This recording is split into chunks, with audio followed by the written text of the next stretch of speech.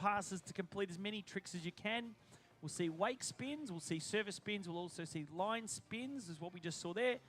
And we'll also see some flips. So Melantine working wake back to back, now looking to flip.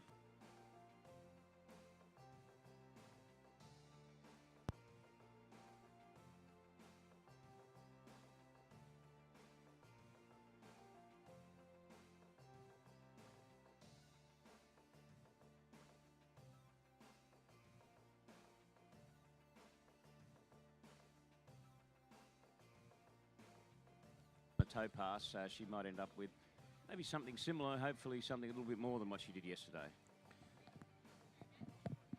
Well, it doesn't get much better than this, does it, Rob? Conditions are absolutely perfect, not a breath of wind. We've even got, up in the sky there, we've got some hot air balloons. Yeah, they look pretty spectacular over the Melbourne city skyline. It hardly seems like 24 hours since, since we had our first competitor, but yesterday was a big, full, fantastic day, and of course we've got another one and plenty to come, which is great to see. MOOMBA Masters 2025. First built in 1925, so celebrating their 100-year anniversary. A big congratulations to our major girls trick final round two and under 17 boys as well. It's a great shot there if you're watching us on the webcast there of the city skyline and being able to see from the nose of the boat as we head towards the city end. We'll drop Melantine in the water. She'll get herself set up. Is going to give her that score.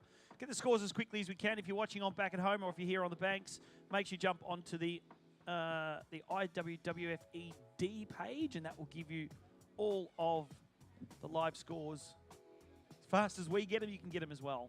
Because, Jared, with the panel of 5 judges, we have the camera in the boat, so you need to perform all the tricks absolutely to credit. Certainly with that camera beaming straight at you, there's nowhere to hide when it comes to the trick event and the judging panel. Yeah, we certainly can't hide, can we, Rob, when we're tricking? For how poorly we trick sometimes. I'm trying to think of something to say as far in response to that one. No, you feel like hiding your head in shame when the score comes out. Yeah, so we crown ourselves today. We'll have 6 new junior MOOMBA champions. We'll also have our night jump. We will have our pro junior women's wakeboard semi-final, and also junior pro men's. We'll be out here after this trick event this morning. And then, of course, we'll go right through the day. We'll have slalom. We'll also have jump. We'll have our IWWF show ski team out there to perform for us. So plenty of action coming up here on day 2, Rob. But here we go, pass 2. Okay, opens with a toe 5 on the surface. Toe back to back, and toe wake back to back, and that was the reverse. And a couple of surface back-backs too, working her way through this pass. Looking very controlled, grabs a rope now, that's that toe wake 360. Toe line to the back, good points now, comes to the front, couple of quick slides just to get some extra points in towards the end, but probably won't be the score that she was hoping for at the beginning of the day, but good to see that second run to see her stand up that full 20-second pass. Yeah, and you think you've got it, the way MOOMBA's a little bit different than what we see from other tournaments like World Championships and a lot of other under-17 championships. It's usually the first round is a seeding round, and then, of course, then you have the second round is a final. But here at MOOMBA, it is 2 scores added together. So if you haven't performed as well on day 1, you really set yourself up. You've really got to pull something out of the bag in round 2 if you want to be onto the podium, especially when you see the scores of Alexia Abelson, 8,000 points. Christy Appleton currently sitting in second place with 5,870. And then Laura Hayes with just shy of 5,000 points as well. And when we move to the weekend, well, the open format is that the heats and finals, seeding round, and then the finals to determine the event. But personally, I think for the juniors, it's great to see, particularly some of the younger up-and-coming Aussies or people that have travelled a long way to compete in under-17s. They're obviously our young skiers of the future. I think it's great to have for them to have guaranteed 2 rounds. Yeah, it's a good format. It is, and it gives some of those kids that are also going to be competing. We know a lot of some of the juniors will be skiing over the weekend as well in the open format, but it gives them a chance to have a bit of a head start on some of the open skiers. They've had a bit of a practice on the arrow as well. But let's go back to the replay. She looked nice throughout that entire pass, and Through some 360s, reverse 360 there, and then a wake 360. Gets now step line to the toe. Seconds is roughly about that time. Yeah, well, Jared, I guess it is a good thing for the our top juniors to have 2 rounds if they're going to ski in opens, because like a lot of sports, and water skiing being one of them, the top level performers are becoming younger and younger. So you've got 16 and 17-year-old people that are among the world's best, and they're obviously going to be they're going to obviously be in the open over the weekend and be very competitive, if not with a chance of even taking out the event, some of the juniors, and then they get a couple of runs on the course. So I guess it's to a degree some advantage, but and of course some of our more mature skiers, well, you know, none of them are old, but let's say, I'll just say if they're 25 years old, they might have been competing on the Yarra for, they might have 10 MOOMBAs under their belt, so on the other side of the coin, plenty of experience for those guys. Yeah, for sure, and especially this young lady about to take a water. She's from Queensland, Zali Reeves. Trick 3, 8:30 yesterday, which is going to be pushing up around that personal best mark. She was 11th last year in this junior competition, sitting around about the same spot, almost the same spot this year. She'll want to put on a performance for us here. Oh, no. And unfortunately going down there, Zali Reeves, just a little bit off axis there, Rob, as she landed on the outside of the wake. We'll go back to that replay and have a look, but...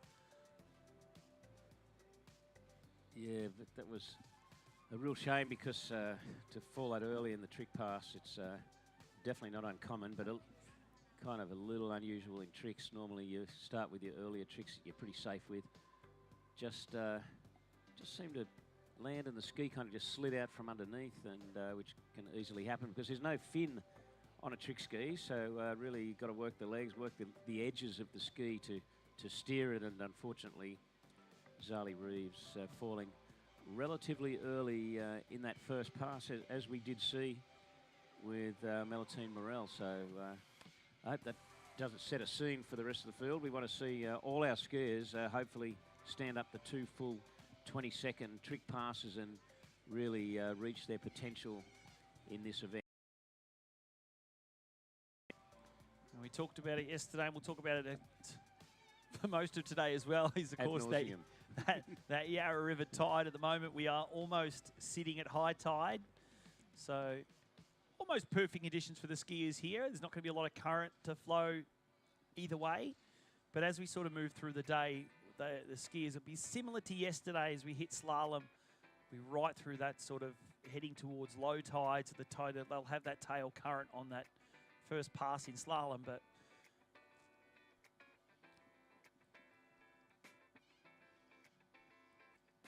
you know, Jared, probably slalom will be very similar conditions to yesterday, because in putting the wakeboard final for boys and girls in where slalom was, and then given that the tide changes by an hour a day, so we're really look at boys slalom being most of the conditions, unless we get wind, which really isn't expected, that should be quite similar from the point of view of the tide. So at least the boys will know what to expect and hopefully can bring their best to the slalom table. Score through for Melitine Morel of France is 3,630 points. First score through. Well, given where she fell in that first pass, it's a shame because she's actually outscored yesterday's trick score, so she mustn't have reached her potential yesterday either. So a bit unfortunate that she wasn't able to score probably. So looking at where she fell, she probably has a potential to tick around 5,000 points. So shame there for Melitine. So Zali Reeves will be back from the city end.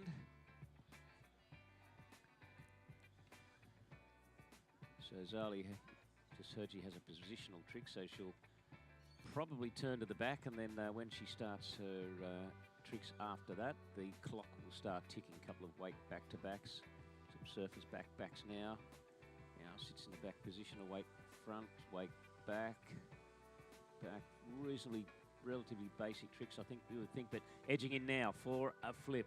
Hopefully a reverse. Can she do it? Now the clock's getting close to the 20 seconds and just falls on that reverse flip. So unfortunate fall there. If hopefully she was still within the 20 seconds, that would have boosted the score for Zali Reeves, but unfortunately falling on that second backflip.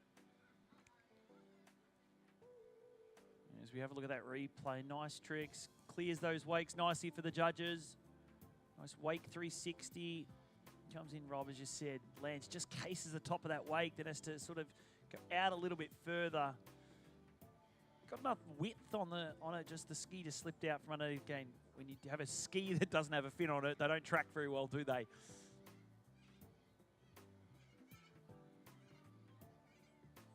We'll move through. Tricks is one of those things, isn't it? It moves fairly quickly. We get down, next ski comes on pretty quickly. So we'll continue through. We'll move to Canada next. We'll have Megan Pelkey. Was disappointed with the 3.990 yesterday. The personal best up over 6,000 points.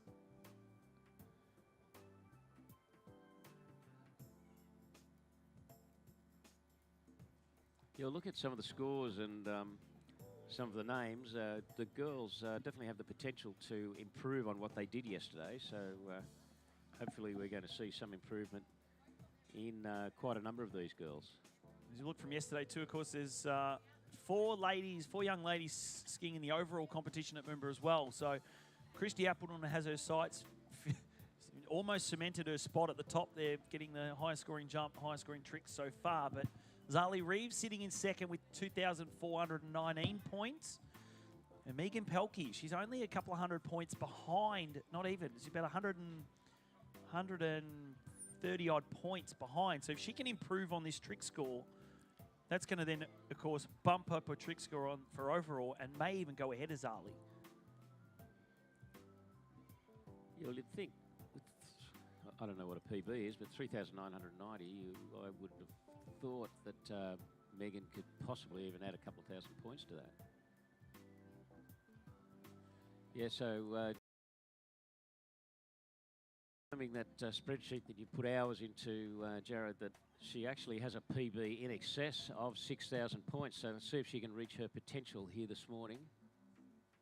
Starting with a hand pass in the back position. Some wake back-to-backs, then the surface. A nice, neat 5. So that's 2 540s. There's 3 540s now looking to that angle in for that flip on a heel a little bit. Didn't cause her any problems. Oh, there's a reverse flip, and she just did what Zali Reeves did on that second flip, back on a heel a little, and the reverse flip probably not quite as comfortable as that standard basic first one, and unfortunately fails to ride that one out. Well, wouldn't she have loved that minimum of 500 points plus whatever there was to follow, and a shame there for Megan Pelkey. You're going to assume that was quite deep down that trick pass, sort of right towards the end of that 20 seconds. So we had 3 wake 5s, so I mean she might have had a ski line after that. Yeah, the flip, but yeah, as you say, you know, fairly into the pass.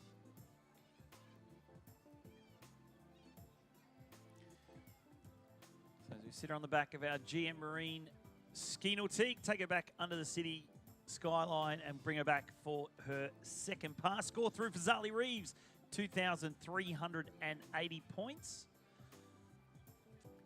Still, as we move through, we'll get a bit of a bubble score shortly, won't we, Rob? Yep. Once we... Zali will be a little bit disappointed based on yesterday's score of 3,830. But we often see it in the trick event. That's how this event can often roll. It's pretty cut and thrust sport, the sport of water skiing. I don't know what's worse, tricks or whether in slalom, if you just miss a buoy and the day's done. So it's definitely a cutthroat sport, isn't it? At least you get 3 chances in jump. You don't get too many chances in slalom, do you? I think we saw one of the boys yesterday go down on first pass. One ball, first pass, flown halfway around the world, and all of a sudden you go down on your first pass. Yeah. And over the years, I mean, sometimes some of the world's best have done something similar and not run the first pass, or even falling first buoy.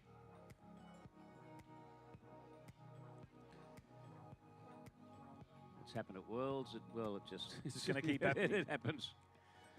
We've done it plenty of times too.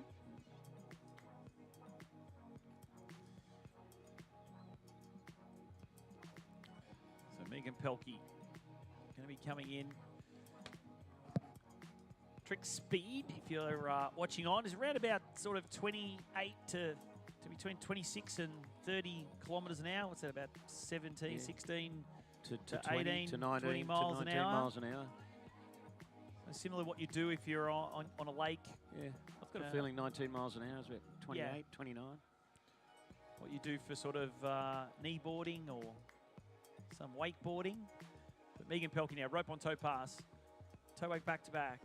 Toe wake back to back reverse. Surface back to backs. Toe 5 front. Toe 360. Just breaks it a little bit there. Toe 360 reverse, grabs onto that line. Now toe wake 360 and lands on the back of the ski again. And unfortunately, Megan Pelkey ending up in the Yarra on pass 2 as well. But solid enough start through that pass, Rob. She looked okay. Looked a little bit unsettled. Yeah, and that was a shame on that toe wake-o because it's the sort of trick that she would probably, well, I'm assuming would very rarely miss, looking at the level of her toe tricking, and that was unfortunate to fall there because they're worth a decent amount of points. So still, look, even though she was a little unsettled, like you said, she kept going and kept performing the tricks. One of those toe tricks might be a bit suspect as far as splitting the continuous turn, but apart from that, looked like she piled on quite a few points and just unfortunate to fall just where she did. Would have had a few points left. So we go to Australia now, and Daisy Green from Perth, Western Australia will be our next competitor.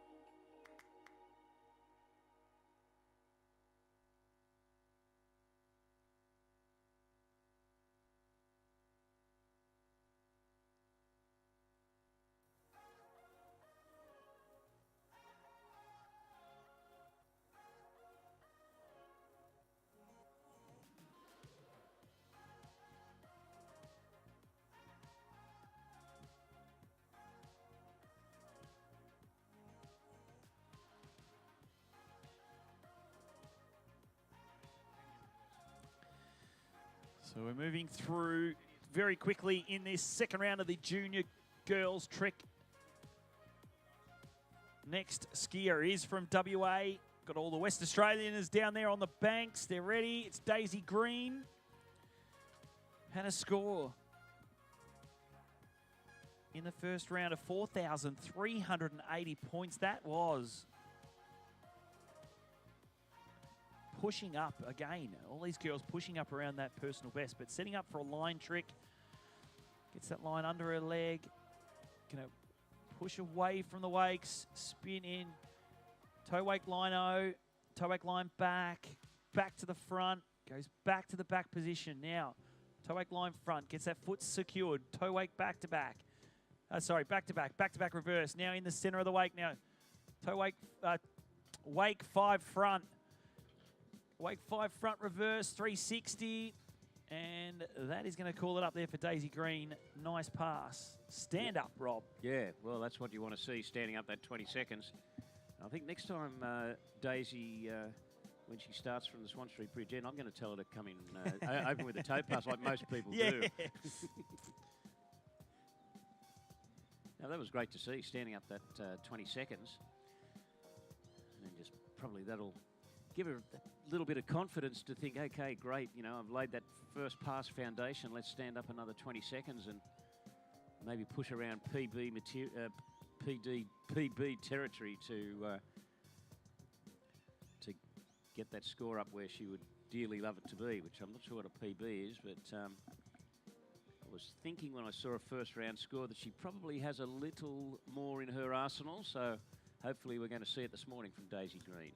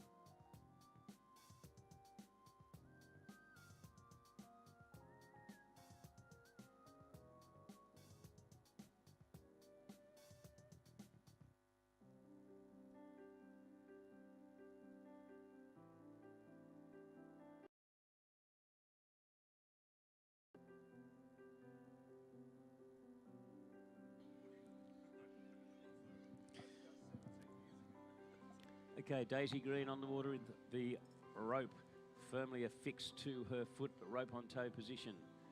Wrap. Making an assumption what she opens with, but I'm just going to wait here. Toe 5. Toe back-to-backs on the surface. Locks in the back position, toe wake back-to-back. Toe wake to the front. A couple of quick toe 180s there. Now a toe 5 to the front. Toe O, wrapping back in. Is she going to stand up for 20 seconds? Toe wake 360. She does stand up for 20 seconds. Yeah. Well done. And the fist pump, well, that shows that she's pretty happy with what she's just done.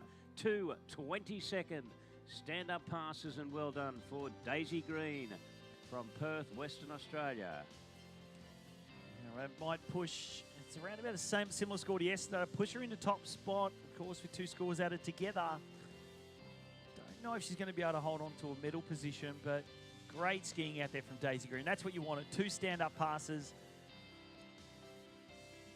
Looked good too, didn't she? Looked nice. Yeah, very, very solid.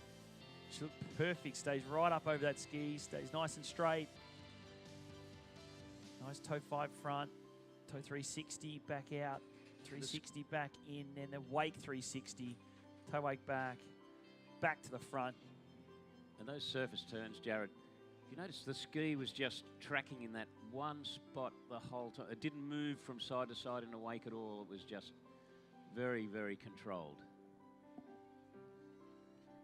So well done, because all these skiers put in hours of work just to learn the trick, perfect the trick, put it in the run, fit it in a sequence. So it's really heartbreaking when they do fall, and you really like to see, or particularly in the juniors, to just reach whatever their potential is, to reach that full potential.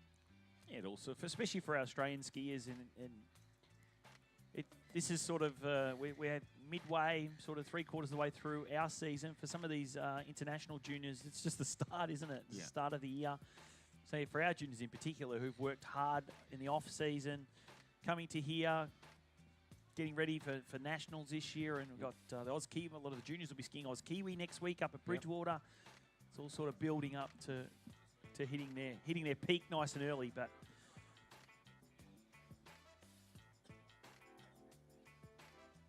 so we go through. Next on the water will be Erica Hayes from Australia. Will then be followed by USA's Ella Gay. We'll then have Selena Appleton, Cristiana Diosma of Peru. And your top 3, 2 from Australia, Laura Hayes and Christy Appleton. And then your top seed with a score, huge score, 8,000 points, Alexia Abelson from the USA.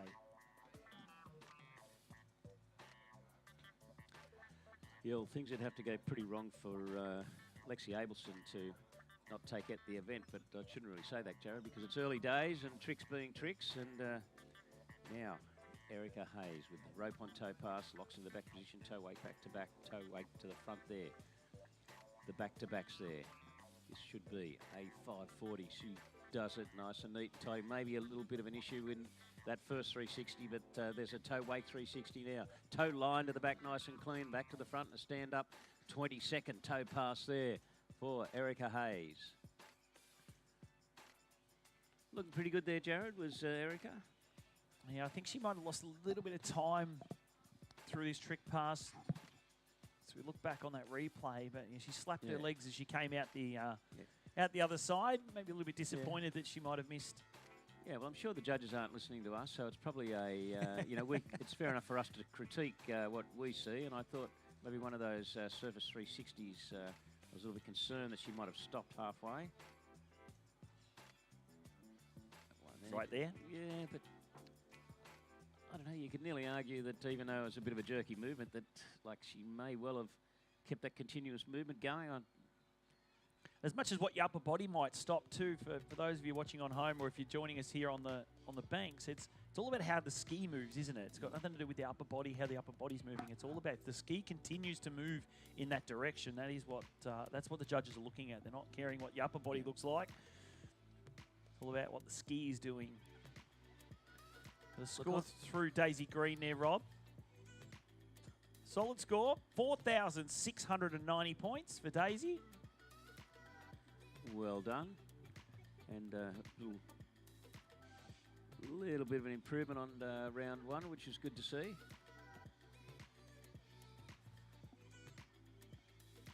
Look, on second look at Erica Hayes, I think she'd be hardly done by to lose that trick. So it was just more a case of she was a little bit unsettled during the trick, but managed to hold everything together and keep just rolling into the next trick. So that was good. Probably didn't lose them too much time, and hopefully she won't lose the points. And of course, with the 5 judges, if it's a 3-2 decision, you get paid for the trick.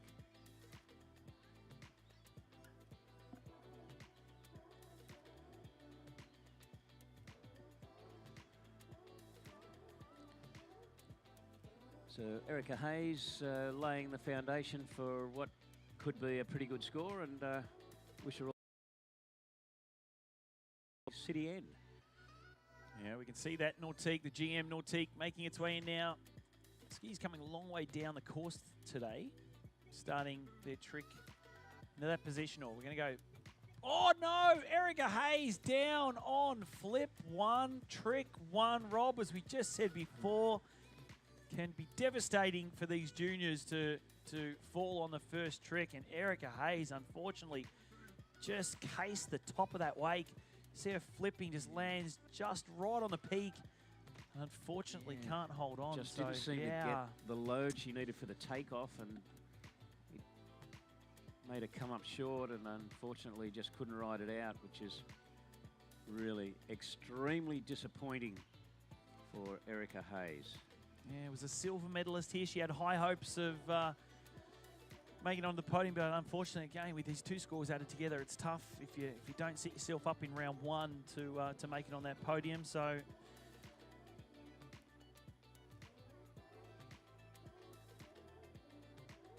Well, Jared, I think it goes without saying that you just feel for any skier that falls on their first trick on any pass.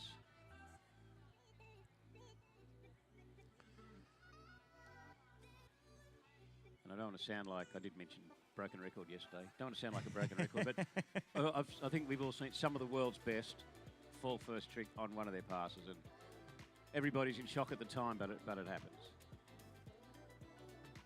And a heart goes out to Erica Hayes. We're going to move through. We've got 6 skiers left. Ella Gay from the USA will be off next. She had a score of 4,600 yesterday. Again, as you said, still need to, starting to get to that score though, Rob, which the podium could come from. That sort of 4-4, 4-6, 4-8 is, your Christy Appleton has almost cemented herself in that silver medal position, but got Laura Hayes is the next highest at just a smidge under 5,000 points. So if they're missing 1 or 2 of those tricks, or they fall early like we saw from Erica, and leave the door wide open for these sort of middle of the pack skiers to Jared, jump onto that podium. Because we've got so many scores with a 4 in front of it. Yeah. In a way, as much as we were saying, what a great format for the juniors, it really puts the pressure on, because if you're on 4,500, someone's on 4,600, you only have to out-trick them by 110 points today to take out the medal. So it really sort of, it doesn't really ease the pressure. It makes it every bit as much a pressure cooker situation for these skiers that are wanting to medal. So eyes back on the water now. Ella Gay from the USA, 15 years of age, from Orlando, Florida. Skiing course with one of the greats, Russell Gay, her father in the boat, and we'll see her sister hoping to take another MOOMBA Masters title, of course, Anna Hunter. But how quick is Ella on the water? A couple of side slides in there now. Toe back-to-back, toe back-to-back reverse now, surface back-to-backs, working her way down. Toe 5 front, toe 360, reverse, grabs the line now, toe wake 360. Gonna go toe wake line back, gonna go toe wake line, toe line for a toe wake front, and that is it there for Ella Gay, right on the end there. Another stand-up pass there from the youngster out of the USA, Rob. Yeah, and of course, Ella Gay, interesting.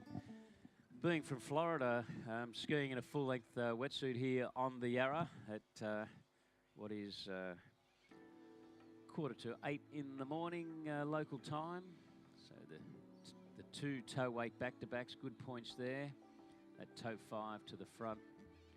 Toe O, a little bit of a bobble on the way out, but not a problem. Toe O in, there's the toe wake 360. Toe line to the back. It's of course on replay. our streaming replay, and good stuff there from Ella Gay. Well, looking at her first round score of 4,600, looking at that rope on toe pass, I would think she has the potential to push it up, possibly up at around the 6,000 point mark at least, if she can stand up the hand pass. That was a very solid looking rope on toe pass with the two toe wake back-to-backs, the toe lines in there, and all the other tricks that she managed to put together in that rope on toe pass. Don't usually talk about it, Rob, but efficiency is what's the key in trick, isn't it? It's being efficient, being able to transition across from one trick to the next. We saw Ella at the very start there, how fast she was going through that toe sequence right at the very start of that trick pass. The quicker you can be and the smoother you can be, that run using the term smooth is fast, but as well, there's the points value of the trick. So you want to do high point tricks, but you want to fit in as many as possible. So if one of your competitors fits 10 tricks in 20 seconds, and you fit 11, and that last trick is 500 points, well, that's a big advantage. Yeah. And that's when we see the top guys at 11 and 12,000 point trickers, just how fast they go. It's just spectacular.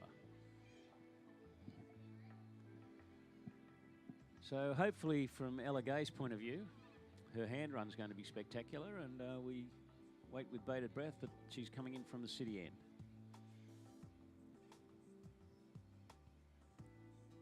Okay, just opens with a fairly standard trick of Waco, some surface hand tricks there. Wake back-to-backs, wake line back, line front, line back. So most of them, we're talking lines there, rope on toe. These are hand line tricks in the back position now. Open her first flip. Can she ride it out? Cases the wake a bit, but manages to do it. And then that very, very sharp surface 5 to throw in an extra 90 points there at the end. So Ella Gay probably with not quite as high point scoring hand passes I thought she might have had in her arsenal. But nonetheless, standing up the 220 seconds, and interesting to see Ella Gay score when it comes out. Yeah, I reckon it might, Rob, I think it might throw her into first position. But nice flip. Again, the girl's just casing the tops of the wakes this morning. It's a little bit different every time you come out here on the Yarra. Usually, if you're on a man-made lake, wakes feel pretty similar when you're going up and down the lake. Unfortunately, with the way that the tide comes in and out, the moviness of the water, the wakes feel a little bit different every time you hit them.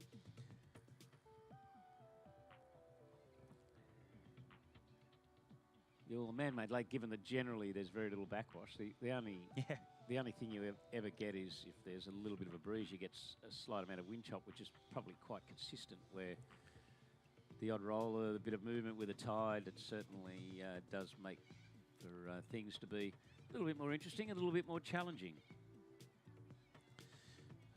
Disappointing score through for Erica Hayes, 2,750 points. Bearing in mind, though, that's one pass. Yeah, correct. Only.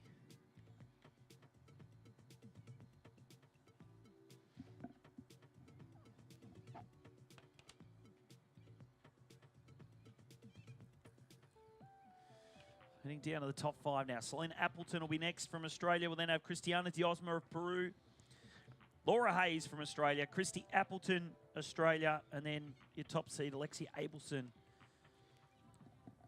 Who is going to take out this junior girls? Our first champion for 2025.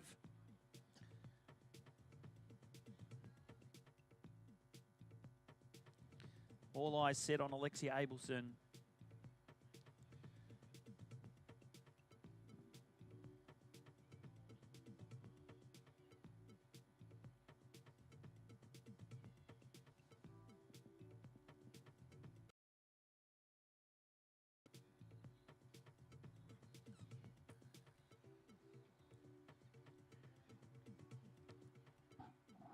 The young Queenslander. Under the Swan Street Bridge, almost into course now. Going to start with that rope on toe pass. Sets herself up.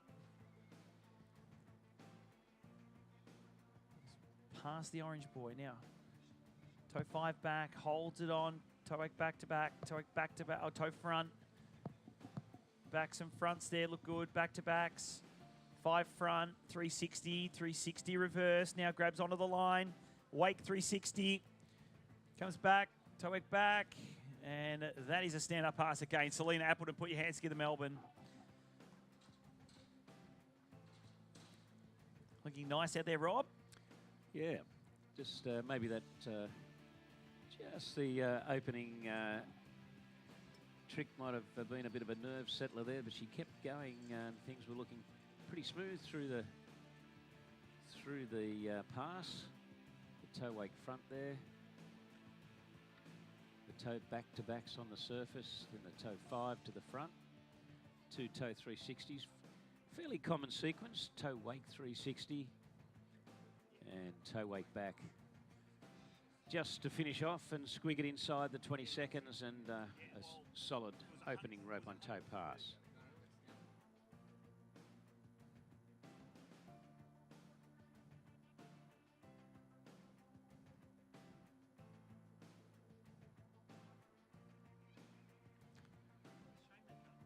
So Elegay, 5,170 points.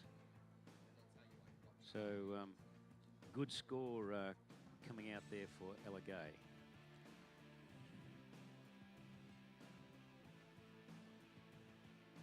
So Selena Appleton with a first round score of 4,810.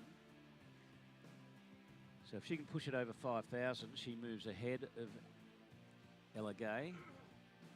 But to do so, she'll probably need pretty much a full stand-up hand pass. We wish her all the best and hope that that is what she can do, the young Australian.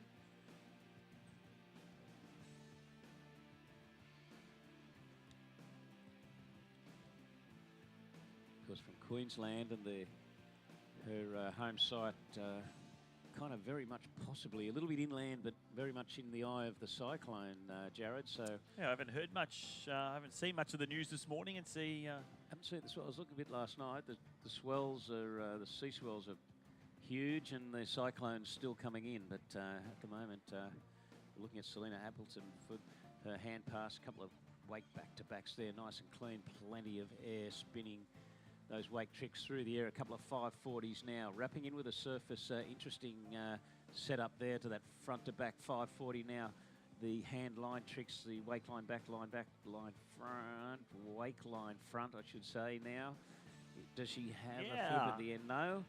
But no, stands up that 20-second pass. So those, as I mentioned, hand line tricks, the wake line to the back and then quickly doing the surface front and back outside the wake in that... the flat section of the water there and then the line wake front and plenty of good points there in that hand pass. A flip or two would have been handy from the point of view of points, but standing up to 20 seconds. But still for Selena to be able to trick up, as you said yesterday, 48-10 without doing a flip. We've seen some of the other girls doing those flips. Once she starts adding that into her trick run, that score's going to jump up quite significantly very quickly once she starts getting a couple of those flips under her belt. But no doubt about it. We're talking about poor Queenslanders. I know Jason, Selena's father, was talking yesterday about he wanting a bit of rain up there to try and fill up their lake a little bit more. It's dropped the... We tell you that last week. Well, his dreams come true. Well, that's it. As I said, hopefully everyone up in Queensland stayed safe. Still probably not out of the woods yet. I think it's going to head through. I think the prediction is early tomorrow morning. Yeah, the worst. But yeah, there's some pretty well. At least they're preparing as best they can, which is good. I know that there was a NRL football game in Sydney last night. And the Brisbane Broncos, they chartered a plane. They flew to Toowoomba to keep out of the bad weather, and then they were getting bussed into Brisbane just to get home to be safe and stay away from the potential dangers of the storm. So or even the AFL cancelling some of the AFL games this week, which is smart. Cancelled it a week out, and being pretty proactive, acting well in advance of Brisbane line game being moved from Brisbane, and a lot of businesses shutting up shop for a few days. So at least people are preparing for the worst, and as I think I said yesterday, hoping for the best.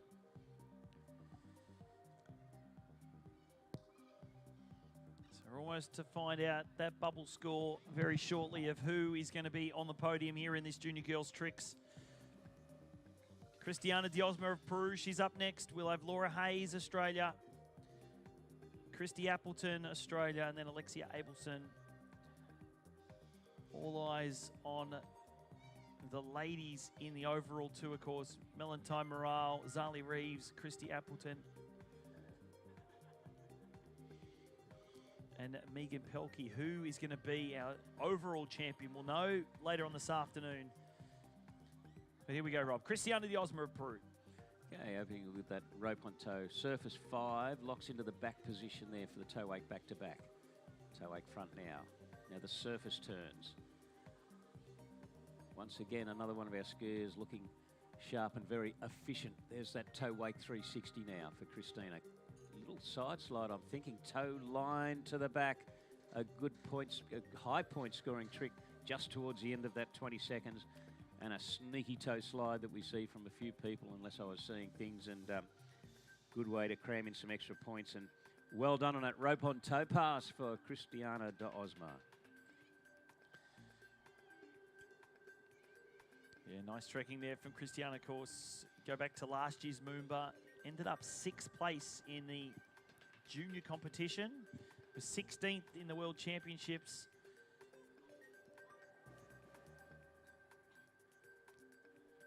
Well, Jared, with the cloud cover yesterday, I'd forgotten about the glorious Melbourne morning sun at sunrise. Straight up over the MCG in the tennis centre, Rod Laver Arena. The sun right in our faces this morning till usually about 11 o'clock, 10, 11 o'clock. So we are looking for pretty nice conditions over the next 4 days. But if you haven't already done so, make sure you stick some sunscreen on, folks. If you're on the banks, the sun can get pretty hot pretty quickly here in Melbourne.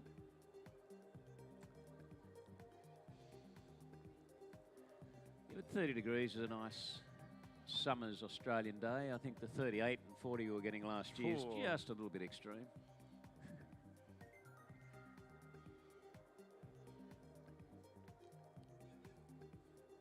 I think last year it's just not that comfortable at 9 o'clock at night when it's still 35 degrees. That's why I had to jump in last year. Another score through. Selena Appleton, exactly the same as yesterday, 4,810.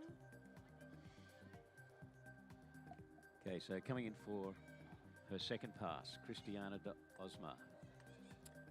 Stood up a very nice and neat and tidy toe pass on the way down and back now for the city end. Handle in hand in that wrap position. Opens with a 5. A couple of very quick and sharp surface turns there. Another 540. Back to front 5 there over the wake. The wake O now edges out. Sets in a back position. Is it a back to front flip? Yes, and she does it. Is this now the standard back flip? But good points at the end of the 20-second run. Has she got one more up her sleeve? She does. Yeah. Well, hopefully that's inside the 20 seconds. That's a good-looking hand pass there for Cristiana Diosma from Peru. Yeah, I reckon if she can get those flips in time, it's going to shoot her up to the top of the leaderboard here. At the moment, sitting in top spot is Ella Gay of the USA with that 5.170 in the second round. Bumps her combined score to over 9,770. If she gets everything in time and if she's paid for everything, that's got to be pushing her up. Well, I won't guess yet. Well, I will guess. Well, probably up to, well, probably the highest score that we've seen thus far today. And rather than put a number on it, I'm thinking if she does get those 3 flips in time, that we'd be looking at possibly the highest score we've seen so far. Yeah, I reckon you might be right there, Rob. Putting it out there, Cristiana Diosma.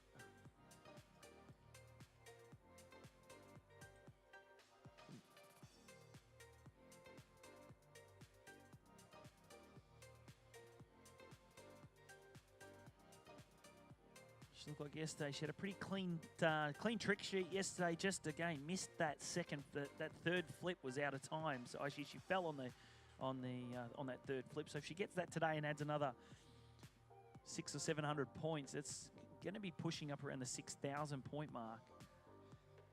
Absolutely. My only comment would be she was a fair way down course when she completed that last flip. So I'm sort of calling into question the 20 seconds, but, you know, hoping for any athlete gets it added to her score. Just looking at that replay now, she's looking how fast that transition from trick to trick, being able to move quickly. Don't go too far outside the wake to be able to come back into the wake as fast as you can. Lost a little bit of time she set up for this flip here, but back to front. Again, just casing the top of the wake, which we've seen from all of our skiers this morning, but lost a little bit of transition time there. Lands nicely. 5 back to roll out to finish things off. But well, really, Jared, if she has a surface turn after that last flip, chances are you would think that that third flip, normally if everything flows smoothly, would be in time. Top 3 coming up. Laura Hayes, our next competitor. She's in the course now, getting set. Gonna start. Toe 7, toe 5 now. Lands in the back position, holds it, transitions, wake back to back. Into the front now. Back to backs, 5 front, 360, goes reverse 360, grabs hold of the line now, toe, wake 360.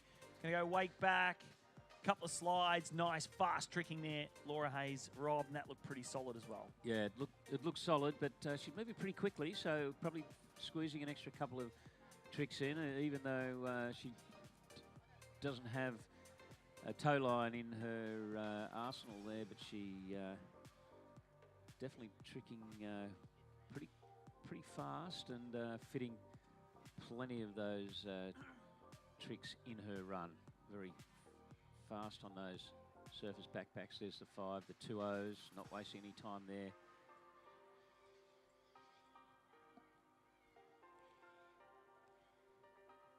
Yeah, good looking stuff there for Laura Hayes.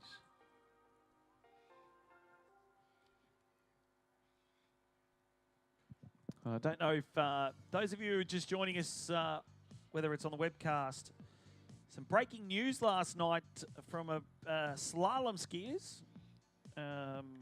especially in the men's slalom. I don't know if anyone's heard this one yet, but a disappointing note came through last night that a Queenslander and one of the favourites, one of the Aussie favourites, Joel Howley, has pulled out and withdrawn from the event. And so that was breaking news this morning. So disappointing not to be able to see Joel performing for us here on the air. I know the crowd likes to get behind our Aussie slalomers, but it is disappointing. I think did Joel came second last year, so he had a big crack at the event, and maybe this year could have been his year. I'm assuming it's due to injury, so well, he's stuck in Queensland too. Ah, the cyclone. Jump in the car and get down here.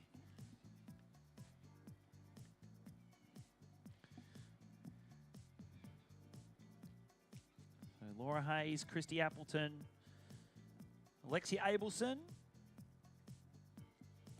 Still just waiting on the score of Christiana Diosma.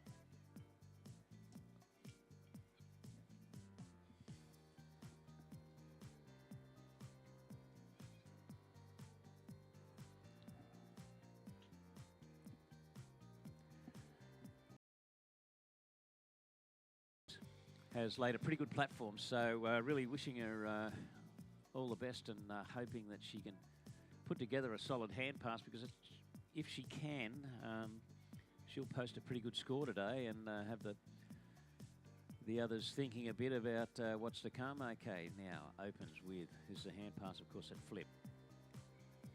Wake back to back. Those surface backs there. Wake 5 to the front.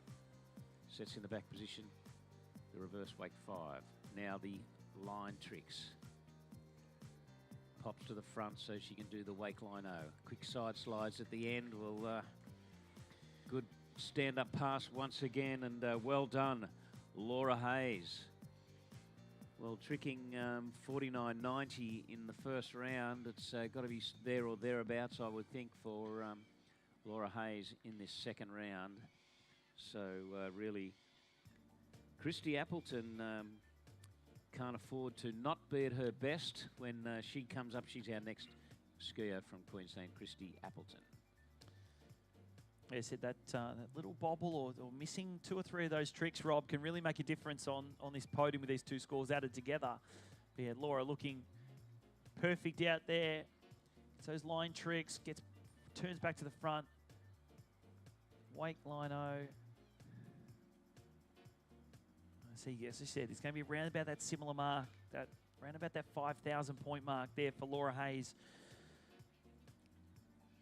Still not getting the score from Christiana Diosma though. That's good sneaky little sequence at the end there, because a lot of skiers would be doing that wake line front.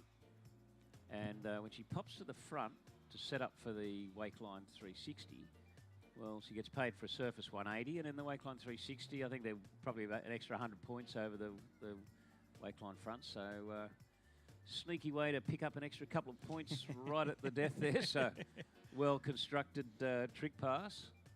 Nicely done for Laura Hayes.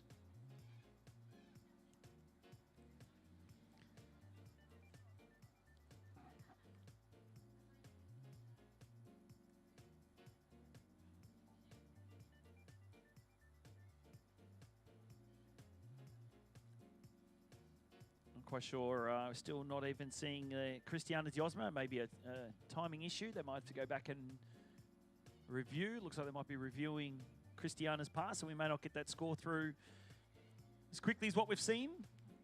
Judges have been pushing out those scores though, Rob, haven't they? They've been getting them out as quick as they can. And moving through now. We go to the Australian. Almost got herself cemented in the jump event. She's pretty much sewn up the overall competition here too. It's Christy Appleton.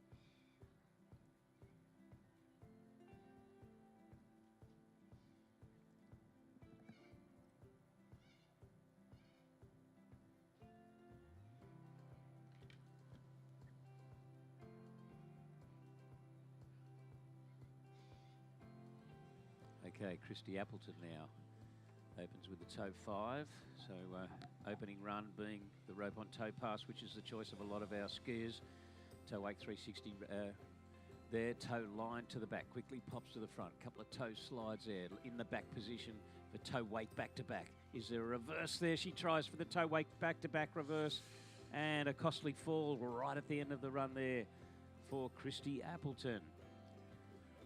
Albeit at or near the end of that 20 seconds, but still it would have been lovely to have those extra points there in a second round situation here in under 17 girls tricks MOOMBA Masters round 2. She ended up 4th here last year, just missed out on a podium spot. Was 2nd at the World Championships in the trick event, which was a shock to her as well, but shows how much time she's putting into overall. Get her in the back of the boat, send her down to the city end, and she'll need to stand up this next pass.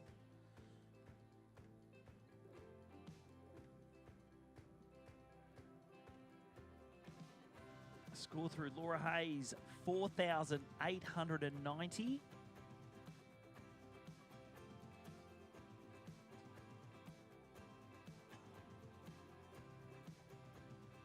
So we're still not getting that score for Christiana Diosma because it is under that video review.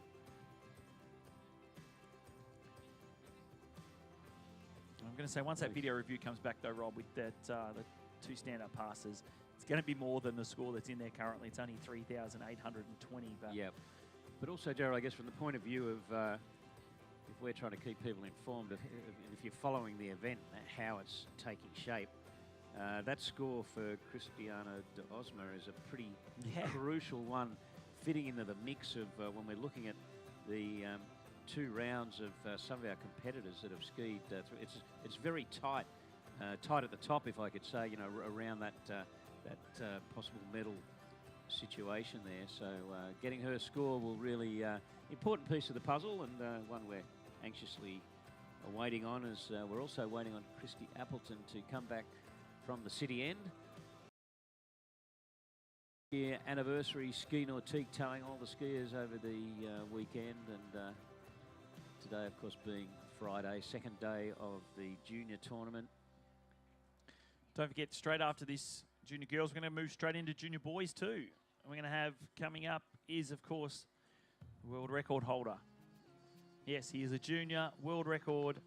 Jake Abelson will be out there on the water for us. Took home Thursday night jump. Don't know if you caught up with night jump last night, Rob, but you were asleep quite early. You had a bit of an early morning yesterday.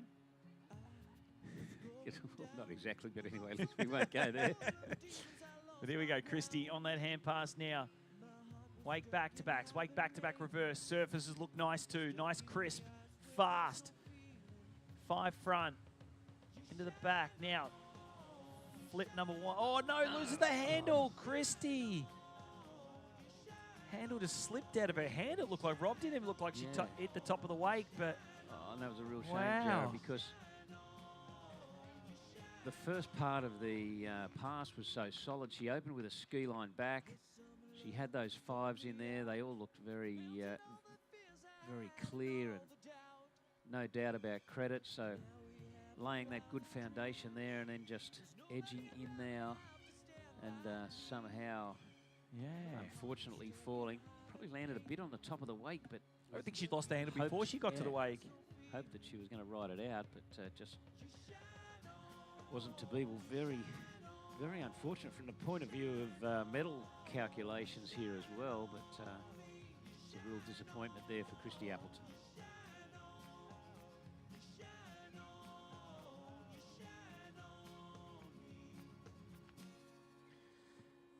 Christy will still have a smile on her face, I'm sure.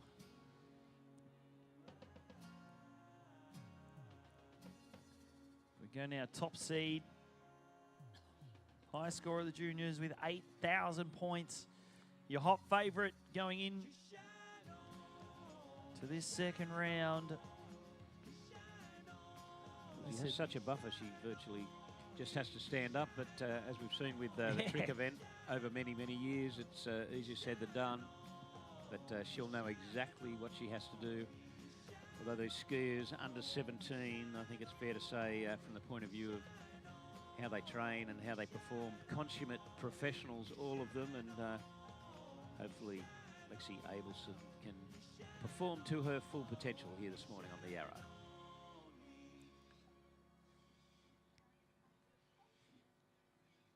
Of course, Lexi's from the USA, and if you're joining us on the webcast from somewhere in North America, a big good morning from Australia and good afternoon your time, and hope you're enjoying the of the MOOMBA Masters for 2025. We go right through until Sunday, or probably early morning Monday your time, with public holiday Monday is MOOMBA Masters finals day this coming Monday Australian time, so hopefully you'll be sticking with us right through the weekend.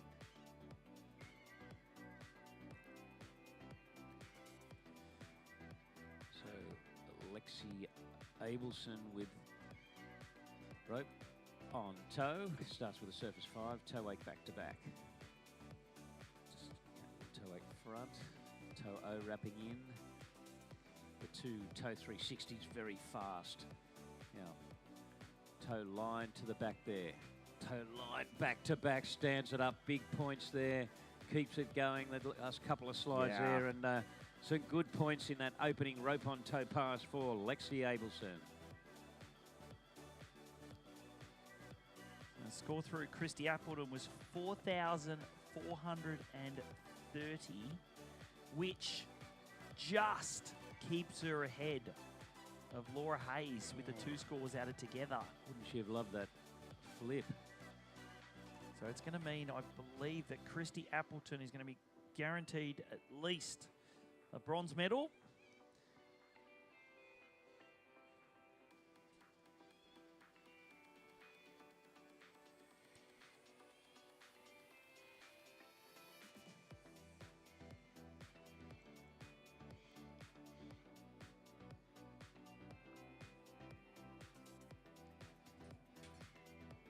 Again, Christiana Diosma, she's the only one now that can jump onto that podium. said at the moment, Christy Appleton, she submitted her spot in the top 3. Laura Hayes sitting on that bubble.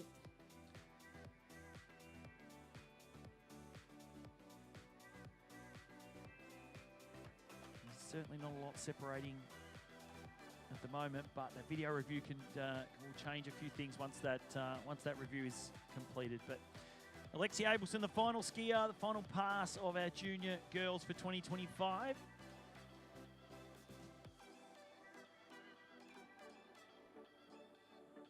Rob, does she hang on? Does she stand up this pass? She has every shot at being on the podium in the open competition as well. So we'll see if Alexia Abelson can take home the title here. Go back to back. Of course, the defending junior world trick champion. Defending junior MOOMBA trick champion. Well, the buffer that she has, she definitely doesn't have to rush anything, just work her way through the tricks that she knows what to do and the tricks that she would have rehearsed for many, many, many times over.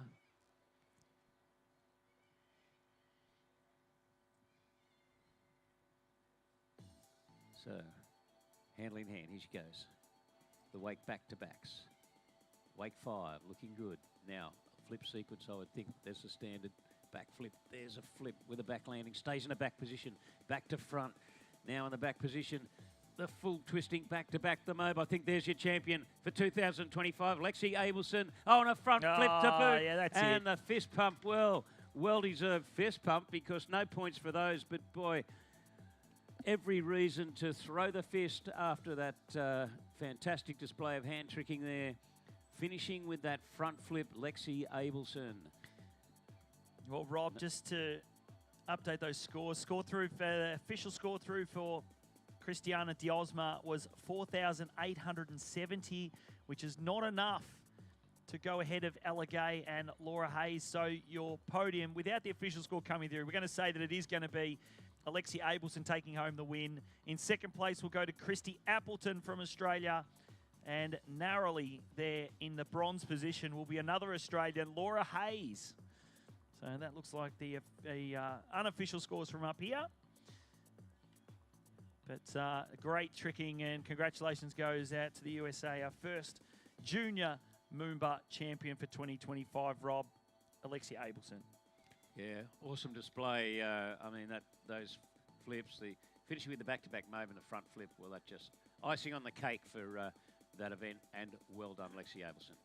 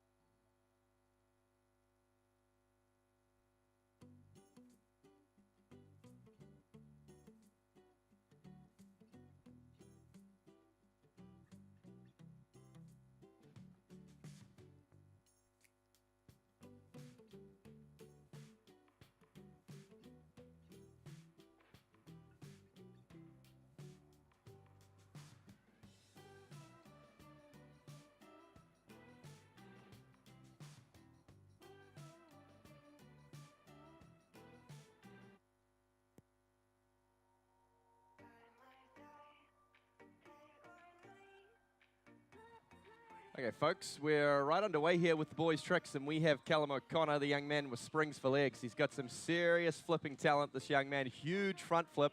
Here comes the reverse front flip.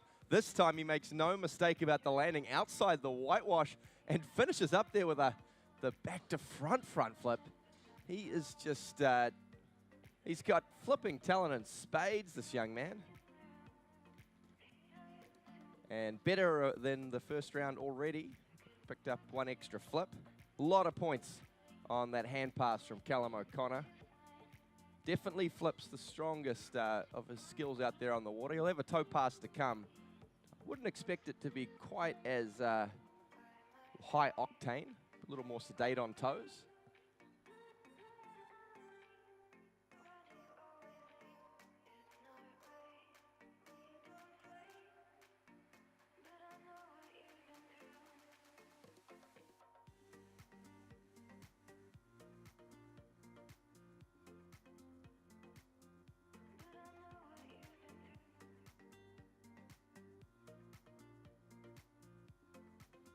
Of course, big field, boys' tricks, 11 skiers in it. And a little bit of everything, but one thing you can expect from pretty much all these boys is some pretty high octane flips. Some serious talent on the water. And we build towards the end where we have some of the best trick skiers in the world. Not just junior trick skiers, best trick skiers of any age group in the world out here on the water. But the first 5 or so skiers, it's going to be a bit of an Aussie-Kiwi affair.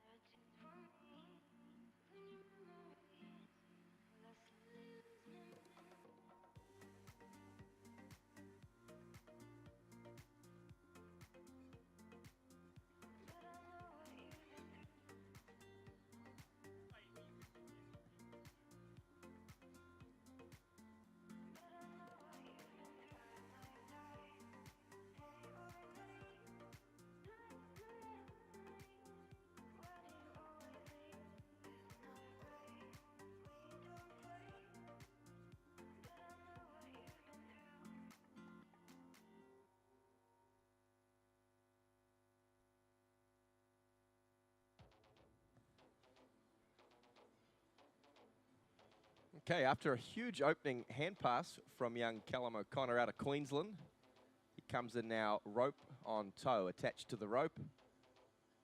And opening up with some really basic toe surface turns here, just getting into his work. A bad start though. He's twisting around out there on the water. Head in the water on the toe wake back, but he's recovered. Good work. And I think he was loading up for probably a toe wake back-to-back to finish and goes down, but probably getting towards the end of his 20-second toe pass. And I'd have to think that will be an improvement on his first round score of 3,200 points. That hand pass alone had to be knocking on the door of 3,200, so good way to start there from the Queenslander, setting the pace early in the men's, the boys' tricks.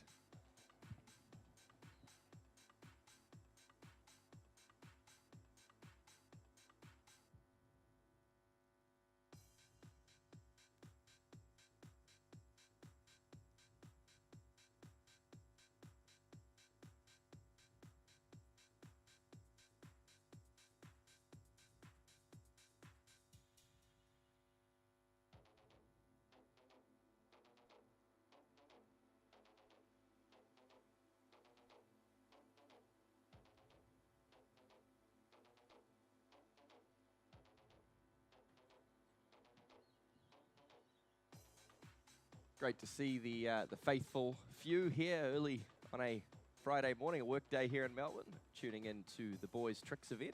A lot of family and friends and water ski fans on the banks. And of course we do have a lot of joggers and strollers walking by, Rob. A very active city, Melbourne. Yeah, probably doing their morning thing. Plenty of bike riders get around on the bike trails. And yeah, I was walking home yesterday afternoon or last night, and some of them were thought they were going. I thought they were going like 100 miles an hour past me there, sort of picking up the pace. The bike riders, the runners, and there's a lot of people. It's their morning thing, a morning walk, a morning jog. And look, when you mentioned the faithful few, Curtis, I was thinking there's probably more than a few. It's good to see the amount of people that are out and about on this beautiful, sunny Melbourne morning. Absolutely. Jacob Saddington from Australia coming into course now from the bridge end. And if you happen to be walking by or in the vicinity, get down and check this out. This is pretty exciting stuff. A young Aussie making his way through some high-scoring tricks. A big spinning 540 there, Rob, but unfortunately really off axis, landed on his heels. Just landed on his heel on the back of the ski, and the back of the ski was digging into the water there, and he just couldn't hang on to it. I'm seeing the replay there. The sort of tragedy there is that Jacob Saddington's got a fair few flips towards the back end of this run that we're not going to get to see, unfortunately. No. Started with a ski line and a couple of wake tricks there, and then that Waco just landing on the back of his ski. So probably a trick that normally would be pretty standard stuff leading into those flips. He'd already put a ski line out there, so some pretty good tricks, I'm sure, were still to come. High point scorers, and really disappointing to fall at that point for Jacob Saddington. So he tricked 3,770 in the first round. It's waiting for a score of Callum O'Connor. So we have 11 skiers in all, and of course yesterday, Curtis, you and I covered this event, and I said just sort of fleetingly to Jake Abelson, I said, oh, that's got to be over 10,000. You said, that's got to be over 11,000. Well, it was 11,840 points. A huge score yesterday for our top seed. So this promises to be a great event, particularly also that Matthias Gonzalez went down very early and scored a disappointing score by his standards. So he's got another 3,000 or 4,000 in the tank today. So this could turn into something pretty exciting by the time we get to our final few competitors. Yeah, those two had a pretty titanic struggle for the Junior MOOMBA title last year, if I recall. I think they both set course records during the junior event. They were sort of neck and neck, always locked in a battle. And they'll be two of the front runners in the professional, the men's tricks, later this weekend. And already showing their chops on the river.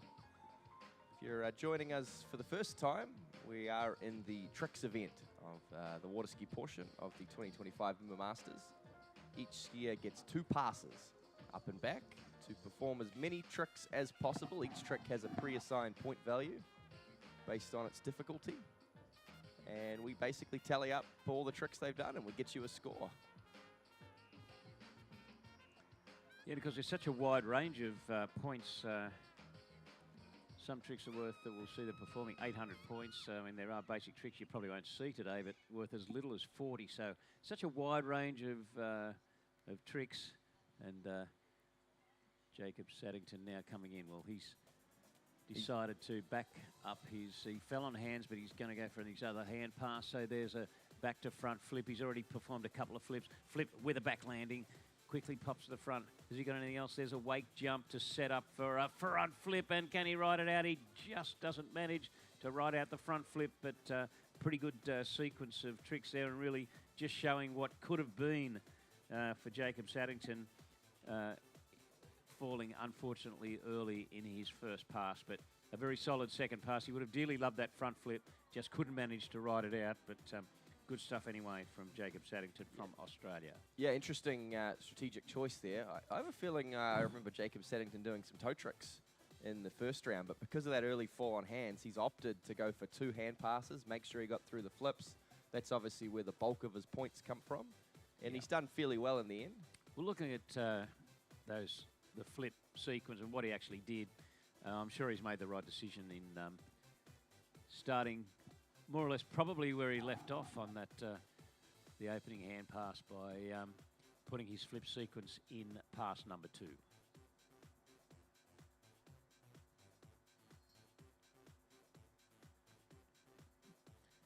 So next competitor will be from New Zealand, Sam Bainbridge, and who coincidentally tied with Jacob Saddington in the first round. They both scored 3,770. Because of the mix and match of the different tricks and different points, it's fairly rare to see a tie in tricks. I mean, occasionally someone can trick around 10,000 points and win by 10 points, but that's pretty rare as well. But interesting that they actually came a tie, you see. But I'm sure Sam Bainbridge from New Zealand has a few extra points available and see if he can deliver them today. Yeah, I think like most of these skiers early on in the boys' tricks, they've tricked far below their full potential, and Sam will feel he missed out yesterday. He's a much better tricker than just shy of 4,000 points. He will be doing 2 hand passes, Rob. Toe tricks were never really his calling, but he's got 2 very exciting passes. He'll open up, I think, primarily with the flips as the Kiwi comes in here in the boys' trick second round, twisting the back, starting with the full twisting back-to-back. The MOOMBA comes back in now for a back-to-front flip. Just the regular back flips now from Sammy Bainbridge. He'll finish with the half twist, the full twisting back, and the reverse. Does he stick the landing this time? He doesn't. Unfortunate there for Sam. Almost a carbon copy of round 1 in the boys' tricks. Yeah, and once again, you feel for the guys when they fall at that point because that really loses them quite a few points.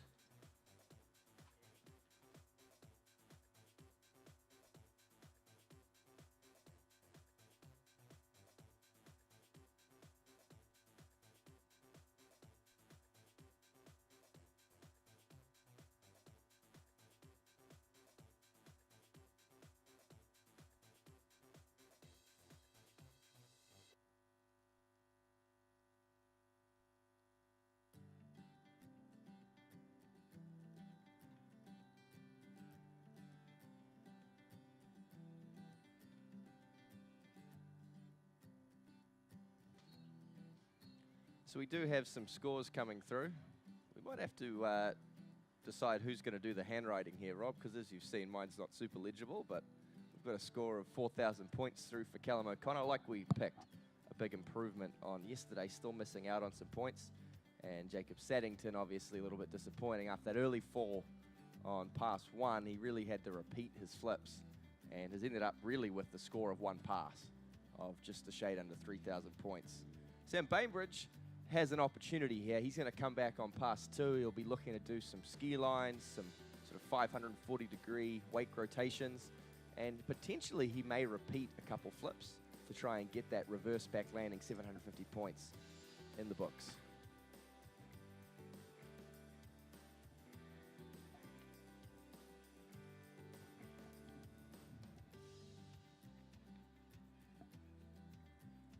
Young man out of Rangiora, the South Island of New Zealand.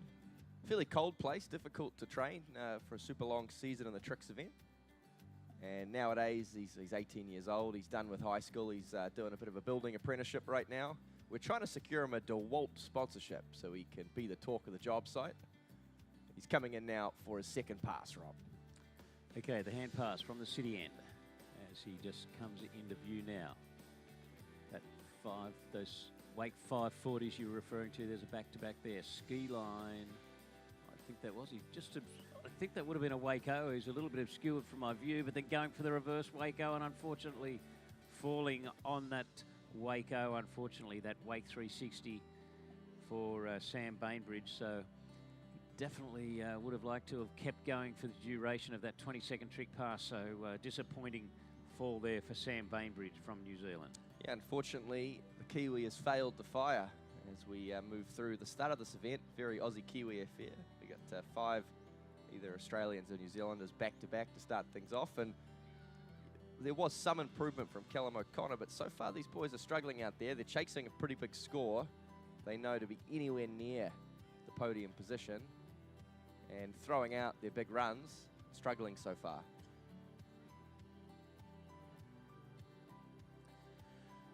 But I guess also if their strengths are in one of the other competitions, you know, be it slalom or jump, maybe the difference between, you know, them finishing 6th or 5th, you know, they'd be wanting to finish as high up the rankings as possible. So maybe it's that in the lower seeds, the competition within itself, because possibly knowing that Jake Abelson and Matthias Gonzalez and the like are a bridge too far. But I tell you what, there's an Aussie that's right up into the mix, and that is Fletcher Green. He's going to be third last off the dock, so he posted the third highest score in the first round. So we look forward to seeing Fletcher in, well, probably it'll be about 30 minutes time, because from Australia, New South Wales, Welshman Nate Pigden will be our next skier. Nate scored 4,170 in the first round, so looking to back it up and, if anything, improve on that score, because the event placings are 2 rounds added together, so the boys will be wanting to score as high as they can and, of course, improve on their first round score. Yeah, I mean, I think the cut to qualify for Junior MOOMBA this year, Rob, was up close to 5,000 points. So it shows you all these early seeds have a lot of room for improvement. As we watch Nate Pigden come in for the first of his 2 20-second passes, he's going to open up relatively sedately, just with some wake back-to-backs, 360-degree rotations off the wake. He cuts out now for the first of his flips, the back to front, the flip starting in the back. Now the regular back flips. It's a good start here from the Aussie. He's going to up the intensity for a back landing. He'll try finish with a full twisting mobe. I think it was going to be Rob, but he pulled up short in the end. Yeah, just if it was going to be a mobe, he just didn't get the lift from the wake that he needed. Maybe lost a bit of load on the line there, and unfortunately, probably, well, where it needed to be a 360, it was probably about a 270 in the end, and unfortunately falling. But plenty of good points early beforehand. So good-looking pass in all for Nate Pigden from Albury, New South Wales. So unlike a lot of our skiers, Nate hasn't had to travel too far, relatively close, about 3 hours drive up the road. And he skis in that area, Colombo Creek, the Weir at Albury, the Albury Ski Club, and just lives in a very handy location to the Hume Weir. So got plenty of options as Nate Pigden to get out on the water and hone his skills, which no doubt he does. And saw Dad Murray down here proudly watching the young charge go through his paces. So good to see Nate competing in the MOOMBA Masters under-17s competition.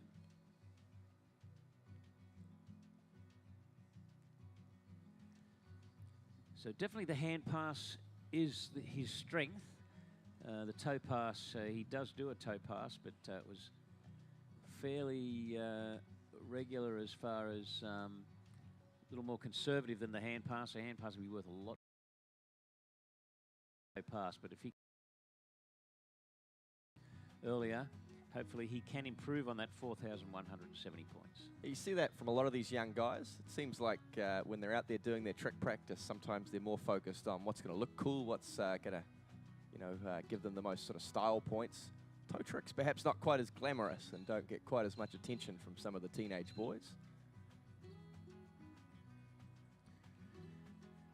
But as far as the flips, once they get to do them, they can probably just like the feeling of flying through the air, and they enjoy doing them, so they do them a lot and practice them, and no doubt they get good at them, but you get good at what you practice, and the boys just certainly enjoy working on and trying new flips and plenty of aerial activity. So coming in from the city end now in a rope on toe position. It starts with some pretty basic tricks, toe wake 180s, some pretty tidy but relatively low scoring toe surface turns. Try to just lift the intensity here a little bit. Big toe 360. That was almost a carbon copy of his toe pass from yesterday. He's consistent, I'll give him that. He fell the exact same way in the exact same spot yesterday, probably getting right towards the end of his 20-second toe pass. Yeah, so as you mentioned, maybe not the highest scoring tricks such as toe lines or what have you, but you got the toe backs and toe fronts and the reverse, and then the 2 toe back-to-backs were reasonably, pretty efficient time-wise. So it's too bad he didn't manage to pick up those extra points with that toe 360 wrapping into the line, which is where he fell.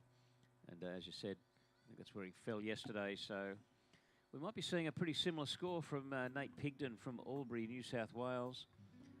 Yesterday scoring 4,170, and good to see him backing up and being out here today in this under-17 boys trick event. Absolutely. These young Aussie boys have really impressed me with some of their flipping talent, their prowess in the aerial manoeuvres. And we move right along back over the ditch to New Zealand, and it will be Sam Mackenzie next up on the water. Young man, just 15 years of age, first year up in the under-17 boys division, and his first visit to the MOOMBA Masters. Tricked pretty well. He would have liked a bit more. He started posting scores up in excess of 5,000 points with a fair amount of regularity, his Sammy Mackenzie. But I think he did pretty well on his first ever visit to the Yarra to score up over 4,000 points and put himself in the middle of the boys' trick pack.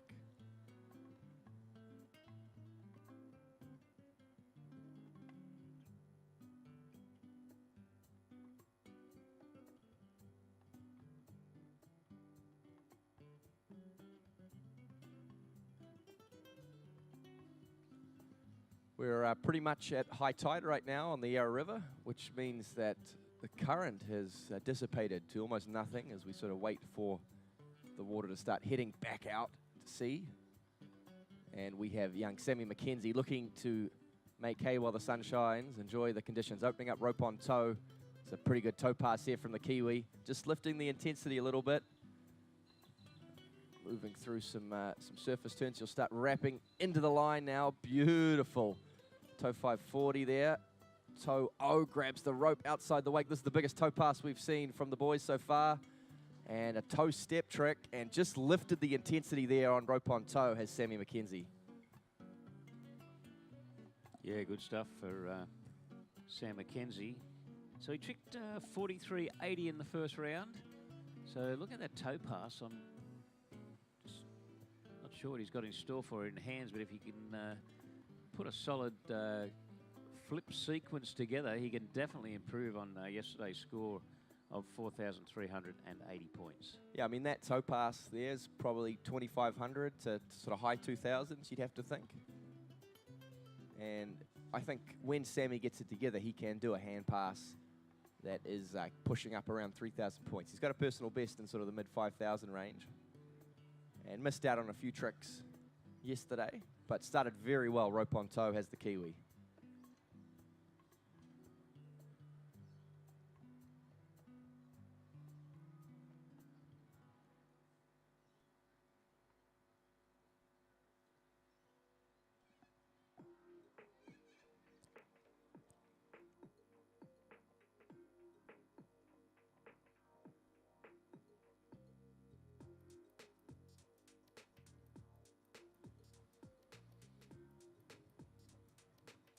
Sam Mackenzie skis primarily at a lake in Otaki, and the sort of towards the bottom of the North Island of New Zealand. Actually, the lake was built for barefooting. It's the home of the Groen family, who you probably would have had a little bit to do with over the years, Rob. Yeah, you're a barefoot fan. Yeah. They're pretty famous in barefooting circles. But a couple water skiers sort of moved in, and they put in a Slalom course. It's pretty narrow. It was built for barefooting, but turned into, it's produced two of New Zealand's best trick skiers of the last probably 15 plus years. Jack Silver, who couldn't make it these MOOMBA Masters, but he is the New Zealand trick record holder. Came out of that lake, and sort of Sammy Mackenzie is sort of his young protege.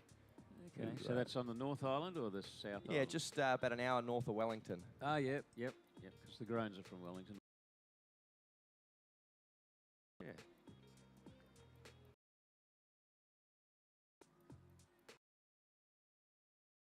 A great type to train with over the years, and he's really showing his chops out here on the Trixie. Big 540s, beautiful height. He goes over the line, the ski line back, and cuts out now for the first of his flips. Does young Sammy Mackenzie. Cases the wake a bit there on the first backflip. Needs to regain some rhythm. He looks good here as he twists to the back. Unfortunately not.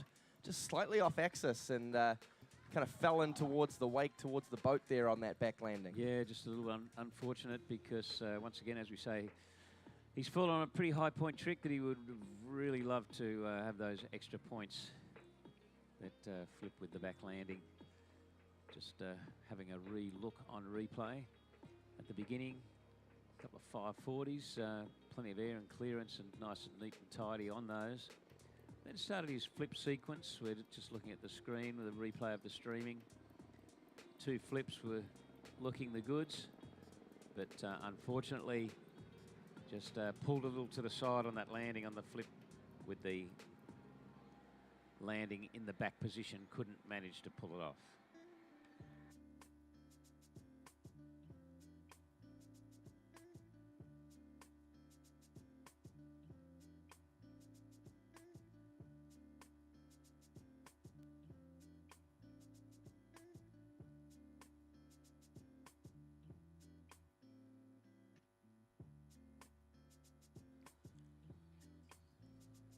Okay, well, we crack now into our final 6 competitors, and we start to go further abroad than the Anzac flavour we've had to start things off. We're going to go to the United States of America, out of Georgia, I believe, in the southeastern United States.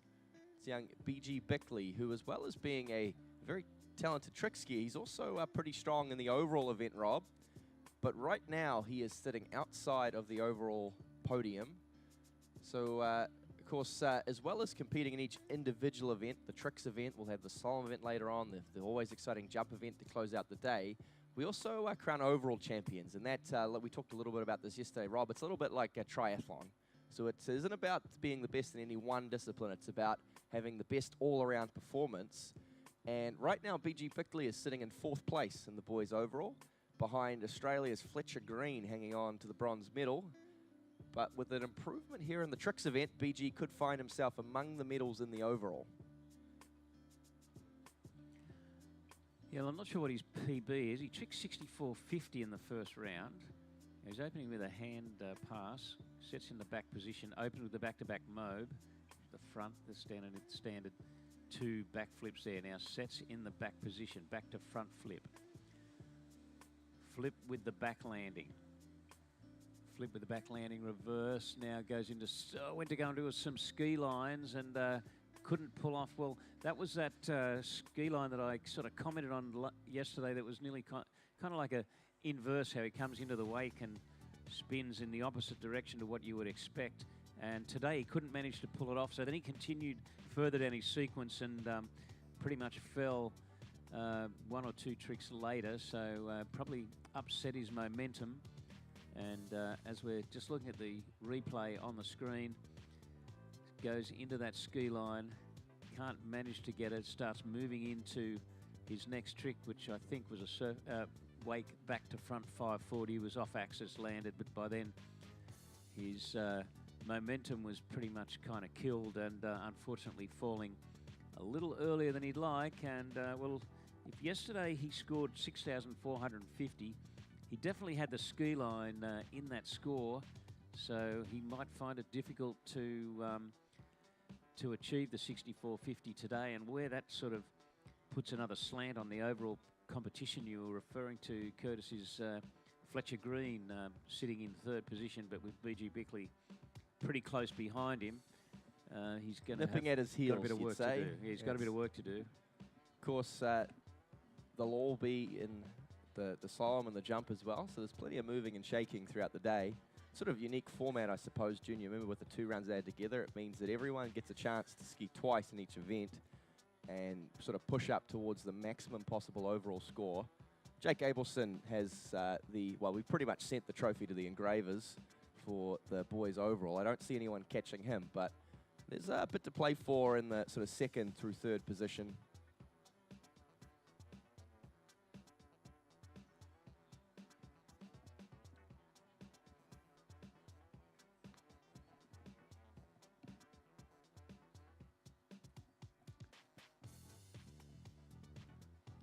So the 17-year-old out of the United States of America, B.G. Bickley, getting ready for the 2nd of his 2 20-second passes. Lost some points at the end, but I think with a big toe pass here, Rob, he could still improve on his 64.50. He's a very strong tricker. He's a personal best in excess of 7,000 points, I believe. So he's got plenty in the tank.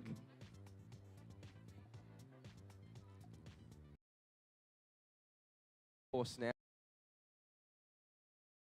Ski Nautique towboat. What can BG Bickley pull out? Rope on toe. Okay, coming in, of course, from the city end.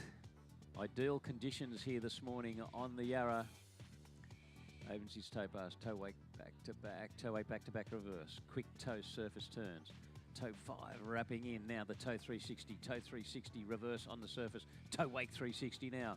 Toe line to the back, quickly to the front. He's rushing, he's fighting, he's going as hard as he can. And toe wake to the front, a quick couple of slides and the end of the 20 seconds. Well, I don't know if it's going to be as much as the 64.50 yesterday, but he's giving himself every chance by standing up that full toe pass after a slight bit of disappointment on the hand pass. It'll be pretty interesting to get a score for BG Bickley when it is posted by our judges. Yeah, it's going to be tough. He really did try to scrap his way through this pass, did the American.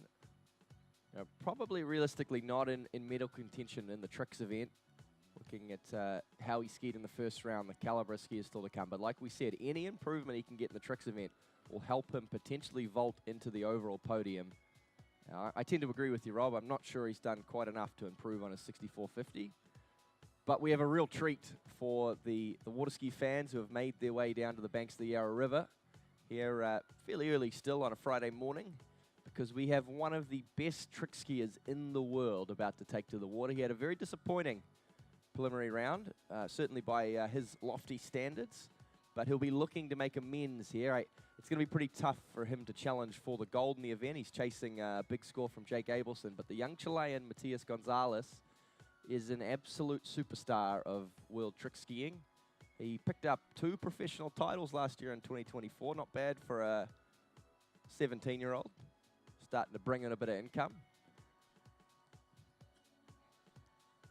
And he'll be have his eyes very much on the prize of the pro men's tricks later in the week. Yes, I think it's fair to say we're all pretty much in shock yesterday when he fell probably, I think it was 2 or 3 tricks into his opening pass. So I'm pretty sure that the young man from Chile won't let that happen again today. Yeah, there was some talk on whether he was going to sack his release person and put someone else in. To me, he looked very much fallen off. His entire body was in the water, but he seemed to think there might have been a pathway to getting back up. Not sure if there's been a personnel change in the Gonzalez stable. You never know, but on the other hand, if it staves off an injury, the release person's done the right thing. Okay, coming into course now, out from under the Swan Street Bridge. Beautiful shots there from the bow of the Ski Nautique, heading towards the Melbourne city skyline as we have young Matias Gonzalez. And I think he's going to switch things up. He opened up rope on toe yesterday, but today he's going to come in starting with his handle pass.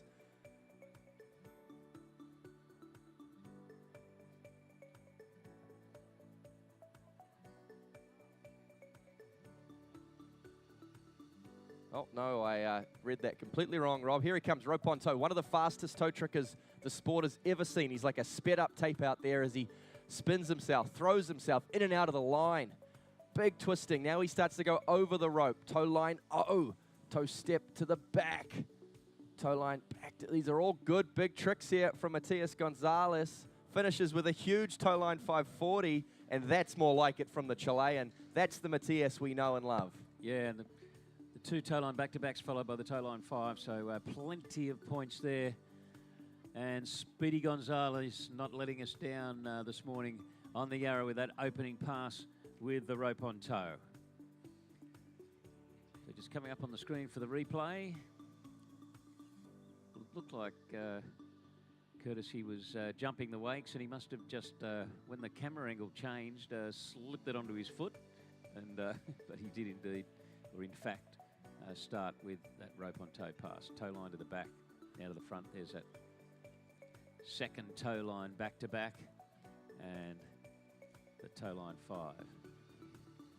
Yep, beautiful stand-up toe pass from him.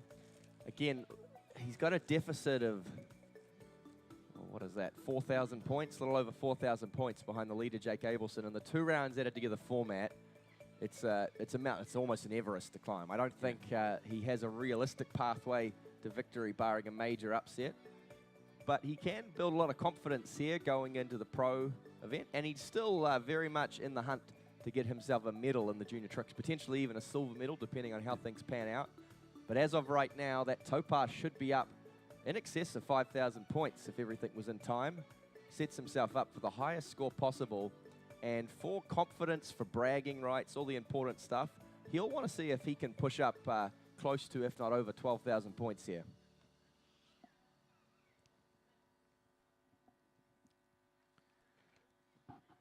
Well, I think it's fair to say, looking at that toe pass,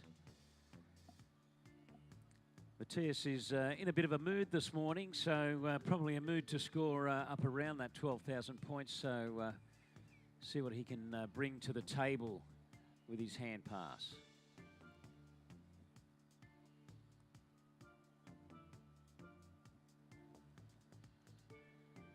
Yeah, he's really matured over the past couple seasons. He's obviously grown a bit, doing a bit of gym work, and I think a lot of the improvements you've seen have been in his hand pass. He's getting a lot better at sort of some of the higher intensity tricks like the ski lines.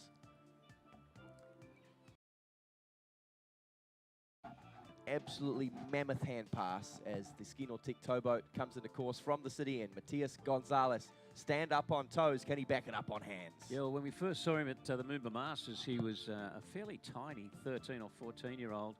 Of course, that was a number of years ago, and now he's matured into the athlete that he is. Okay, starts the full twisting, back-to-back mode. There's the reverse in that back for the back to front, front flip, the half jack, and now the flip with the back landing, cases the wake a bit, but gets away with it. There's the reverse now. Front flip.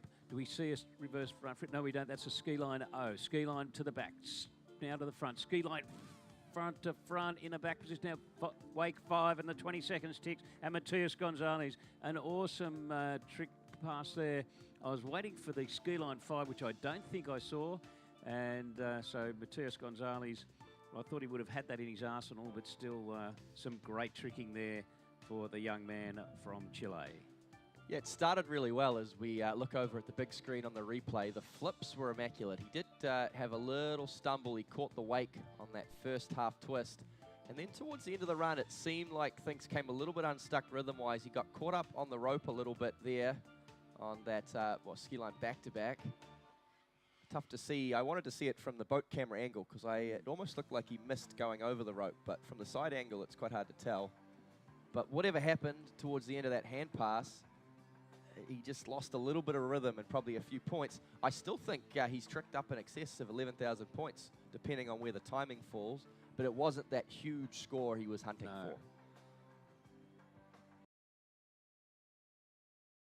for. More like around that 11,000 point mark.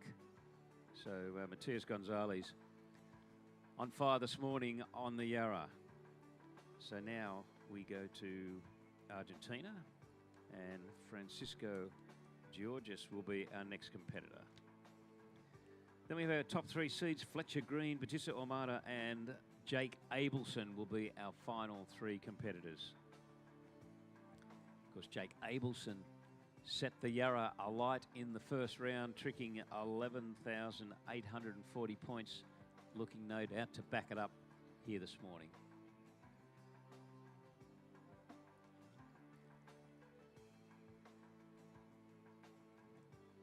So 4 trick skiers left in the under-17 boys tricks round 2. Then we're moving to women's, or I'll call them junior women's, wakeboard final and junior boys wakeboard final. Then we move into our slalom events for boys and girls in this under-17 MOOMBA Masters competition. Yeah, the next skier, young Francisco Georges out of Argentina, currently sitting in second place in the men's overall. looking to hold on to that. He's got some strong challenge and BG Bickley. And of course, now we're in our final four. The medals in the men's tricks are starting to, pictures starting to emerge. Can the Argentinian claim one? He comes in rope on toe. A little bit unstuck there on the toe 540. Needs to regain some composure as he goes over the line, the toe line back to back. This is great tricking here from the Argentinian. Just a couple of basic tricks to finish at the end of time, but it was a very good high-scoring toe pass from Francisco.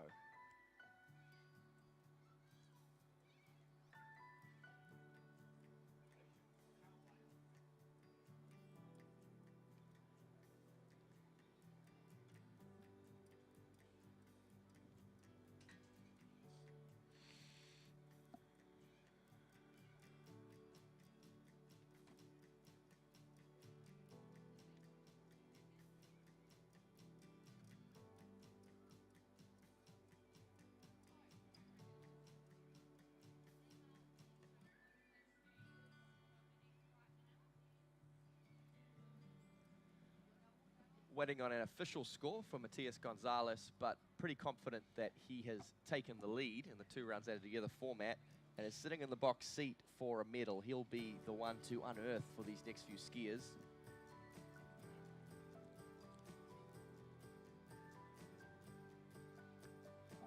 Bit of a mountain to climb. That was a very big score we expect from young Maddie. Because at the moment we have BG Bickley sitting in first place, but as you mentioned, as soon as we have a score for Matias Gonzalez, he should move his way into the lead, which pushes BG Bickley back into second place. But then it's all to do for Francisco Georges, Fletcher Green, Batista Omada and Jake Abelson to see who really rounds out first, second and third. A lot of the Aussie hopes pinned to Fletcher Green, and wishing him all the best this morning, and he will be following Francisco Georges, who has one more pass to come. Stood up his toe pass. Wasn't probably the strongest toe pass in the field. So see what he can deliver in his handle pass from the city end. From that great stable of trick skiers out of South and Central America that have been dominating world trick skiing over the past sort of 5 years. And Francisco, another great up-and-coming junior from that part of the world, comes in for his handle pass. Scoring hand tricks for him. So here we go, Francisco Georges from the city end, coming in for his handle pass. So it starts with a positional back, with back-to-back mode there. There's a reverse, lands on top of the wake, but gets away with it. The standard backflip now. There's a reverse back flip, edges in aggressively, flip with the back landing, stays in the back position, back to front flip, the clock's ticking the 20 seconds, now to the ski line O, to the back position, ski line, back to back, and just loses it at the end, unfortunately falling on a ski line back to back, and the clock ticks 20 seconds, and Matias Gonzalez a little disappointed, and probably tricking in a similar sort of a point range to yesterday, maybe just edging it up by a few points. He tricked 76.70 yesterday, and interesting to see a score when it is posted for Matias Gonzalez. Yeah, looks like we have a provisional score under video review though for Matias of 11,030 points, right around where I was picking, although the judges may look at that, which well and truly vaults him into the lead. I think Francisco may have picked up a few points, Rob, which would do him well, particularly in the overall battle where he's hanging on to second place right now.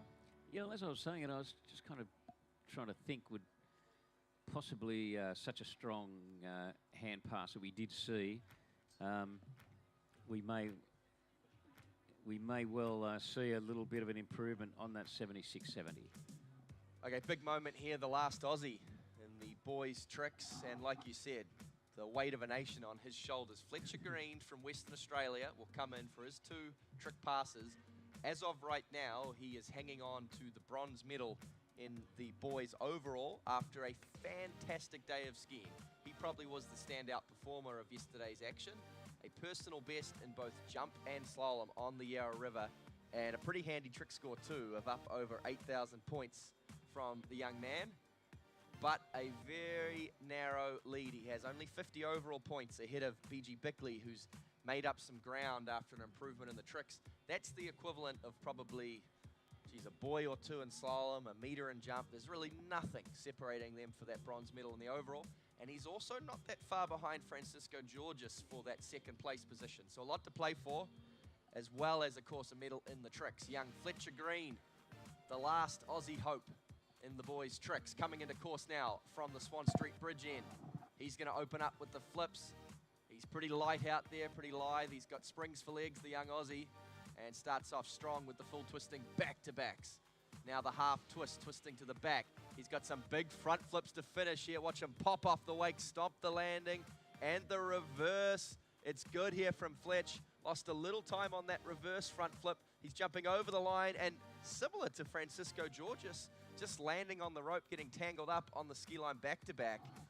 And despite a very good effort, you can see there's some disappointment from Fletch on the water. Yeah, all the tricks looking very clean. Nice ski line back, and a bit of a shame there that he just couldn't finish with that ski line back-to-back. It would have been, in the whole perspective of everything, it might have been very handy to just have those few extra points.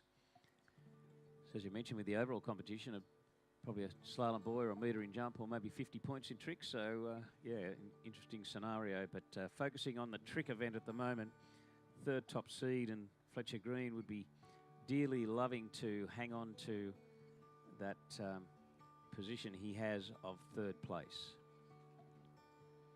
Let's say third place at worst. Yeah, it's a mountain to climb because, well, I think Matias Gonzalez has moved well and truly into the lead. And for Fletch to get ahead of Matias, he would need a trick score of about 10,500 points as it stands right now. And he's a very talented young tricker, Fletch, but I'm not quite sure he has a run that's worth that high. So I don't think he's looking to pick off Matias Gonzalez, but he'll be looking to pick off Batista Hamada next on the dock to try and make his way onto the boys' trick podium. And like we said, very much in the hunt in the overall as well. What a day of skiing it was for Fletch yesterday, Rob. Personal best in jump. I think, if not a personal best, an equal personal best, right up around it in slalom on the Yarra River. And he tricked pretty well too, up over 8,000 points. 8,290 points. From the water ski perspective, a very nice day out. So good hand pass. He needs to back it up with a solid performance with that rope attached to his foot when he comes in from the city end for his rope on toe pass. Yeah, of course, Fletch, one of our many second generation water skiers at this tournament. His parents, you'll remember from many years back at the MOOMBA Masters, of course, his mother, a bit of a superstar, Sarah Gaddy-Sant. I think former MOOMBA Masters champion. And his dad, I think, was okay at skiing too. Not quite as good as his mother, but pretty handy on the skis. Yeah, well, I think when it comes to Ryan, it's a bit hard to count how many overall Australian titles he won, because you sort of run out of fingers, really, when it comes to Ryan Green and his performance. What young Fletch can do on his rope on toe pass. Yeah, here he comes, the young Aussie. A solid hand pass. He did miss out on a couple tricks right at the end. It's crucial that he gets all the way through this rope on toe pass. He starts well here, just a toe 540, toe wake back to back. It's a pretty sedate start, but he's starting to pick up the pace here. He's moving through these spins here quickly. He's come unstuck a little on the toe 540. It's going off script. He needs to finish strong, does the Aussie. Outside the wake, the toe line. Oh, little back on the heels, toe line back. Has he got one more trick to finish? Well, he stands up that toe pass, Rob, but a couple bobbles have cost him some valuable points just in terms of time alone.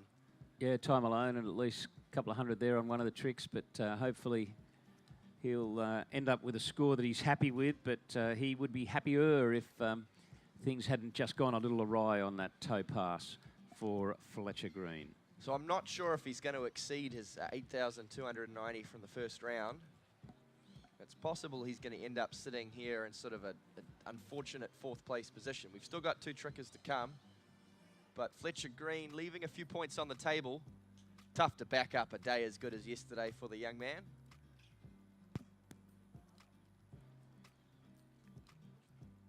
Must be nice to be out on the water this morning, though. The sun beaming down, the conditions pretty smooth. The world's finest tournament towboat to ski behind. I would think, feeling a bit jealous. Yeah, these young boys soaking in the atmosphere. One of the coolest experiences in the world of water skiing, coming out from underneath that Swan Street Bridge here onto the Yarra River. And we come down to our final two competitors in the boys' tricks, chasing a big score. Matias Gonzalez in the lead with a score up around 11,000 points. Now, it's 2 rounds added together, so they do have a pretty healthy lead.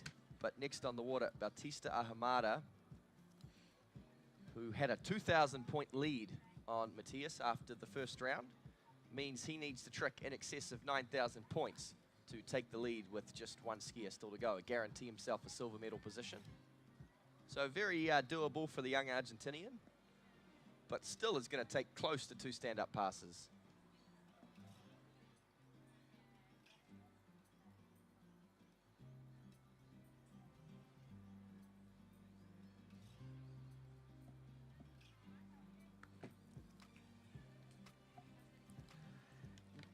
Okay, well, I'd take that to mean what I just heard through my headphones from the judges. He'll be also opening with his rope on toe pass. Bautista Ahumada from Argentina. I was very impressed with his toe tricking yesterday. He starts with the toe 720 and moving through toe wake back-to-backs. Now, it's a great start here from the Argentinian. He's lightning quick, wrapping in and out of the line. He goes over the rope now, the toe line. Oh, good start here. Sets up now for the big toe line 540, clean as anything. What a toe pass from Bautista Ahumada. Stands it up once again, and he makes toe tricking look easy out there, Rob. Well, with the toe line 5 and the toe line back-to-back at the end, a lot of big scoring points and opening with the 7 and tricking as quickly as he does. That's a big point scoring run there, that opening toe pass. Well, he tricked 9,690 yesterday, so he's looking at, I would say, with what he's capable of doing in hands, of scoring every bit or repeating that 9,690, and unless something pretty unusual happens there for out on this hand pass for Bautista Ahumada. Yep, with 2 skiers left. The equation right now, Matias Gonzalez in the lead on 2 rounds added together. Sitting behind him, Francisco Georges of Argentina, and Fletcher Green is sitting in 3rd. But with 2 skiers still to come, you'd expect them to sort of leapfrog onto that podium. To take the lead, Bautista needs a score in excess of 9,000 points on the 2 rounds added together format to get ahead of Matias Gonzalez as it stands right now. And he is on pace after a beautiful opening toe pass.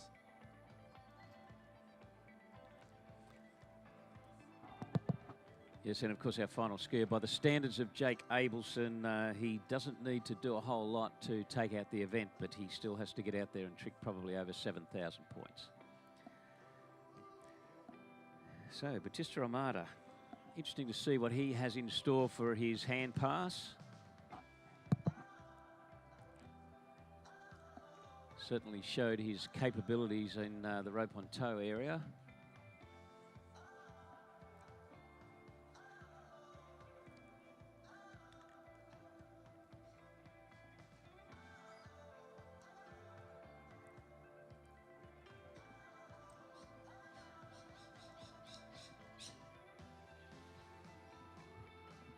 The Ski Nautique towboat heading back into course, getting ready for Bautista.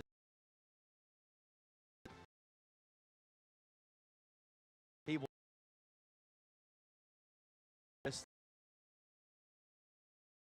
do it.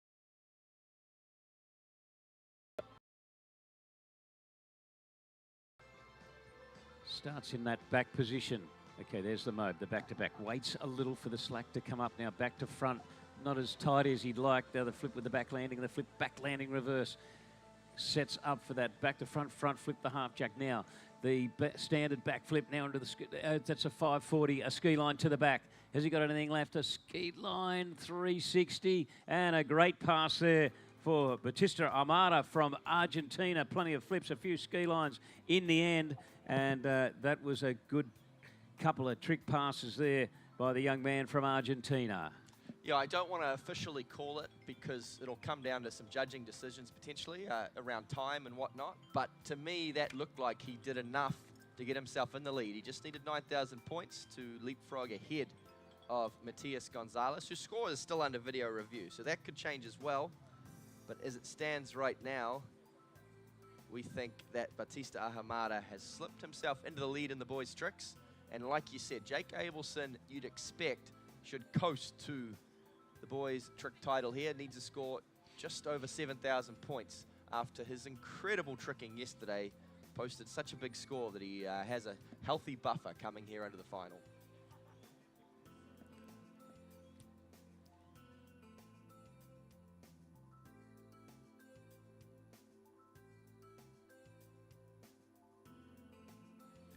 Yeah, well, I guess that's the scenario by Jake Abelson's standards. He doesn't need to do much, but it's all has to be done. And the tricking event can take some prisoners, and so too can the Yarra. So Jake Abelson's going to have to be at an absolute 100% concentration, and he'll have to have a mindset of standing up the 2 20-second trick passes to make sure he cements himself into sexual position number 1 on the podium. I think you may have just misspoken there, Rob. I don't know what was on the brain, mate. Must have been a good night last night. But hopefully we can censor that one out. Of course, last tricker of the morning, and then we're going to hand it over. We've got some wakeboarding. Enjoyed watching some of the wakeboarding last night. Geez, that big Roswell Marine G23 is a sight to watch as it sort of plows through the course. The wakes on it are, I think, just about taller than me. So we'll have that wakeboarding going through to about 11 a.m. and then we'll be back underway with the slalom, the junior slalom. It's a full program. Of course, later this afternoon, starting around 4 p.m., we'll have the jumping and then night jump later on tonight. But right now, we still have our final tricker of the morning, and what a treat. The current world record holder out of the United States of America, the highest scoring trick skier history of our sport, and a real treat to get to see him here on the Yarra River. He'll be coming into course, Rob, opening up rope on toe.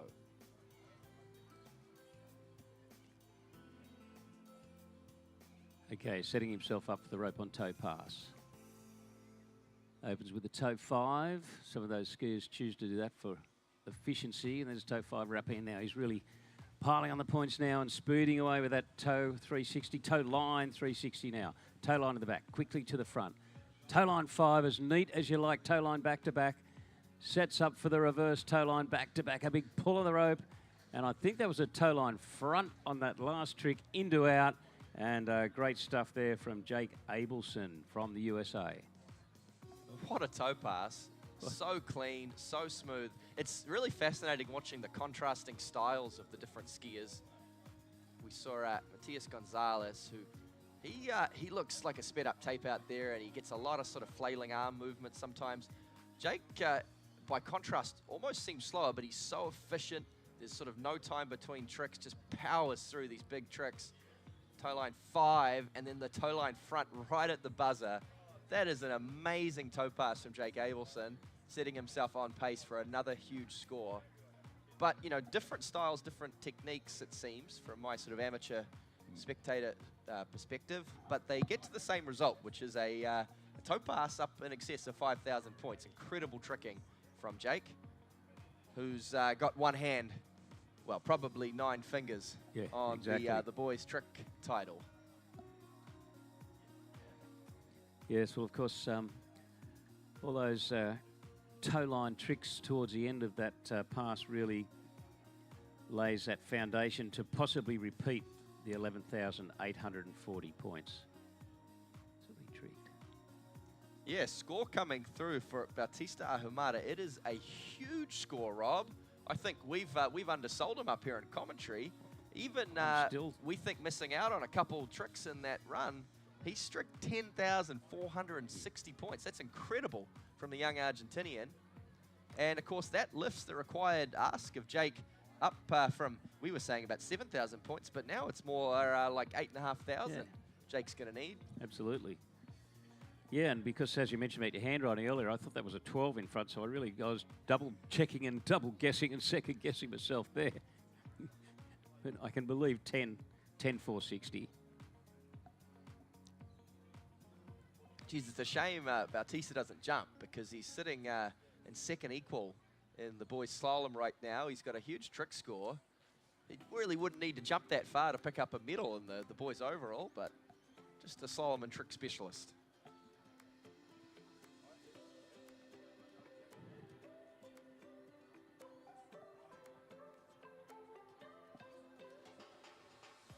Okay, folks, just a moment now, and we will have Jake Abelson coming into course. I'm seeing the ski nautique, and this is something you cannot miss. He is spectacular to watch through this flip sequence. Back landing. Incredible. He comes into course now, starting with the full twisting flip with the back-to-back. It's a good clean start here from the American. Big front flip, transitions seamlessly into the reverse. He's stomping out the big ones here as Jake. He's got the BFF. Now he goes over the line. The ski line fives. He's tricking a huge score here. He goes over the rope one more time. A wake five back to finish. What a run from Jake Abelson. Have we just seen a 12,000 point trick run on the Yarra River? Well, he'd have to be knocking on the door of it. Awesome stuff. I'm calling into question that last wake five, but it's merely academic because everything else was worth so many points.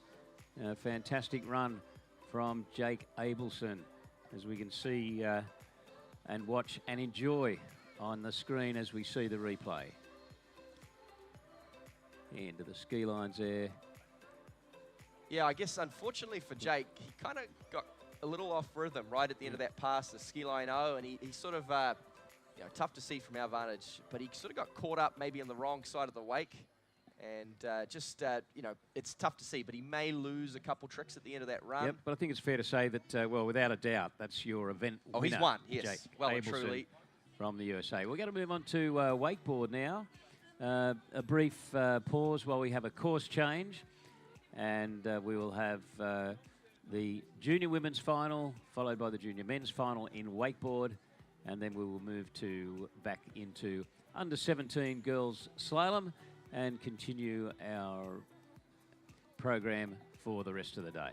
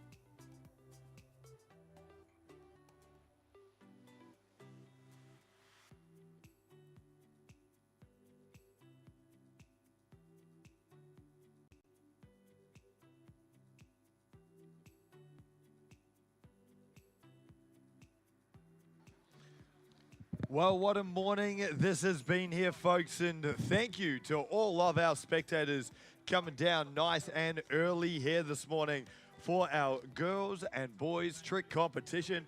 A huge crowd out here on the banks of the Yarra River, and it is shaping up already to be an incredible Friday of our 2025 MOOMBA Masters. But next on up, well, a little change of pace. And that, of course, is because we have our Junior Pro Women's Wakeboarding. That's right, folks. It is wakeboarding time. So we have a switch of the course, a switch of the boats. We're going to get that incredible G23 Super Air Nautique from Nautique Boats. Award-winning wakes about to hit the water, and that will be coming up next. It is wakeboarding time, and we are not far away now from the Junior Pro Women's Semi-Final. how this is going to work here, folks, we've got 7 competitors out here on the water. Now, those 7 competitors will go down to a top 4. We'll go down to a top 4 for this morning's final, and that will also be happening later on this morning. So how about this, folks? Junior women's semi-finals, 7 of the best, cutting that down to 4, and then we will go straight in to our junior pro men's and junior pro women's finals. Well, have a look to the water. Look out for that G23, and when that comes on down the course, you'll know that it's wakeboarding time, because that is up next here at our 2025 MOOMBA Masters, proudly brought to you by Nautique Boats.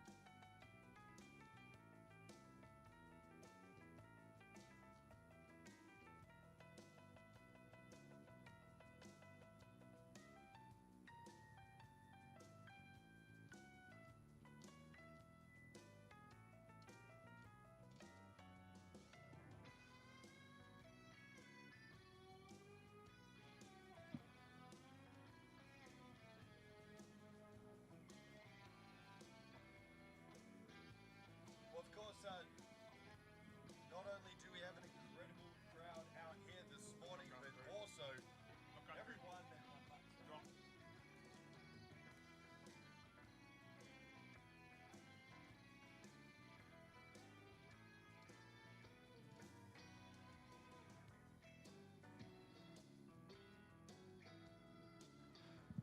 Well, of course, folks, not only do we have an incredible crowd out here this morning, but we have thousands of people following along at home and all around the world. So a huge welcome to everyone who is following the action online at moombamasters.com.au. Remember that one, moombamasters.com.au. That's where you will find the live feed for the wakeboarding here this morning. Or even go to YouTube and MOOMBA Masters TV. You can search that on YouTube and you will see all the action live and as it happens. And of course, for everyone who is here to watch the wakeboarding here this morning, if you do want to follow along online and get the up-to-date scores as they happen, well, then you need to download the Ride Line app from the WWA. Now, that is a brand new app, so even if you had it last year, get rid of the old, download the new version. That is the Ride Line app. Available on the App Store and for all Apple and Android phones. And, well, download that new app and you will be able to follow along with the results as they happen here today. But we are not far to get this show on the road. We've got the G23 in the water now, and we will be doing a simulation pass before we get into today's action with the first of our riders.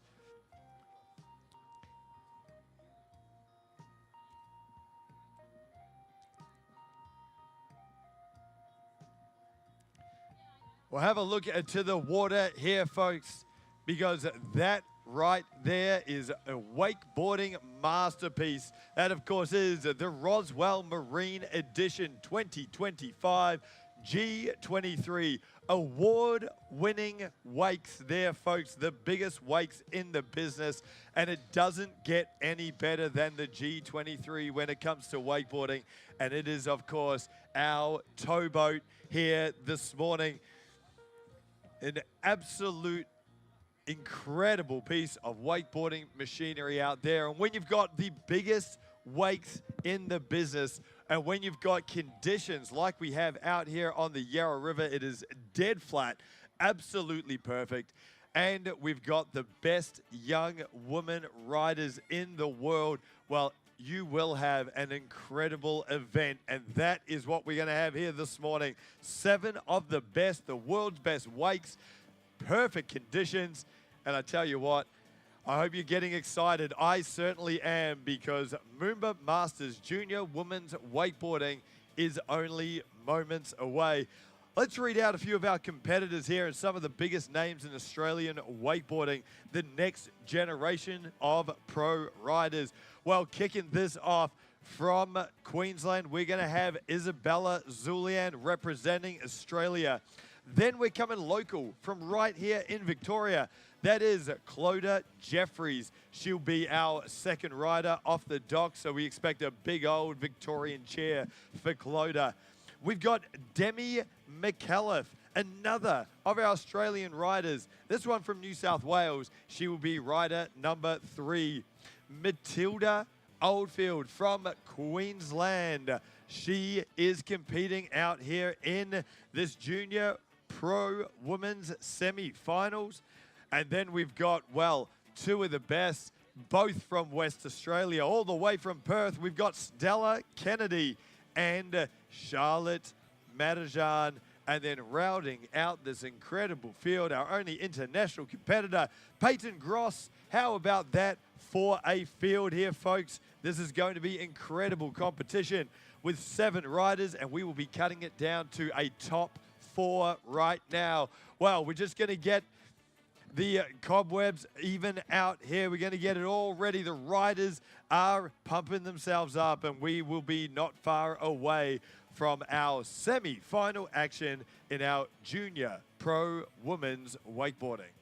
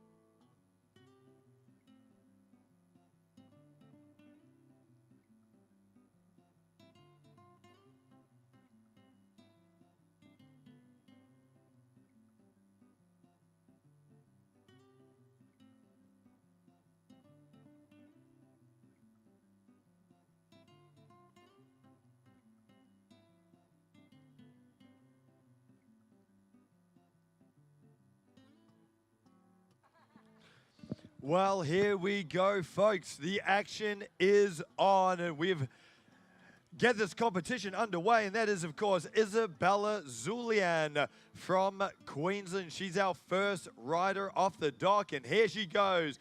There's that hillside nose grab there, filling out this massive G23 wake. Switching around now, and there is the half cab 180. As you can see, Isabella grabbing the board all the way around there as well, making sure she gets those style points and up and over. How about that? The hillside tantrum. She's going to get one more trick in here, folks. It's on her toe side edge and the toe side front roll. Oh, she went very low in the landing there, but that strong riding style from Isabella Zulian somehow riding away from that toe side front roll. So that is a stand-up pass number 1 to kick off this competition. Now, of course, the replay here on the screens right here on the Yarra River, and also if you're following along at home, there was that melon grabbed half cab 180 from Izzy Zulian. And then how about this? This is where she stepped it up. There was that hillside tantrum up and over the first of her inverts, and then coming back for that 4th and final trick. You can see a toe side approach, that toe side front roll, and how did she ride away from that one? That rotation barely coming around, and Isabella Zulian with that very strong riding style, riding away and standing up that pass number 1. Now, of course, we talked a little bit there about grabbing your wakeboard and adding style, and that is one of the most important things with wakeboarding. A little bit different from the trick skiing that we saw earlier on today, where it is purely just the quantity of tricks you can get through. With wakeboarding, it's a little bit different. It's all about quality over quantity. So we will be looking, our riders only going to be getting 4 or 5 tricks in on each of their passes, but they want to make the most of every single trick. So you will see these riders going as big as they can, as stylish as they can, grabbing their board all the way around and making sure they get technical there. And Isabella Zulian, well, starting this off and unfortunately taking a fall there with the heel side back roll. There it is on the replay. We had the heel side back roll. She went very, very big behind this G23 weight. Maybe just a little bit too big. She couldn't quite slow down that rotation. And Isabella Zulian with her first fall in today's run.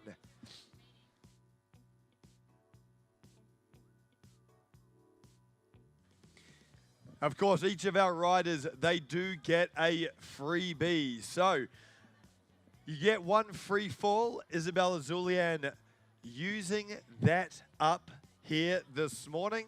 But now it gets real serious, because if you fall a second time, that is your ride over. So for the end here, Izzy's probably got room to fit 2 or maybe 3 tricks in, but she really needs to hustle. And she wants to get as many as possible so she can get that solid score on the board to try to get one of these 4 final spots. So this is going to be very exciting, a very big finish to our first rider.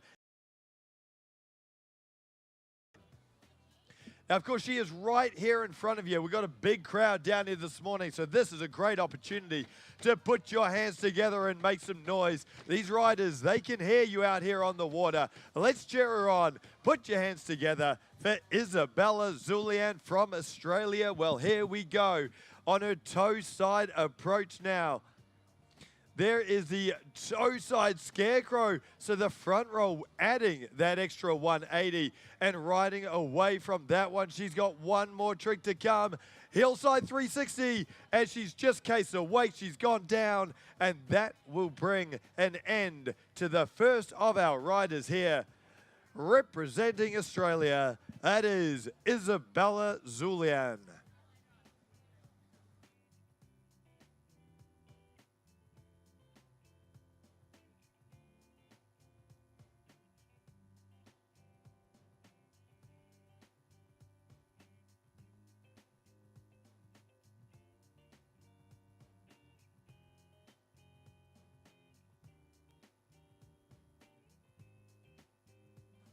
Well, it's a great start to this Junior Pro Women's Semi-Final. There with Isabella Zulian from Australia. A couple of falls there, but solid pass, getting some good tricks on the board. And remember, if you do want to follow along, we do have the up-to-date scoring on the Ride Line app. So follow along online with the Ride Line app from the WWA. Izzy, of course, our first rider in this incredible competition. We've still got 6 of the best to come here this morning, and this is going to be a very tough competition when you've got riders like, well, Clodagh Jeffries up next, Matilda Oldfield, can't wait till she gets out in the water, Charlotte Madijan as well, fresh off a Junior Pro Women's National title. So she is one to watch. And of course, we've got Peyton Gross as well rounding out this field. This is going to be an incredible competition here as we get through this Junior Pro Women's Semi-Final. Of course, a huge thanks once again to Nautique Boats for their incredible support of this event. 100 years of boat building excellence, and well, the absolute pinnacle of that, the G23 out there on the water right now. And that right there is Clodagh Jeffries from Victoria. A very big toe side front roll. And didn't she go big behind this G23? A little too big to handle, and unfortunately over-rotating and going down on the toe side front roll. Look how big that was on the replay there, folks. And Clodagh Jeffries casing that wake. And, well, that is a long way to come down from when you hit the top of that big G23 wake. And Clodagh Jeffries, unfortunately, with a big fall to start off her run here in our Junior Pro Women's Semi-Final.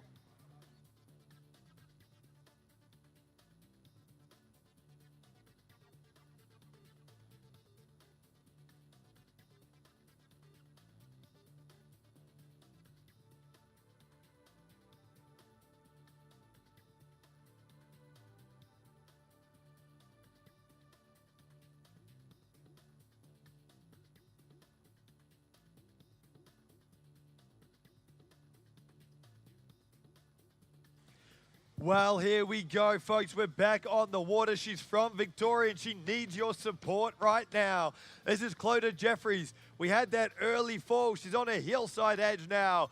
And let's have a look there. Very nice hillside grab there, well past the second wake. So Clodagh Jeffries, well, that is going to be it. So just one trick in that first pass with that fall. And, well, that's not going to be the start that she was looking for, but that was smart and safe riding there from Clodagh Jeffries, as she didn't want to have that second fall in this first pass. She is now going to set up for pass number 2. Now, I tell you what, folks, if she wants to make it through to the final, this second pass will have to be something special. This is going to be exciting, though. We know she's got the tricks. The wake's certainly there. It is pumping this morning. And Clodagh Jeffries, well, she will be back with pass number 2 in just a moment.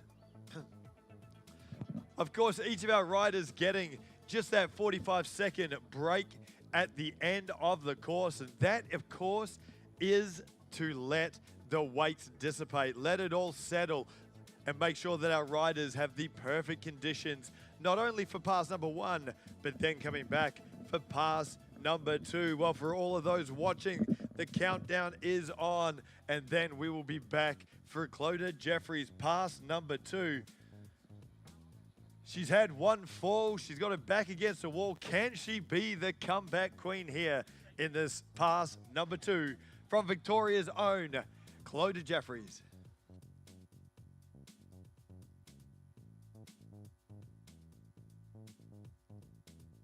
Well, here we go. We're back on now. Clodagh Jeffries, toe side front roll, the trick that took her down in pass number 1, but not a problem this time round on a hillside edge, and that is a huge hillside back roll. How about that there, folks? As smooth as it gets, and it was absolutely massive behind. There's the cab 360. Oh, and she's lost the handle, folks. That's heartbreak there from Clodagh Jeffries. That was shaping up to be a huge comeback there from the young Victorian. Let's have a look at the replay. Look at that toe side front roll. How big was that? Well past that second wake. Oh, that was absolutely massive start. And then back in, hillside back roll. Clodagh Jeffries there. Well, she was looking solid in this pass number 2. And then unfortunately, that cab 360 going down. That is the end of her run. And, well, folks, unfortunately, 2 falls there for Clodagh Jeffries. Now, of course, we had an incredible morning of trick skiing here with the girls and boys round 2 in the trick competition. Now, for all of our competitors, your trick sheets are available for review.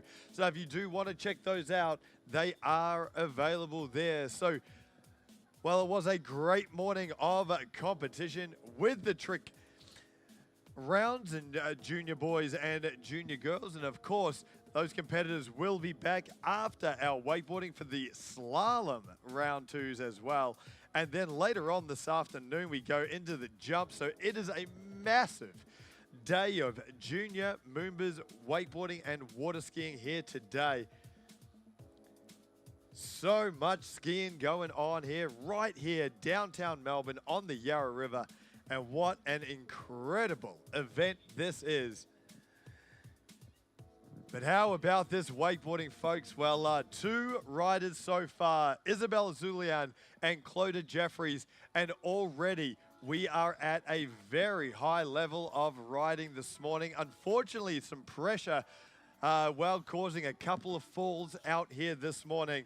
But definitely these girls making it known that they are charging this big Nautique wake and, not holding anything back to get through to this final later on this morning. But next up, how about this? This is going to be exciting because we have another one of our Australians. This is Demi McAuliffe, and she's on the water right now. Here we go behind that incredible G23 wake, and starting this off with that grabbed half cab 180. Back in, heel side edge, and the heel side back roll. Landing bolts on that one. Here we go. Toe side scarecrow, as clean as it comes. The front roll with the extra 180 there from Demi McAuliffe. And the cab roll there, folks.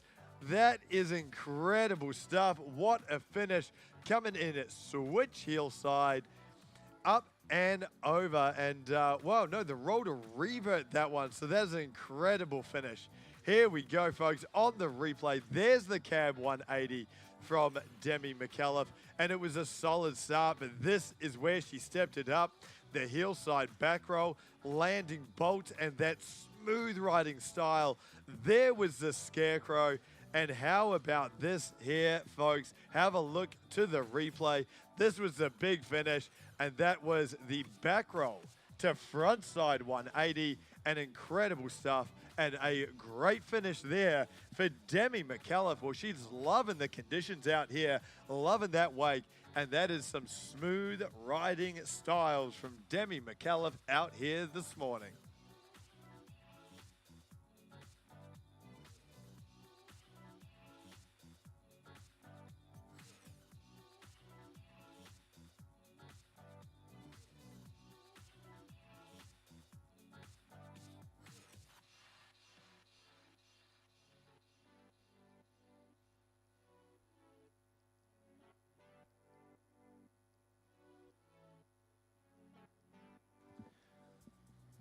Well, coming back from the city end of the course, we've got Demi McAuliffe in the 540-degree spin. How about that for a big start?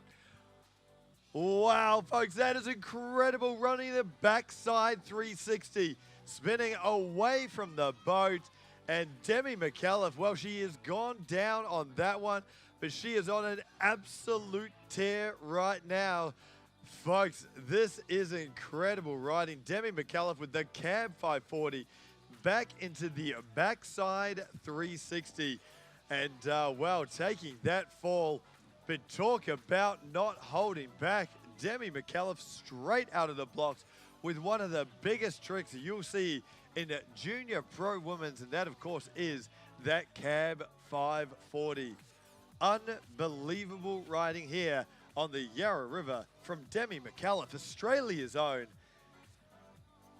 And this is going to be an exciting finish for Demi's pass number 2. Well, have a look to the G23. It's right here in front of you. Absolutely wakeboarding masterpiece out here. That Roswell Marine Edition G23. And it is time to make some noise here, folks. Demi McAuliffe, can she finish this off with a couple more big tricks? Well, it's going to be a toe side approach, and the toe side 5. Oh my goodness. She has nailed that one. One more trick. There's a backside 3, and put your hands together. The trick that took her down, the backside 3, and she made it look silky smooth out there to round out this second pass. That is incredible stuff. Oh, let's take a look at that again on the replay. There was that toe side 5, and then that silky smooth backside 3. What a finish. The crowd went nuts. And I tell you what, that has put her in the mix. Demi McAuliffe, what a ride that was. Whew. Wow, talk about stepping it up when it counts. And she had an incredible comeback from that fall in pass number 2.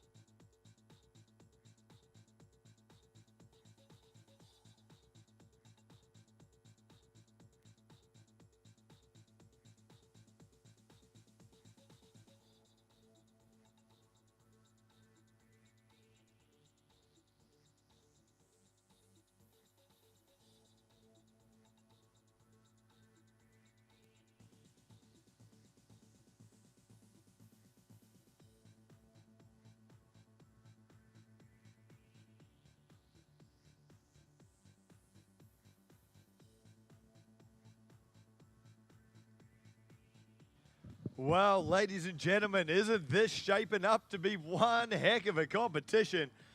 Woo, so far, we've had 3 riders, Isabella Zulian, Clodagh Jeffries, and then, of course, Demi McAuliffe, and what a ride that was. This is shaping up to be something special.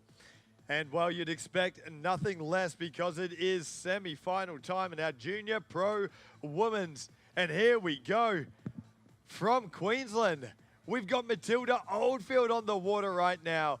One of the most exciting young riders in Australia, and there is the hillside tantrum to start this off. Big hillside 360, and oh no, Matilda Oldfield. Well, she just overcooked that one, lost the handle, and well, going down on that hillside handle pass 360, going very, very big. As you can see on the replay here, a big 360, but just unable to ride away from the landing there. So, Tilly Oldfield, 1 fall. And tell you what, well, the pressure is on after some of the riding that we saw earlier on today, or earlier on this morning, from our other competitors. This is going to be an exciting rest of our semi-final action. Of course, there's 7 riders in total. We've got to cut that field to 4 who only get through to today's final, and that will be happening later on this morning. So the wakeboarding action, it just keeps on coming. But here we go, folks. Matilda Oldfield now back on the water. Make some noise and put your hands together. Show some appreciation for Matilda Oldfield as she heads on down to the end of pass number 1. She's going to get one more trick in here. It looks like a toe side approach and a big toe side scarecrow. Not a problem. Little hand drag in the landing to get her balance and riding on through to the end of pass number 1. So, well, making it through that first pass, so important. And Matilda Oldfield now gets those 45 seconds to shake out the cobwebs, get ready, and well set up for this pass number 2. Well, we know Matilda Oldfield, she's got the tricks to make it through to this morning's final. But she cannot afford to hold back because we've still got 3 of the best young riders coming up. Stella Kennedy, Charlotte Madijan, and Peyton Gross are still to come here, folks. And there's only 4 spots in the finals. So Matilda Oldfield, well, she's had 1 fall. She's got a few tricks on the board, but she cannot slow down. She cannot take her foot off the gas here for pass number 2. Well, these wakeboard competitions are always tight. They're always close. They're always exciting. And this is shaping up to be one of the best here in our Junior Pro Women's Semi-Finals. Well, we're back on now. Here we go. Matilda Oldfield behind the G23, the award-winning weights.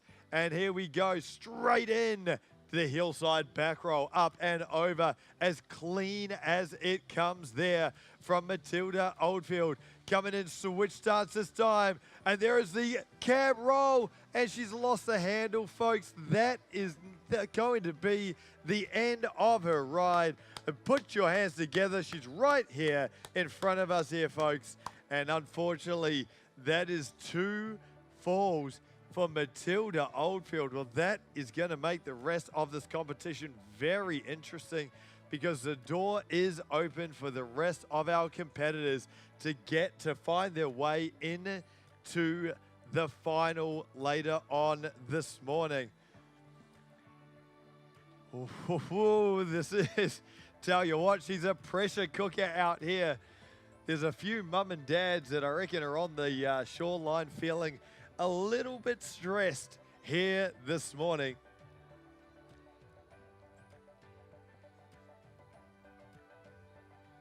And of course, our incredible crowd enjoying the perfect conditions and this high-flying wakeboarding action as it happens right here on the Yarra River. 3 riders to come here, folks. 2 from West Australia. And then, of course, Peyton Gross, our last competitor as well. But we're going to go to the West Australians next, all the way over from Perth. And this is going to be very exciting, because our next young rider will have a look and watch how big Stella Kennedy goes. She absolutely charges these wakes, and I am very, very excited about this next rider here. Stella Kennedy, she is coming up next, goes as big as anyone in the Junior Pro Women's Division. She, of course, is all the way from Perth and Western Australia. She's coming up next here, folks, behind that incredible G23 wake. It is Stella Kennedy.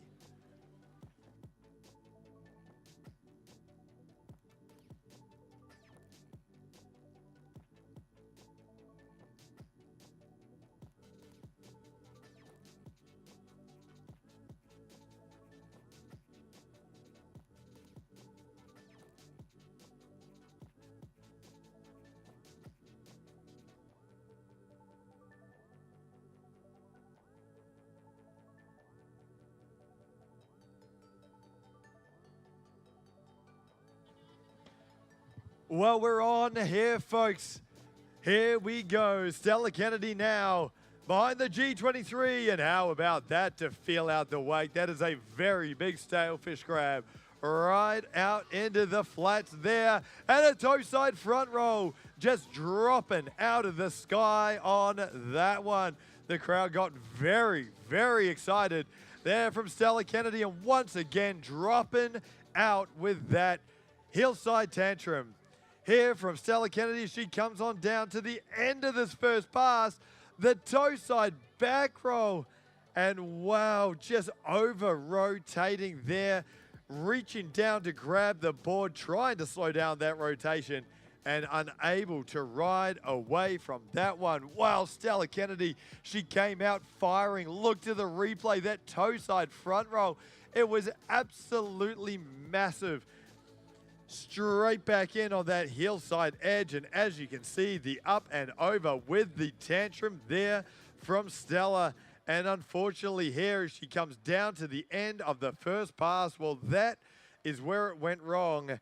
She missed the grab in that toe side back roll, and well, unfortunately going down there. So Stella Kennedy with 1 fall right at the end of pass number 1. But I tell you what, didn't she come out firing? I told you this girl goes big, and that was an absolutely massive start there from Stella Kennedy, going well outside the second wake, going extremely high with each one of her tricks, and a very, very nice pass number 1, except for that last fall there from Stella Kennedy from the West here in WA.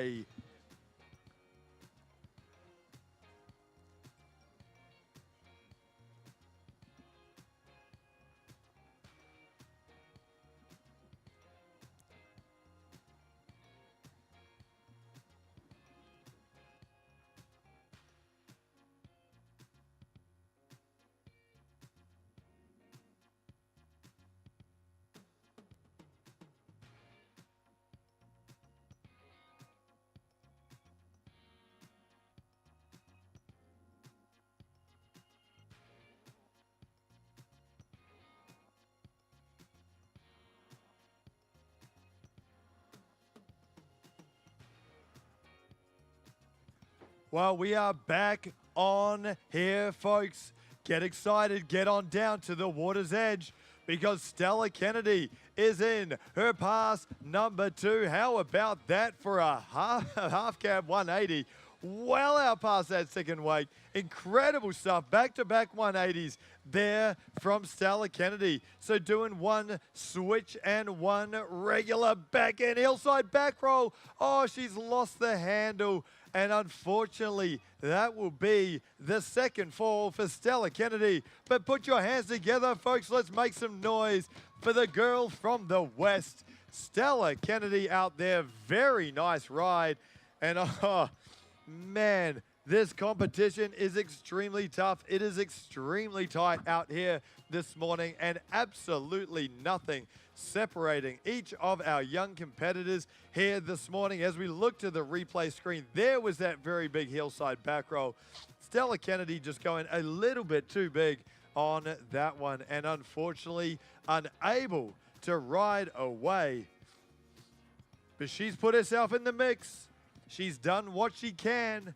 And, well, is that going to be enough to see her through to the final here this morning? Well, only time will tell, folks, because we've got only 4 spots up for grabs here in the finals today, and we've still got 2 riders to come. Next on up, well, get excited because right now, fresh off a Pro Women's National titles at this year's Australian National Championships, we've got Charlotte Madajan, one of the best young riders in Australia, and well, a great hope for Australia for this MOOMBA Masters Junior Pro Women's title. She is coming up next here, folks, all the way over from West Australia. It is Charlotte Madajan.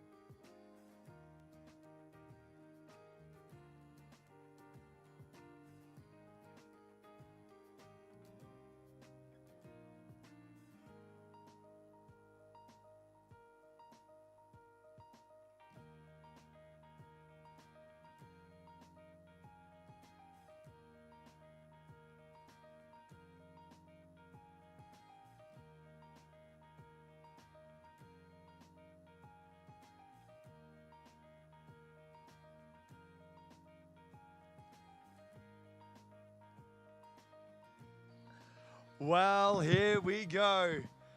We're getting down to the pointy end here, folks. Last 2 riders, and we've got Charlotte Madajan on the water here from the West. And there is that West Australian style with the sailfish grab to kick this off straight up and over. There it is, the toe side scarecrow getting that extra 180 in there.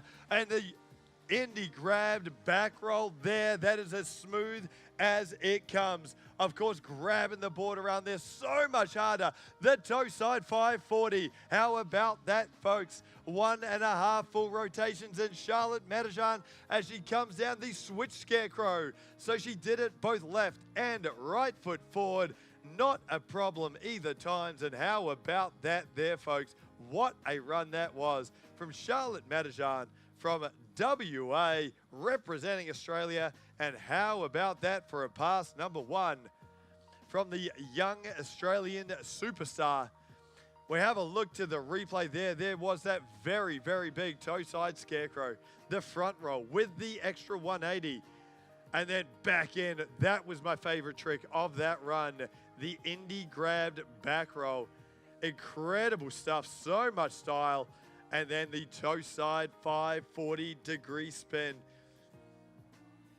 Charlotte Madijan, what a run that was. The switch scarecrow to round that off. And I reckon she would be pretty happy with that one. Standing up, pass number 1 when the pressure was on. And great ride there. Great first pass from Charlotte Madijan.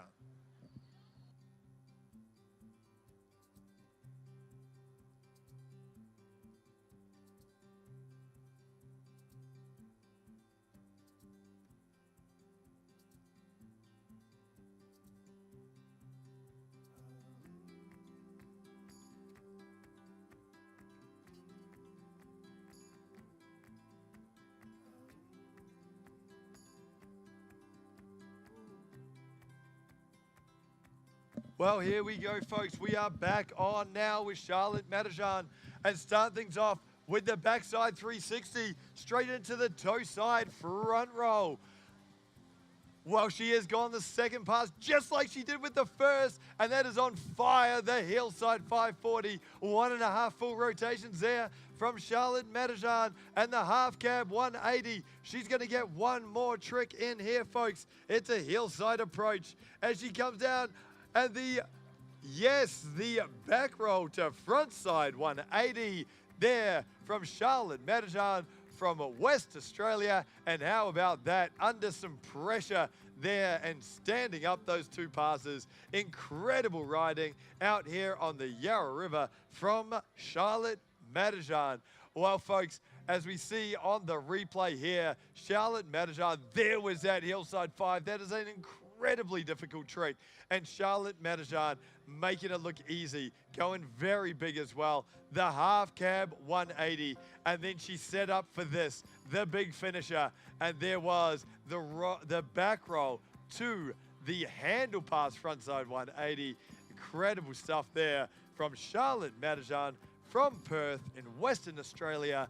And wow, that is going to put her definitely in the mix for tomorrow, for the final later on here this morning. Of course, only 4 riders get to go through. And if you do want to see the up-to-date scores, don't forget to jump on the Ride Line app from WWA. Download that one and you can follow along and get the up-to-date scores as they come in. Well, we are going to go to our last competitor here this morning. She's our only international in this incredible field. She's all the way over from the USA, and that is Peyton Gross. She is coming up next here, folks, in this incredible Junior Pro Women's Semi-Final, brought to you thanks to Nautique Boats and this incredible Super Air Nautique G23. She will be our last rider in this semi-final action. That is Peyton Gross from the USA.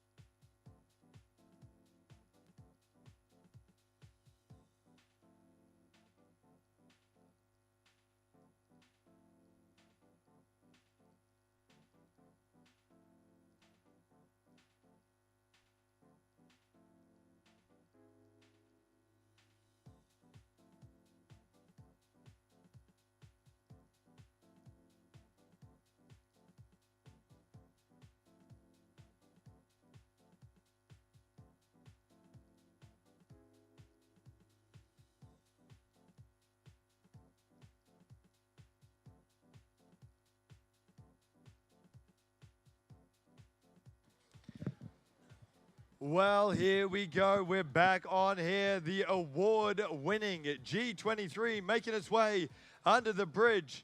That is Peyton Gross from the USA, and the hillside tantrum to kick this off. Up and over, and not a problem there. As clean as it comes, straight back in. Toe side front roll, love that one. Getting deep in the landings, and a very nice start here. Hillside 360. So there is the first of our spins. So a solid start here for the US competitor as she makes her way through. And the toe side 3, and oh, she's lost the handle in the landing there. So Peyton Gross, well, it looked like she had it, and somehow that handle slipping out from the fingertips, and right at the end of pass number 1, taking a fall. As we look to the replay now, there was the big start. The hillside tantrum, not a problem there for Peyton Gross, up and over, and she was looking solid. Back in, toe side front roll, love the way she sucked up the landing there, getting very, very deep. Love that style as she went so big on that toe side front roll. We had the handle pass 360 there, and as you can see, Peyton Gross on the replay coming in with the toe side 360.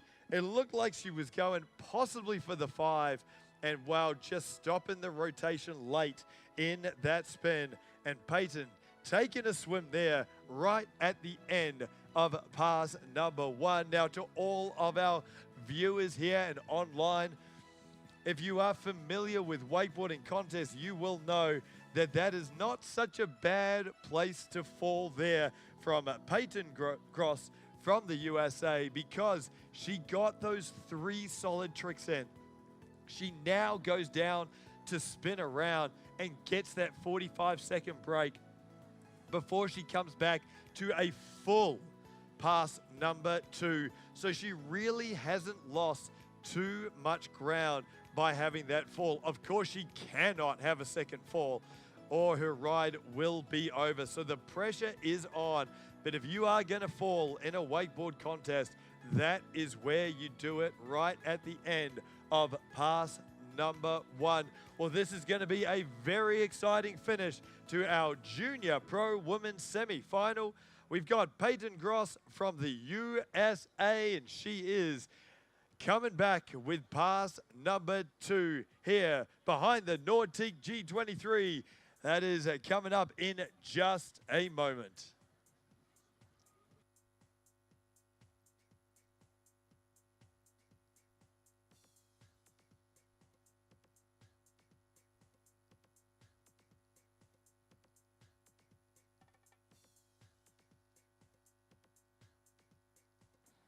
Well, here she is, back on the water now. Peyton Gross starting off at this pass number 2. And on a hillside edge, it's a big half cab 180 there. Love that one. Well out past the second wake. As she comes in, hillside approach. Oh, the whirly bird. How about that there, folks? Incredible stuff. What a way to step this up. Toe side edge. Toe side approach, and the toe side Tootsie Roll, and she has gone down there, folks. But put your hands together for our final competitor here in this semi-final from the USA. It is Peyton Gross. Well, that does bring us to the end of the competition. Well, let's have a look back to the replay there. There was that very nice half cab 180 there from Peyton as she comes in. And then that whirly bird there, the tantrum with the overhead 360. One of the biggest tricks that we have seen here this morning. And then Peyton in with that Tootsie Roll and going down on that one. But that is a nice ride. Now, of course, we will be announcing our 4 competitors who do go through to the final as those results come through.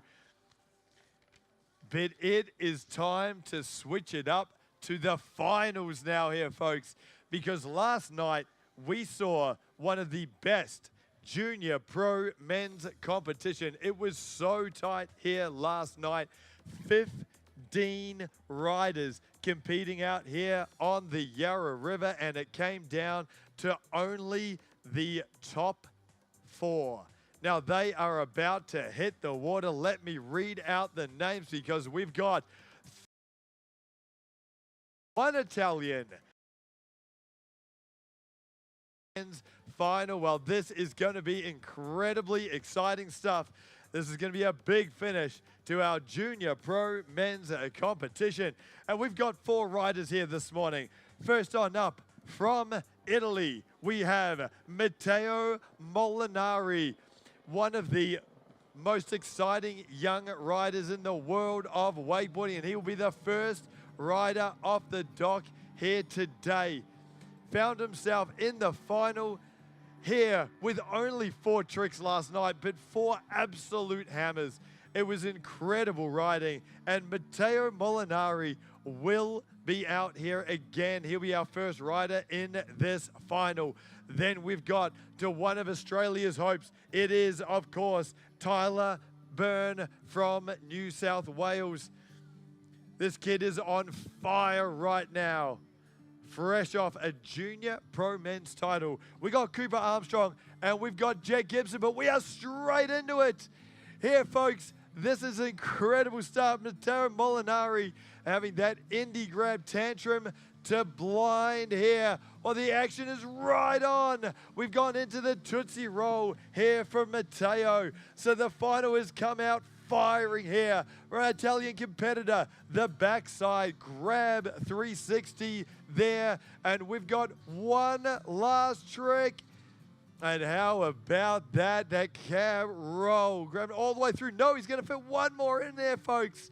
And incredible stuff. Big finish with the KGB. Here for Matteo Molinari. How about that there, folks? Talk about a way to get this Junior Pro Men's final started. Matteo Molinari from Italy. And he came out absolutely firing here.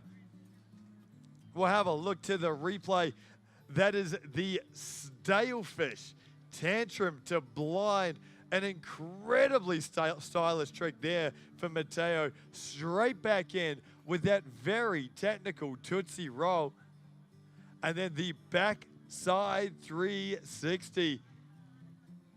Matteo Molinari, there was that cab roll there. Mute grab on that one. And then back in. Matteo Molinari rounding it off, standing up that pass number 1. And wow, incredible start here. That was action-packed. Tell you what. Talk about stepping it up. Well, Junior Pro Men's final. This is what it all comes down to. 4 of the best young riders in the world. And, well, 3 spots on the podium up for grab. And Matteo Molinari with that stand-up pass number 1. What a way to get this started here this morning.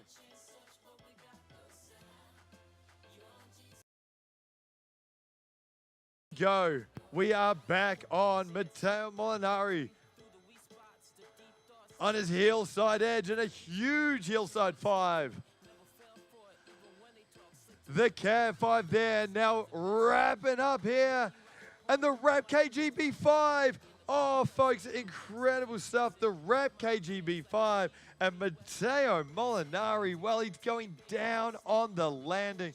But one of the most technical tricks you will ever see on a wakeboard. And Matteo Molinari, incredible start to this pass number 2. Well, have a look here, folks. The cab 540, and then there was that KGB 5. And look how long he's holding the grab there as well. Such a stylish trick.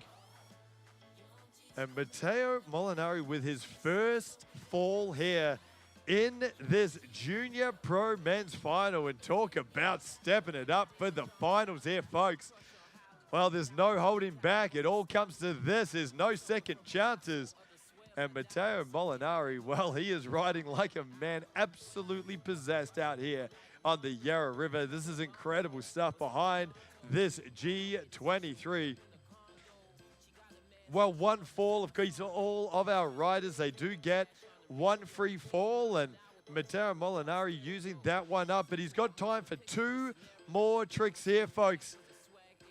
So this is going to be a very big finish. The first rider in our Junior Pro Men's Final, and here we go. Come on, Melbourne.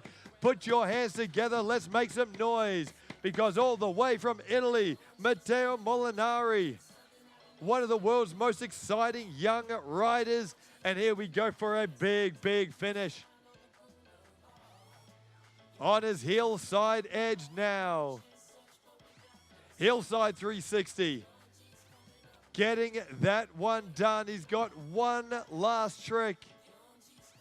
Oh, going for the Pete Rose. And well, going down on that one. That is fall number 2. That brings an end to his run here today. But let's put our hands together for the first of our finalists here today, Matteo Molinari.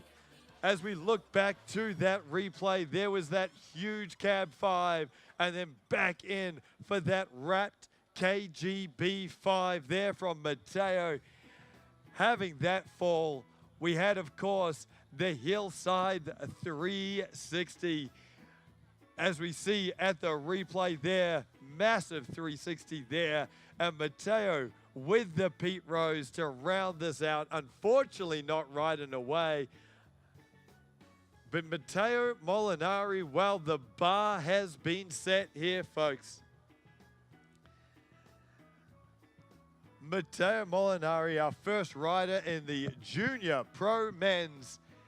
And he has set the bar nice and high. Now it's time for our 3 Australians to chase that score. And I tell you what, if anyone can do it, this next rider can, because he's here down from New South Wales. He is fresh off a Junior Pro Men's national title. And that, of course, is Tyler Byrne from New South Wales, and he is our next rider here in this Junior Pro Men's Final here at MOOMBA Masters, proudly brought to you by Nautique Boats.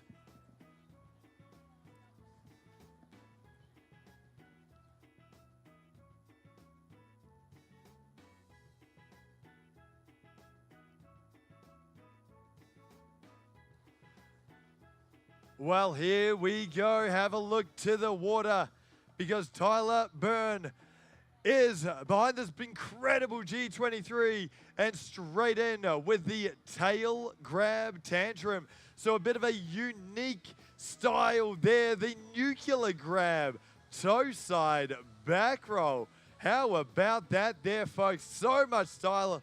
Tyler Byrne now the indie grabbed back roll. So again, grabbing every one of the tricks, putting that Tyler Byrne style. And then in on the dum-dum.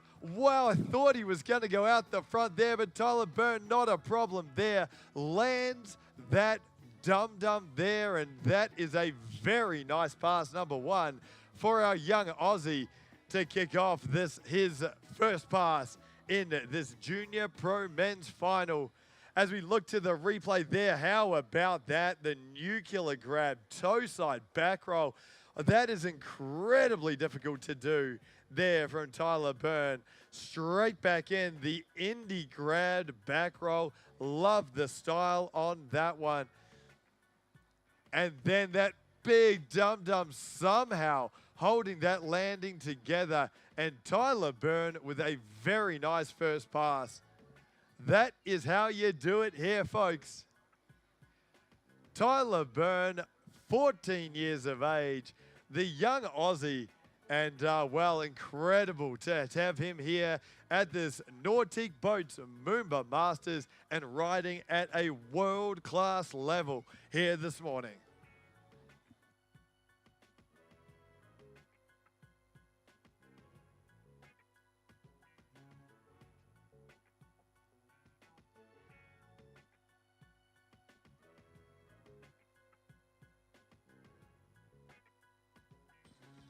Well, here we go. We are back on now. Tyler Byrne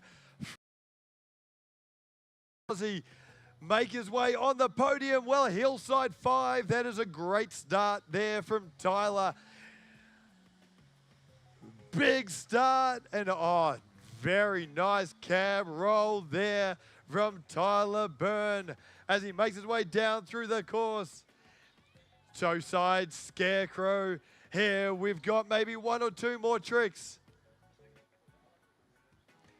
Oh, the Pete Rose, and has he got the handle? No. Well, folks, going for the Pete Rose. So the switch scarecrow to the Pete Rose, and Tyler Byrne losing the handle right at the end of pass number 2. Wow, that is, tell you what a start that was. That was a huge cab 5 from Tyler Byrne, first trick, and then straight back in with that incredible, there was the cab roll. So Hillside 5 to cab roll there from Tyler Byrne. As we look to the replay, the switch scarecrow, and then of course this big finisher, the Pete Rose, and unable to ride away from that one. Well, Tyler Byrne, very, very nice ride from the young Australian there in this junior pro men's final here today. Well, we've got 2 riders to come. We're halfway through the action in the finals, and it is heating up here, folks. Tell you what, Matteo Molinari, well, he came out firing here this morning, set the bar incredibly high, and then we have had Tyler Byrne from Australia. We got 2 more Aussies to come, and that of course is Cooper Armstrong from South Australia and Jet Gibson from Queensland. They are coming up next. The last 2 riders, we are down to the pointy end of the competition, and get ready because this is going to be a very, very big finish to this junior pro men's final. Cooper Armstrong, well, last night he had the ride of his life. It was absolutely incredible, and he jumped on through to today's final. We saw some of the biggest tricks in wakeboarding from young Cooper Armstrong last night, and I am so excited to see one of the most explosive young Aussie riders back out here this morning in this final. Well, the G23 about to make its way down through the course here, and that of course is Cooper Armstrong from South Australia. Get ready here, folks. Our 3rd rider in this final. It is Australia's own Cooper Armstrong, and he is underway here. Here we go. One of the most explosive young riders on his hillside edge, and the nuclear grab tantrum. So that incredible style here from Cooper Armstrong. Back in the nose grab scarecrow. Well, casing the wake, but that strong riding style making his way through there. Here we go, the whirly bird there. So Cooper Armstrong with the tantrum, with the overhead 360, and then back, and the dum-dum to round out pass number 1. Yes, Cooper Armstrong stand up pass number 1, and doing it just like he did last night in the semi-finals, and that is a very nice first pass there for South Australia's own Cooper Armstrong. Well, there are a lot of excited Aussies in the crowd here and online, watching, of course, at moombamasters.com.au. As Cooper Armstrong, we go to the replay, and there was that nuclear grab tantrum, and then back in to the nose grab scarecrow. Cooper Armstrong casing the wake on that one, but that strong riding style getting him through. As we see the whirly bird, that was where he stepped it up, and then back in on his toe side edge, and the dum-dum there to round out a very nice pass number 1. Well, Cooper Armstrong getting it done here in the final, and a very, very nice pass number 1 from the young South Australian. Of course, a big Australian g'day to all of our viewers watching along online at moombamasters.com.au. or of course MOOMBA Masters TV on YouTube as we get in to pass number 2. Here from Cooper Armstrong. And starting things off, there's the KGB. Here from Cooper as he makes his way down through. And the very nice chrome mobe here from Cooper. Hillside 720, folks, 2 full spins there. And Cooper Armstrong, well, he lost the handle and going down. But come on, Melbourne, let's make some noise. Put your hands together. That is incredible riding from Cooper Armstrong representing Australia in this MOOMBA Masters Junior Pro Men Final. Oh, I tell you what, have a look to the replay there, folks. There was that crow mobe there from Cooper Armstrong. So big. And Cooper there with the Hillside 7. Oh, I tell you what, it was right there. It was right there for him, just losing the landing there, skidding out. And Cooper Armstrong, well, the current has helped him out a little bit here. And Cooper Armstrong will be back. I think he's only got room for one more trick. And this is going to be a big, big finish here from Cooper Armstrong. Well, here we go, folks. Cooper Armstrong now is our 3rd rider in this Junior Pro Men's Final. It all comes down to this. Come on, Australia, put your hands together. Let's make some noise. Let's show some appreciation for Australia's own Cooper Armstrong as he's up and on the water. And here we go, the big finish. What have we got here? Cooper Armstrong now on a hillside edge and a hillside 5. So Cooper Armstrong playing it safe, getting that trick on the board, and smart riding there from Cooper Armstrong. Tell you what, this is going to be pretty tough for the judges because we have seen some incredible riding from all of our competitors so far this morning.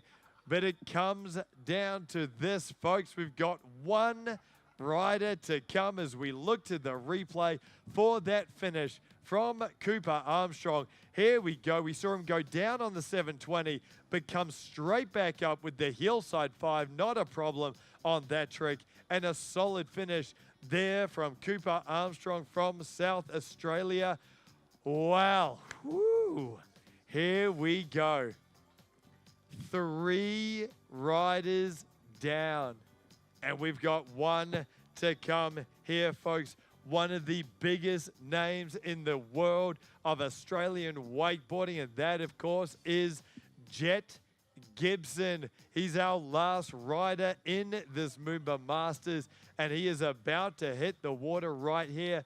Jet, of course, if you were following along or down here on the bank last night, barely making it through. He just squeezed through into this final. And I tell you what, spoke to Jet this morning and he is pumped up and ready to make some amends here this morning. Well, this is going to be an exciting finish here, folks.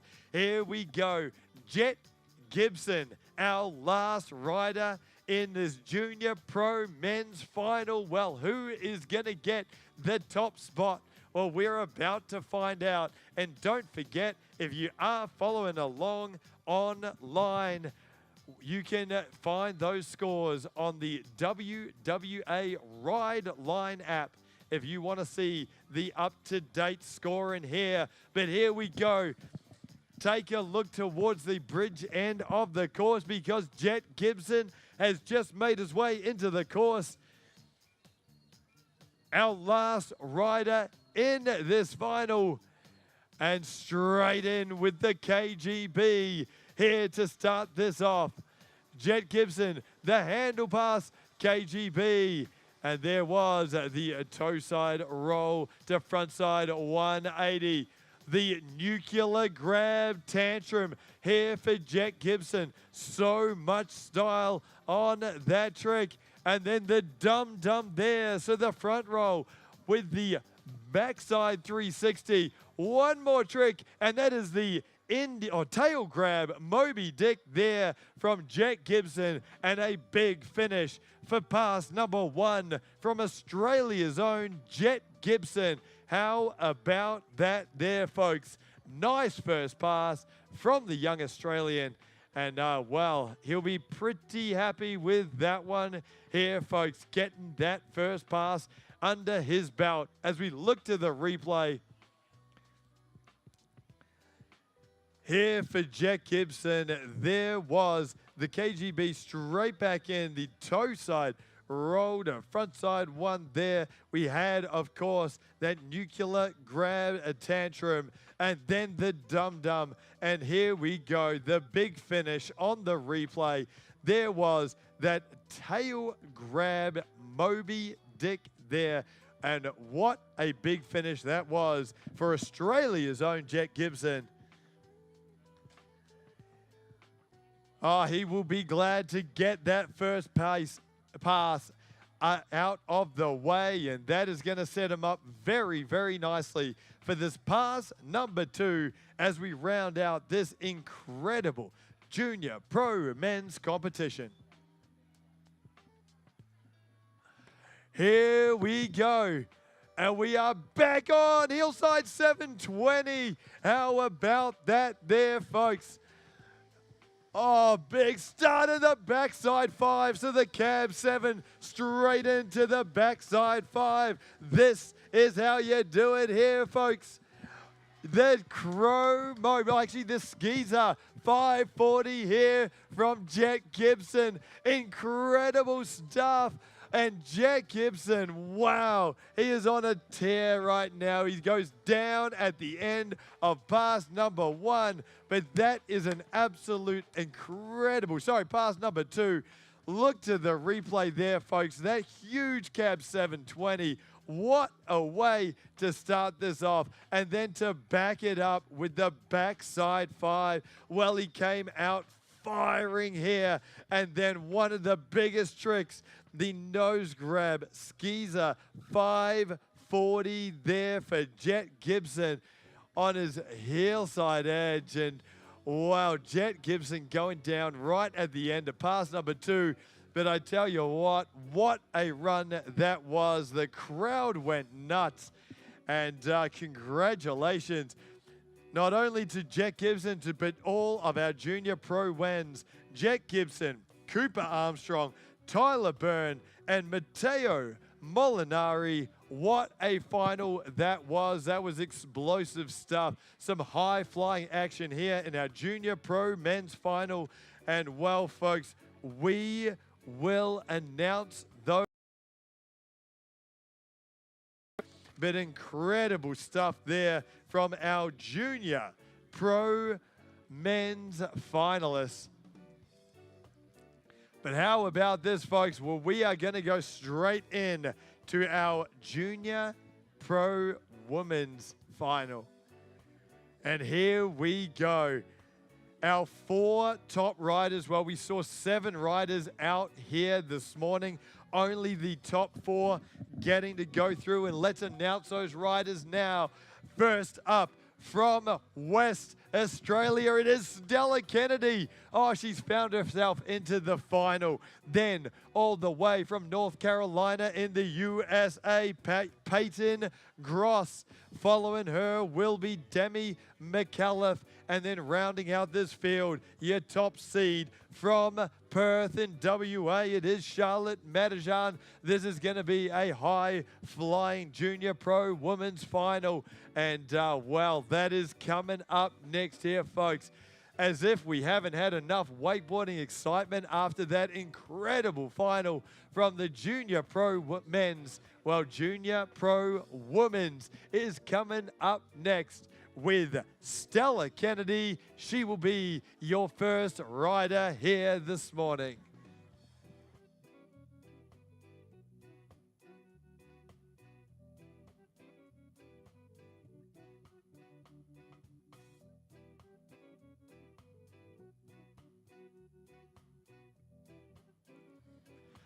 Well, here we go. The award-winning towboat of the Super Air Nautique G23 now making its way into course. And this is Stella Kennedy, your first rider, and a big stalefish into the flats. How about that?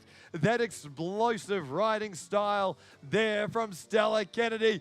Back in, toe side front roll. How about the way she dropped out of the sky on that toe side front roll as she makes her way down through the course here. Heel side tantrum, up and over and back in. This is the last trick in pass number 1 on her toe side edge, the toe side back roll. And I think she's gone down on that one. Yes, she has there, folks. So Stella Kennedy with a fall at the end of pass number 1 on the Indie Grab toe side back roll. Wow, she came out absolutely flying as we look to the replay. Look at that. Well, that was the Indie Grab there. Sorry, folks, called that wrong as it happened live. The Indie Grab to start things off. And then straight back in with that incredible toe side front roll. Oh, I love the height on that one. There was the heel side tantrum. Looking very, very solid on that pass number 1. And here we go on that last trick. The toe side Indie grabbed back roll. And, well, unfortunately for Stella, over rotating that trick and going down at the end of pass number 1, Stella Kennedy from West Australia, and she has found herself in this final, and that is a very, very nice start here to our riding this morning.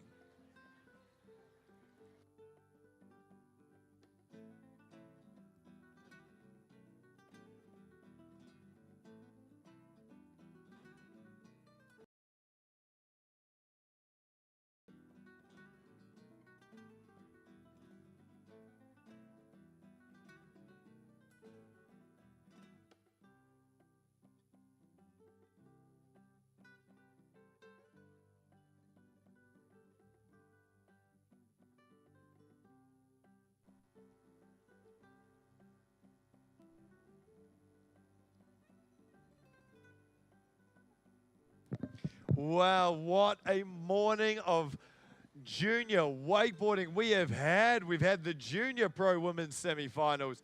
That incredible Junior Pro Men's Final. Wow, I am barely getting over the finish of that one. And then we are on with our Junior Pro Women's right now. And this, of course, is WA's own Stella Kennedy. Well, here we go. Stella Kennedy back on here, the G23 into course. And Stella Kennedy with that giant half cab 180. Oh, I love that one right out into the flats. Back-to-back 180s there for Stella. So no, it was the front side 180 to the half cab 180. Now a heel side approach and a very nice heel side back roll. Not a problem there. She's got one more trick. Here we go. How do we have the finish?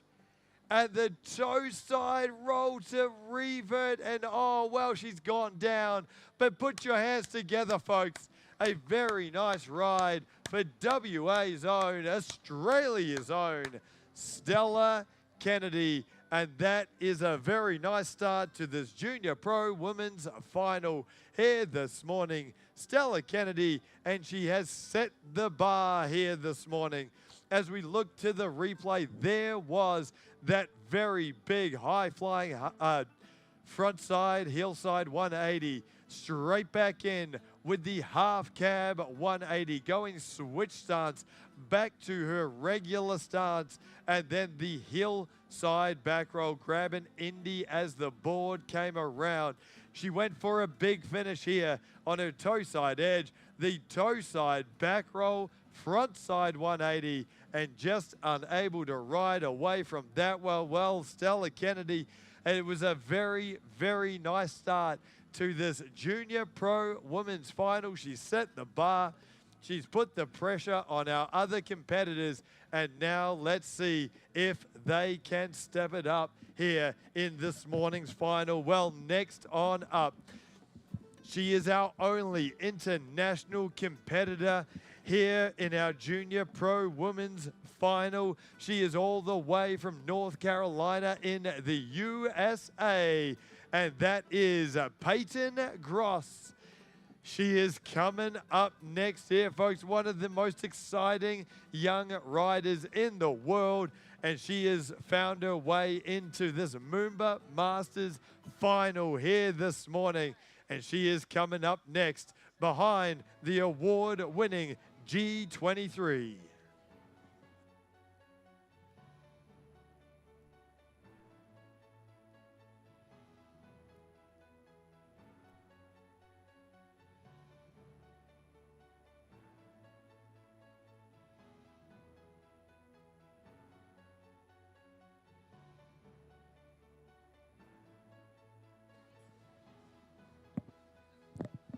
Well, here we go. We are back on for the US's own Peyton Gross, and straight in with the big tantrum.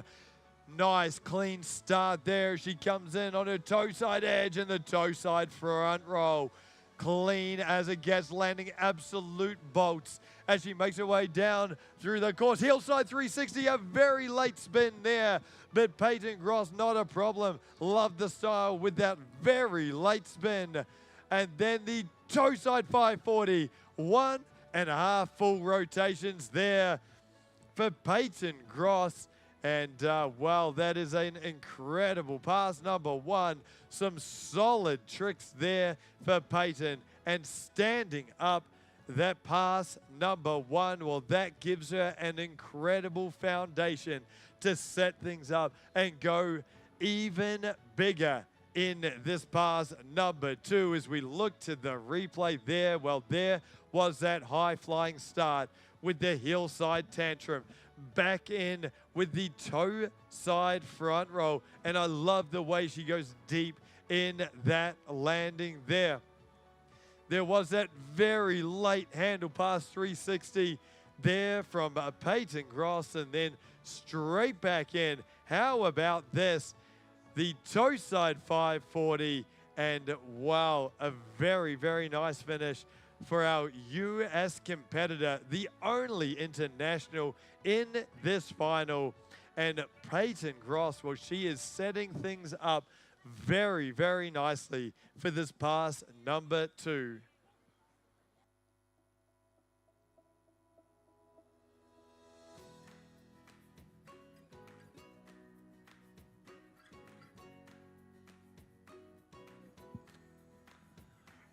Well, we are back on. Have a look to the city end here, folks, because Peyton Gross with the half cap roll, and oh, thought she had that one coming in with the hillside back roll with the added difficulty of the front side 180. And as you can see, just going out the front on the landing there, well, it looked clean. I thought she had that one, and wow, unfortunately, going down at the start of pass number two.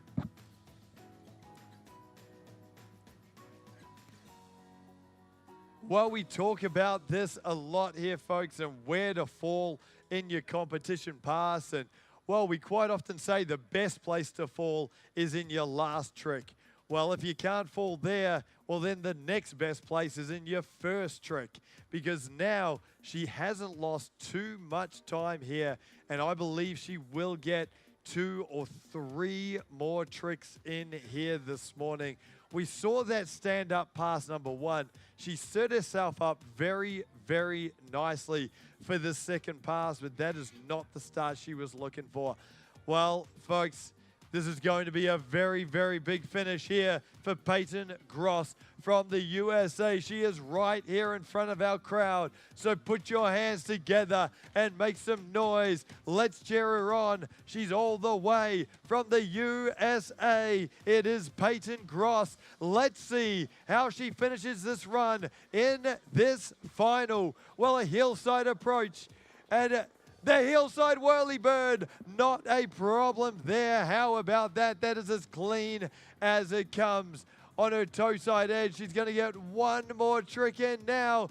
And the toe side back roll to front side 180. Oh, she's squeezing one more trick in. Hillside 360. How about that there, folks? Using every inch of the course. And that is a big finish here from Peyton Gross from the USA. What a way to get it done after that first fall in that pass number 2. Well, folks, as we look to the replay, there was that fall that we saw with the half cab roll there, but this is where she come back. Here we go on the water now on a hillside edge, and what confidence to go straight back into the whirlybird there from Peyton Gross. It was the toe side back roll, the front side 180, and then somehow squeezing in that third trick.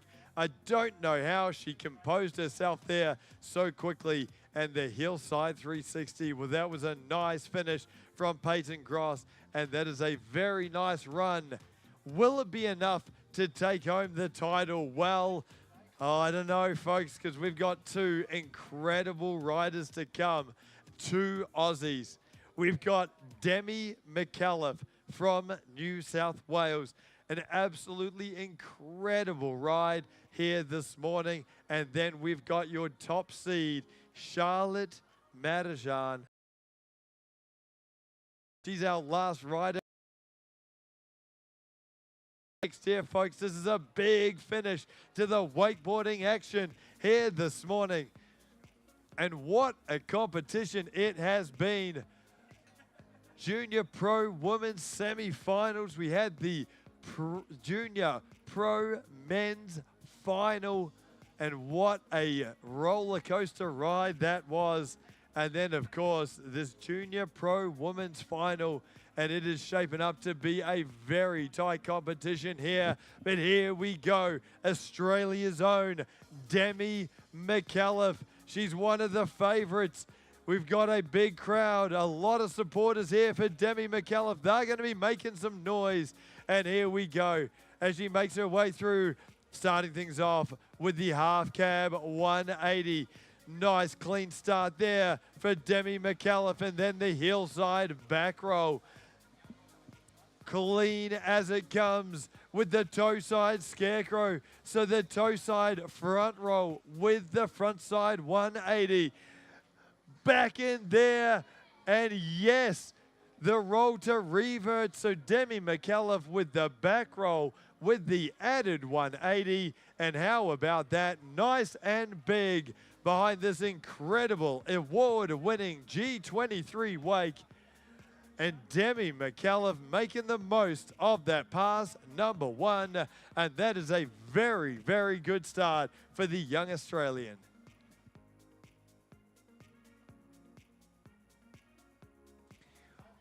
Well, as we look to the replay here, tell you what, that was a very nice pass number 1. There was that hillside back roll. We saw the half cab 180 to kick it off, and then here she goes. There was the toe side scarecrow, and then back in with this incredible hillside back roll, front side 180, and a very nice finish there for Demi McAuliffe. Well, the crowd went nuts here with that finish, and why not? Because that was a stand-up pass number 1 for Demi McAuliffe in this Junior Pro Women's Final.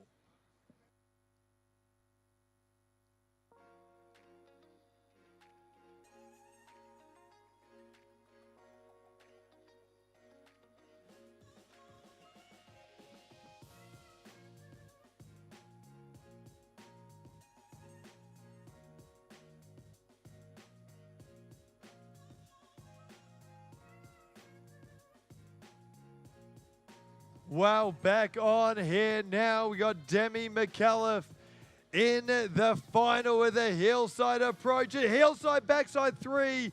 Oh, folks, losing the handle on the backside 360 there from Demi McAuliffe. But she came out charging here, folks.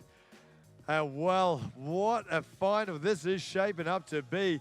The pressure is on to these young riders. And, well, Demi McAuliffe not holding back here for pass number 2. Straight into that backside 360. And, well, unfortunately, having her first fall of the morning here, but tell you what, the action, it just keeps coming. This is an action-packed final. Seen some incredible riding from our junior pro women's, and we are back on, and now this is Demi McAuliffe. Make some noise here, folks, for our third rider in this very stacked junior pro women's final. Demi McAuliffe, well, one fall down. It's a toe side approach. Toe side 540, and she has stomped that one. Absolutely nailed it on a hillside edge now. There's the hillside backside 3. Not a problem. The trick that took her down. And how about that? What a way to come back there from Demi McAuliffe after the fall in that pass number 2. 2 very big tricks to finish this off. And as you can see, as we look to the replay, there was the fall with the backside 360. But more importantly, how about the way she came back? Check out the replay now here, folks, because this was that big comeback on her toe side edge. A big approach, a 1.5 full rotations there from Demi McAuliffe. The toe side 540, and then the confident riding, the hillside backside 360.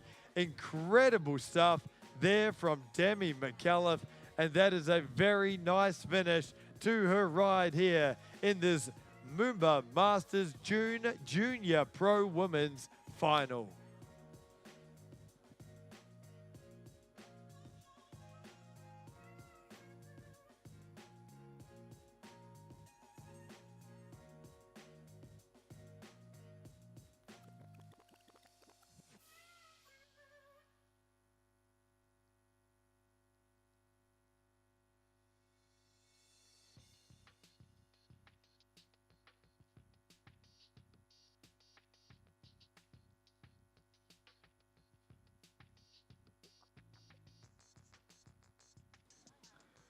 Well, of course, a good old Aussie g'day to all of our supporters following along with the action online. You can check that out at moombamasters.com.au or just search MOOMBA Masters TV on YouTube and follow along with this incredible action all day long. Of course, a shout out to all of our viewers up in Queensland, battling it down with the cyclone up there. Our thoughts go out to everyone up in Queensland. Hope you're all staying safe and glad you're joining us. But let's now pay our attention to the water, because this is our last rider in the final here. And it is, of course, Australia's own Charlotte Madijan. So the hillside stalefish to toe side scarecrow. Solid start here, and the very solid indie grab. Back roll there for Charlotte Madijan. How about this for a start? Oh, the toe side 540. That is incredible. And back in with the switch scarecrow. How about that for a stand-up pass number 1? Put your hands together, folks. Charlotte Madijan from West Australia, and what a pass number 1 that was.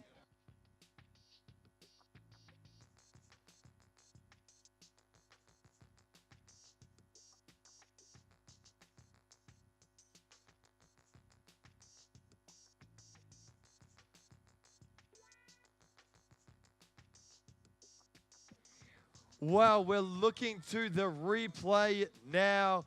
This, of course, is Charlotte Madijan.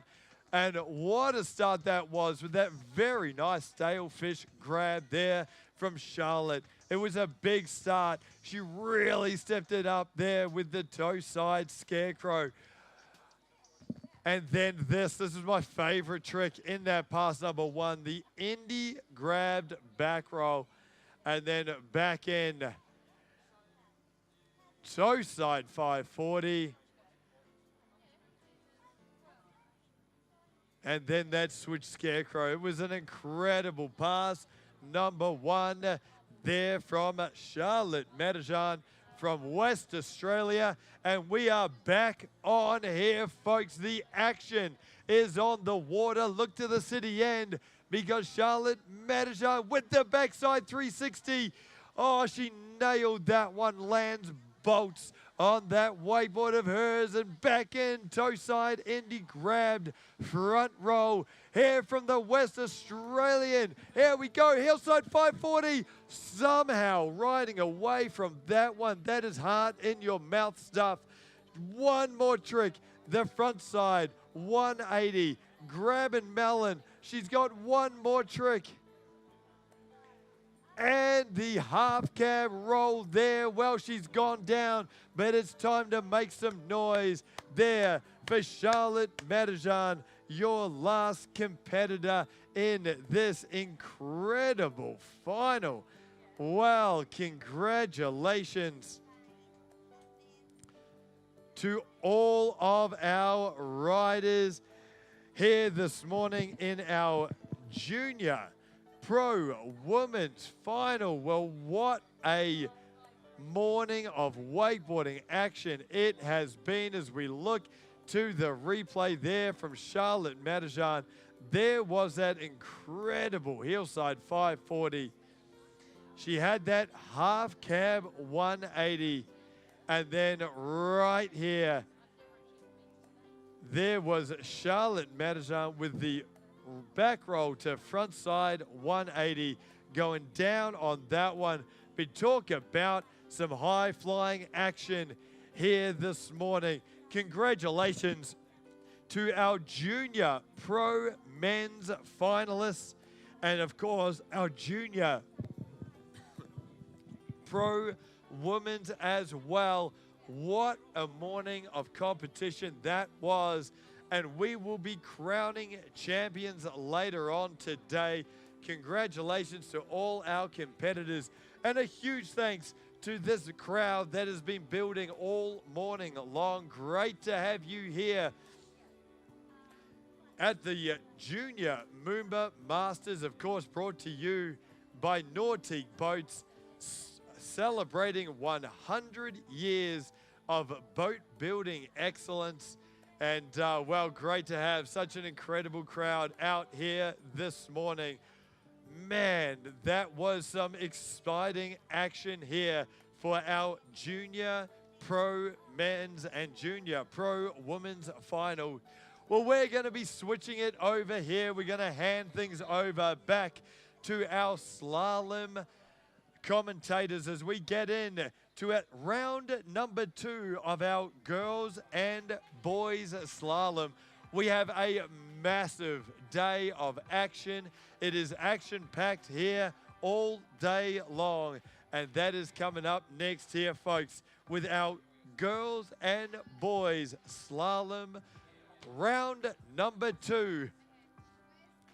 Now, of course, if you're down here visiting for this incredible MOOMBA Masters, don't forget to grab yourself a souvenir t-shirt. We have a full range of apparel available from the TWVA tent here. It's right behind the judges area, and grab yourself a merchandise t-shirt or hat from those guys. They're going to be for sale all weekend long, and you don't want to miss out on a souvenir t-shirt or hat. Grab yourself. You can see a lot of those around. They look good And you too can grab yourself a souvenir t-shirt to celebrate this incredible event. Now, for all of our wakeboarding fans out there, well, we will be back tomorrow here, folks.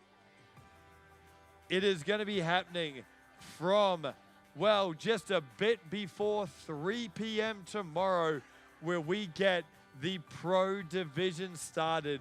That is Pro Women's Semifinals. It's happening here tomorrow, folks, and I will see you here tomorrow from 3 p.m. for our Pro Women's Semifinals.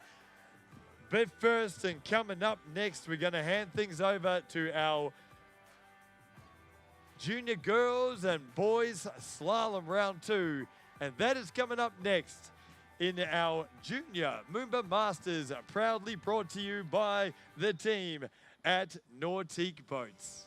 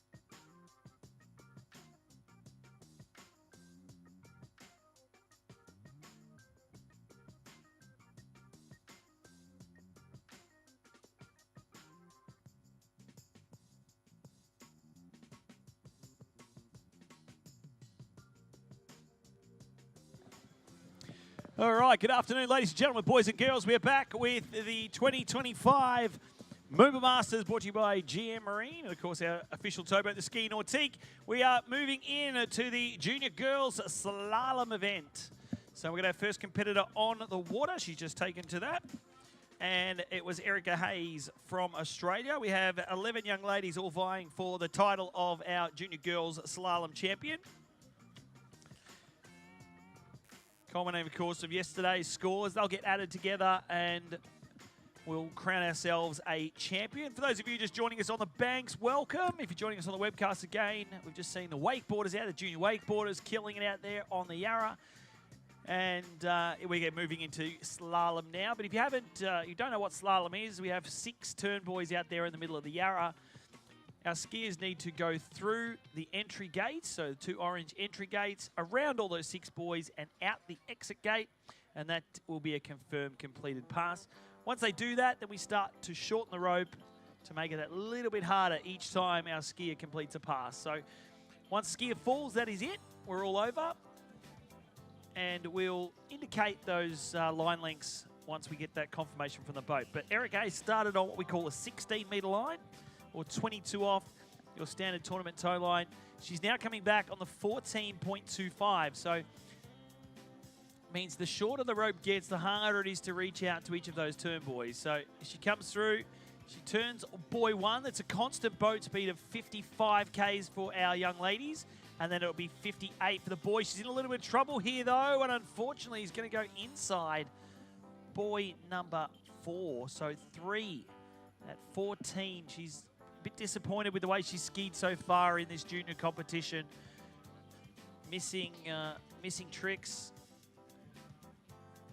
And now missing slalom as well. So it's going to be a disappointing junior competition for Erica Hayes, but tough competitor. She'll be back. And joining up in commentary, Rob Wing. Rob, looking forward to this junior girls slalom. We've got probably the best lineup we've ever had at a junior competition here in slalom. Yeah, without a doubt, both in boys and the girls. So yeah. It's going to be a great afternoon of slaloming without a doubt. So what is there, about 11? Okay, so 3 at 14 for Erica, as you mentioned. She'll be a little bit disappointed with that one, but going to move on to another young Aussie. Daisy Green will it be our next competitor.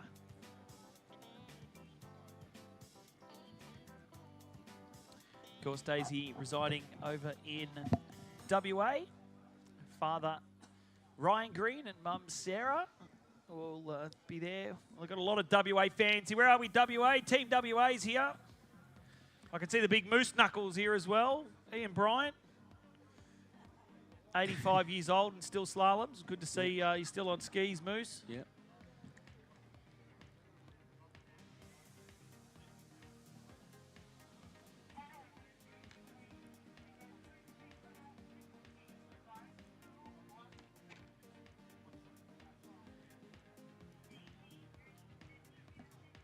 Okay, Daisy Green coming in on a 16-metre line, but if I've heard correctly, electing to have a boat speed of 52. Now, the official long line is 18.25, the first shortening 16, but you can start on the first shortening at that 52k boat speed. Then if Daisy Green runs this first pass, she will increase the boat speed to 55. She turns around buoy 4. Pretty ideal conditions on the Yarra at the moment as she slows the ski beautifully into buoy 6. Skips through the gates and successfully completes that opening pass.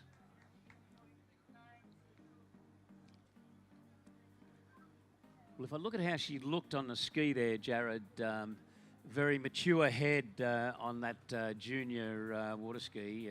Looked very calm and controlled out there on the Yarra, but still things get a little bit more difficult now because the boat speed is going to increase to 55 kilometres per hour. And just so to make it Rob is- harder, yeah. we'll shorten the rope a bit more Yeah. after that. Just keep taking lines and lines of that rope off until the skier can't complete the pass. But has a personal best on the 13-metre line. Ended up 22nd in the Junior World Championships over in Canada, back towards the end of last year.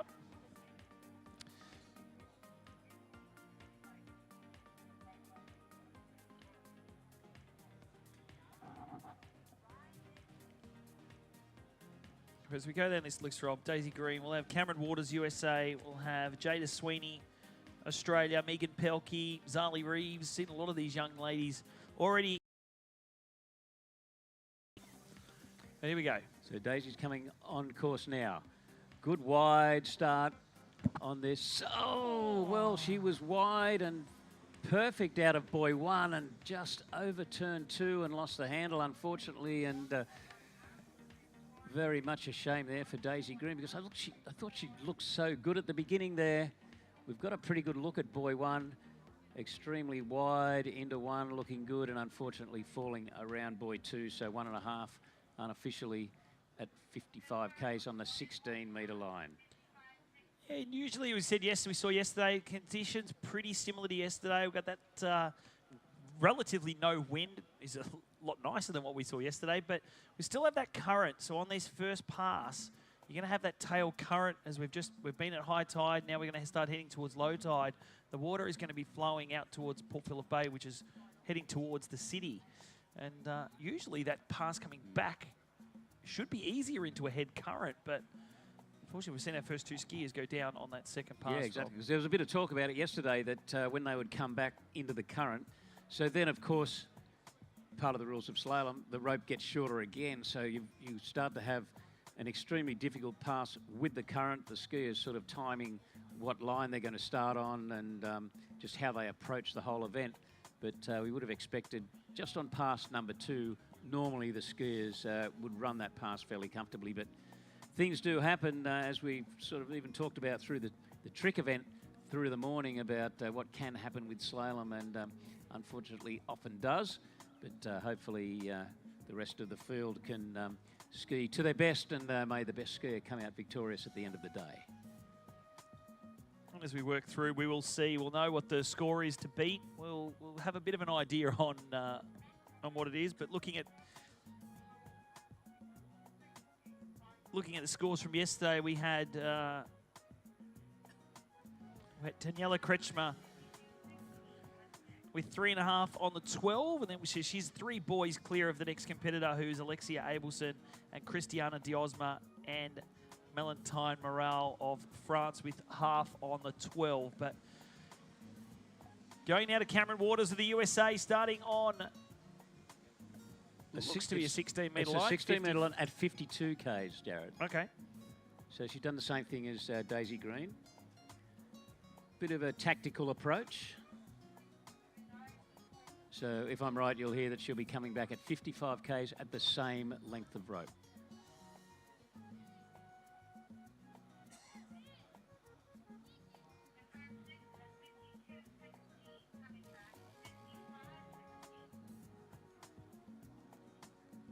I was going to say, Jared, if I was wrong on that one, I'm having a good day, because it'd only be the second time today that I've made a mistake. We're never wrong. What are you talking about?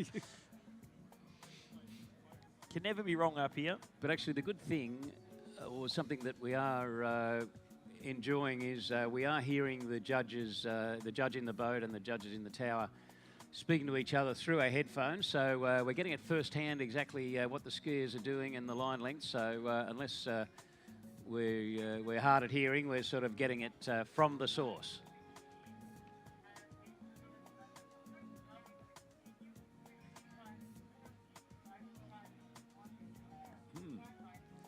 Again, Rob, we get it straight from the judge's mouth, but I wonder don't we? if because Daisy started at 52, you know, whether, anyway. So now we're hearing, folks, well, this is just what we're hearing, that she ran 52 at 16. Will in fact go to 55 k's. So let's hope that in these ideal conditions, Cameron Waters can run this pass, because she has quite a bit riding on it. She needs some bonus points as she turns around 3. Gets now to 4. So we're just waiting for 4. She's still looking comfortable. Turns around 5. 8 on time. Gets to 6. Out through the gates.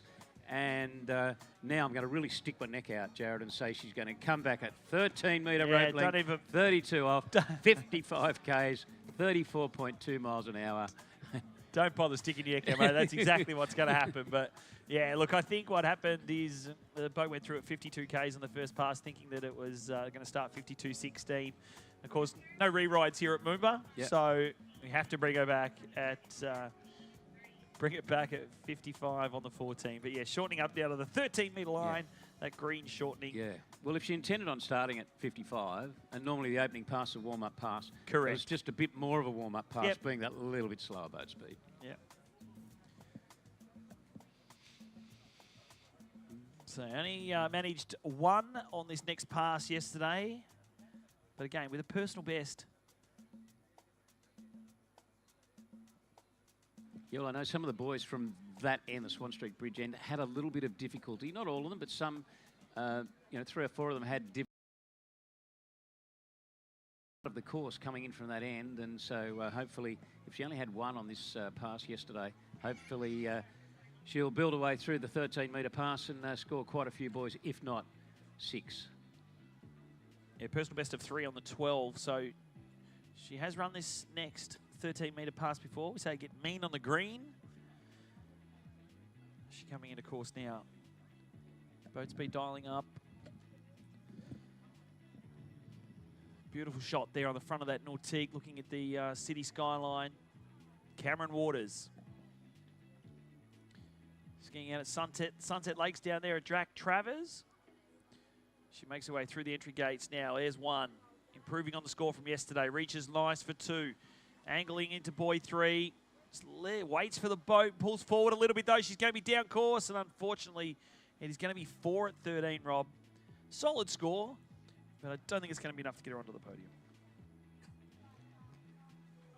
Yeah, solid score. She looked pretty good, but she just was maybe that we could blame the tail current. We've got to have something to talk about because she was just getting, the more she, the more buoys she turned, the further down course she got, and came out of 3 pretty late and managed to get to 4, but wasn't in a position to be able to turn 4 and make a crack at 5. So unfortunately, well, or fortunately, a pretty handy score, 4 on the 13-metre line. So well done by Cameron Sweeney there, was scoring 4 at 13.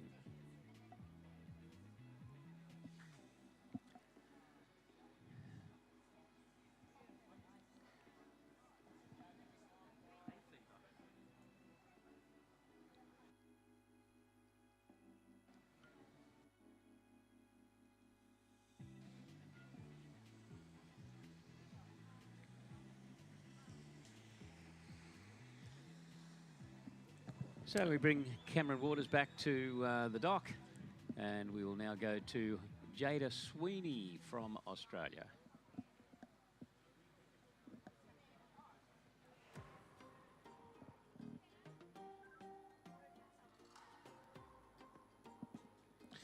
Yeah, of course, Jada from the Geelong Water Ski Club. 18 years of age now. This is her last time at a junior competition. Personal best of half on the 12. So she, again, you need to get a score at least at 12. These girls have got to make up the difference from yesterday.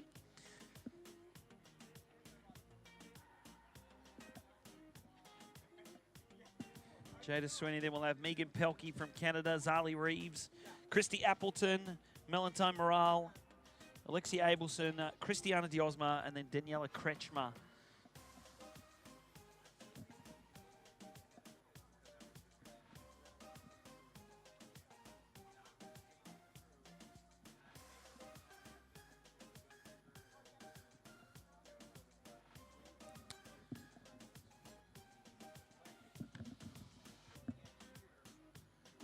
Go and pick her up from the start dock. Start dock now. So Jada Sweeney, bit of work to do here. The young Victorian.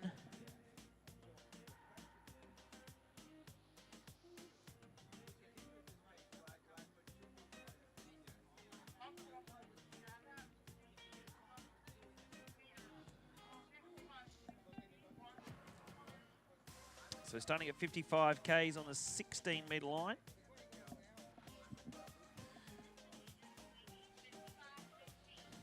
Pulling out on those entry gates. Now should be a nice, easy opening pass for her. A little bit of a tail current. It's only going to increase as we get through the afternoon.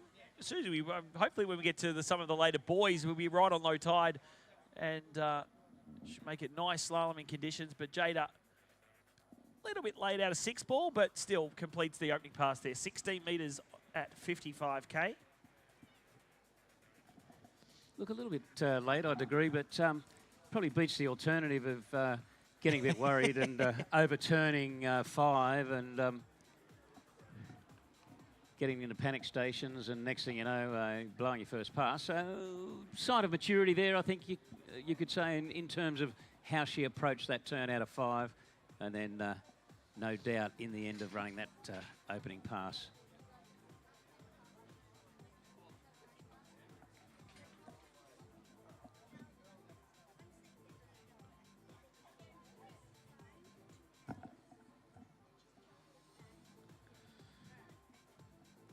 What's your room number, Jeff?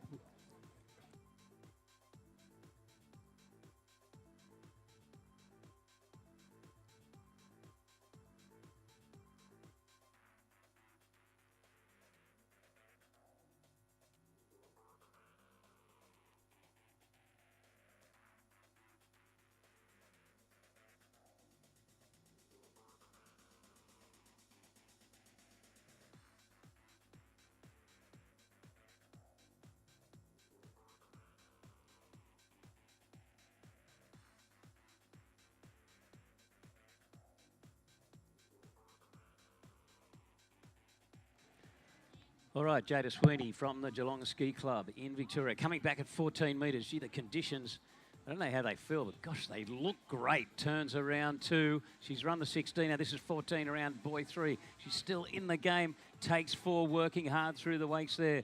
Turns around 5 and runs the 14.25 metre line. Awesome stuff on the 28 off rope length there for Jada Sweeney.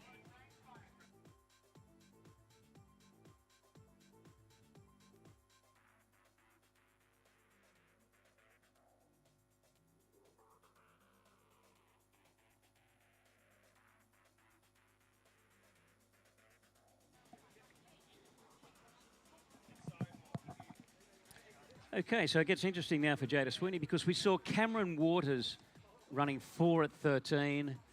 There's that little bit of tail current, which I'm hoping won't be doing a whole lot to affect the skiers, although Cameron Waters did run down course a little through that pass where she scored the 4 at the 13.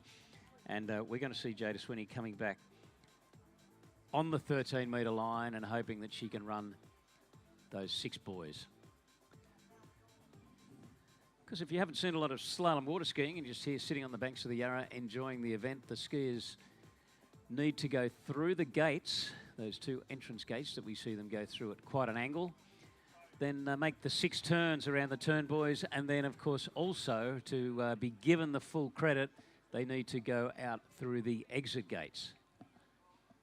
So that is the scenario for the slalom event. And Jada Sweeney about to come back on the 13 metre line. You're watching in the USA 32 off. And the boat speed, of course, the shortening speed the same for our open female skiers, 55 Ks, 34.2 miles per hour.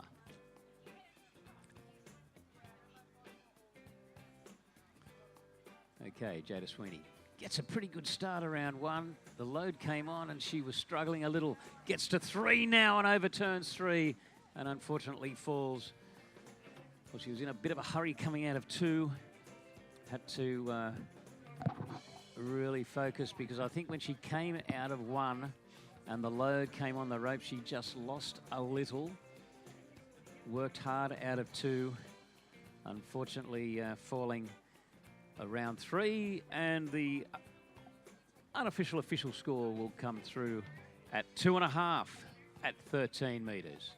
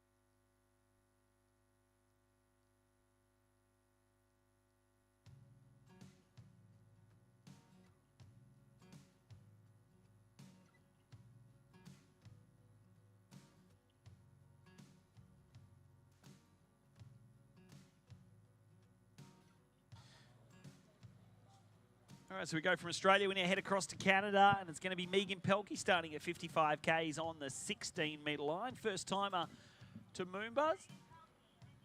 Performed pretty well so far. She'll be pretty happy with the tournament she's had.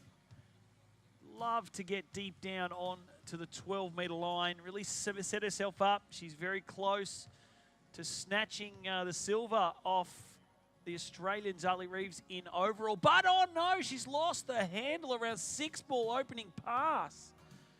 So tough conditions out here. Tail current must be a little bit stronger than what we originally anticipated. But, yeah, unfortunately, Megan Pelkey. We'll go back to the replay, and she didn't look like she was in too much trouble. It's a little bit down course at 2-ball, but all sort of happened. A nice, easy pass. It should be a fairly basic pass for Megan, but she's got to 6-ball there, got around and lost the handle. She came around 6-ball, but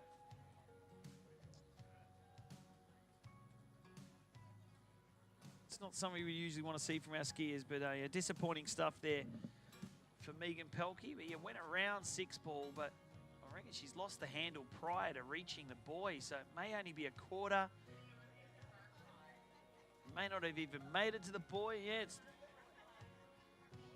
Yeah, that's it. The judges have called it. It's going to only be a 5 on the opening pass. So lost the handle prior to reaching 6-ball. So really motoring our way through this junior girls slalom. With 5 down, 6 to go. Zali Reeves, Australia, will be off next. Christy Appleton. 2 Australians before we go. All international field for the top 4. Melantine Morale. Alexia Abelson, USA. Cristiana Diosma of Peru. And then Daniela Kretschmer of Chile. First pass, Rob. Yeah, down first pass for Megan Pelkey.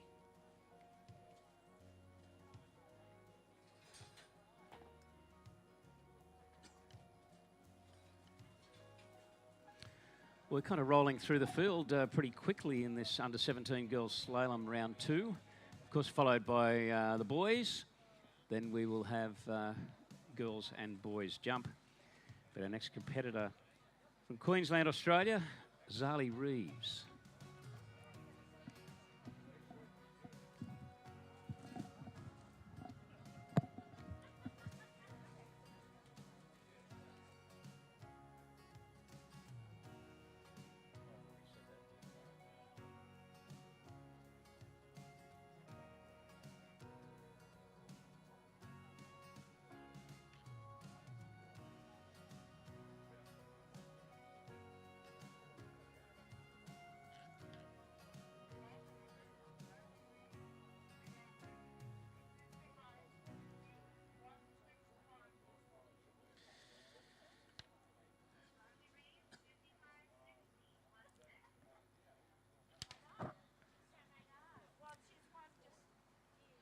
Yes, here we go now. Go to Queensland. Zali Reeves.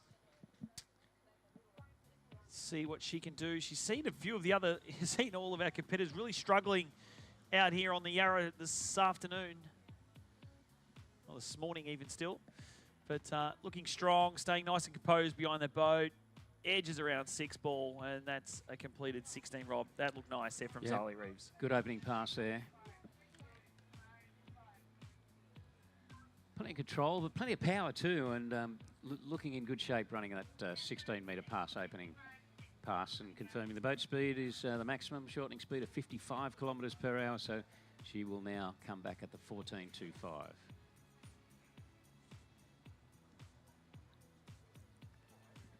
I said, Robert, this tail current doesn't look overly difficult from up here, but if you look down at the slalom boys, we mentioned this yesterday, you can actually see even the bubbles from the boat path going through, how quickly they're actually moving.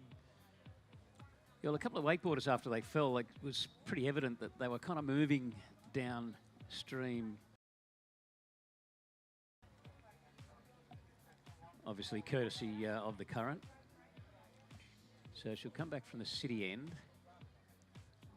Just without being out there yourself, you sort of don't know how much effect it has. However, a number of our skiers have just seemed to be running constant, like down course as they were travelling down from that Swan Street Bridge end on those difficult, more difficult passes, like, as in the 13-metre pass.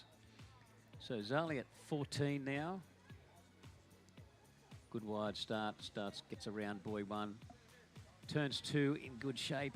Turns around 3. Well, she was on time for 3. Come on, Zali. Hang on. A bit of a rough turn out of 4, but got to 5. Well, she fought tooth and nail for that one and managed to hold it together.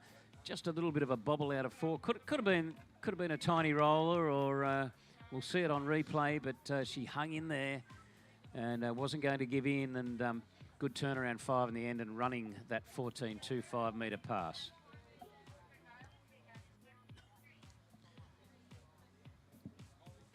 Yeah, trying to get Mean on the green.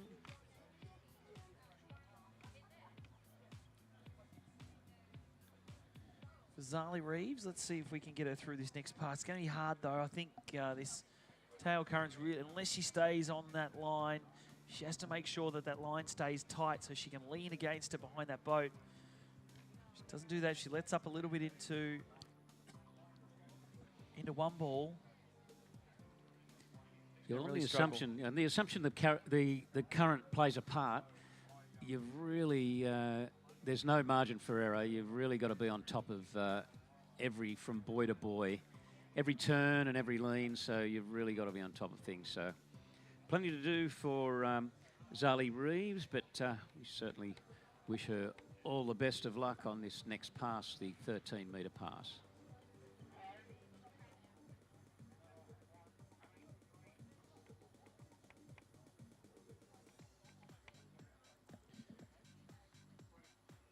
Just waiting now. Of course, you have a longer drop time on the other side of the Swan Street Bridge because of the solid wall that's along the Henley Landing. We do have a backwash system there that does knock out some of those rollers, but gate from the Swan Street Bridge end. But here she goes. Zali Reeves pulls out on our record-setting ski nautique. Now making her way through those entry gates. Nice start here at 1 for 13 for Zali. A little bit narrow though into ball 2. She's still on it though. 3 ball looks good. She's pulling long and hard. She gets around 4. I don't think she's going to make it back to the lakes with that tail current pushing her down course. But 3.5, Rob, 13 metres for Zali Reeves.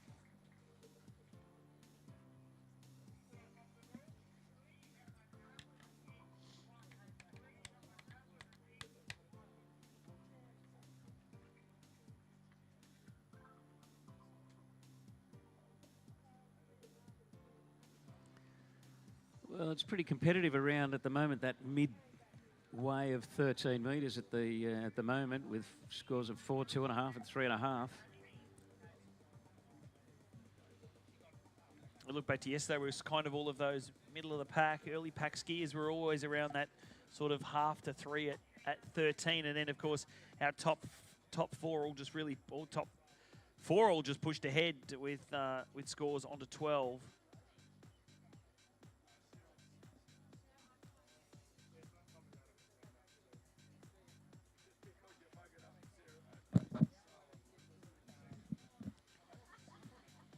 Yeah, there she comes back. Zali Reeves from Australia. Be pretty happy with that. She would have liked to have improved a little fraction more to try and help her with overall, but so they've got a confirmed score. All right, so judges have just called it through that Zali Reeves' official score is actually only going to be 3 on the 13-metre line. So we did see her edge out. Not quite sure. From here, it looked like she went around 4 ball, but must have been from the judges' call and the review from the boat to say that no, she didn't.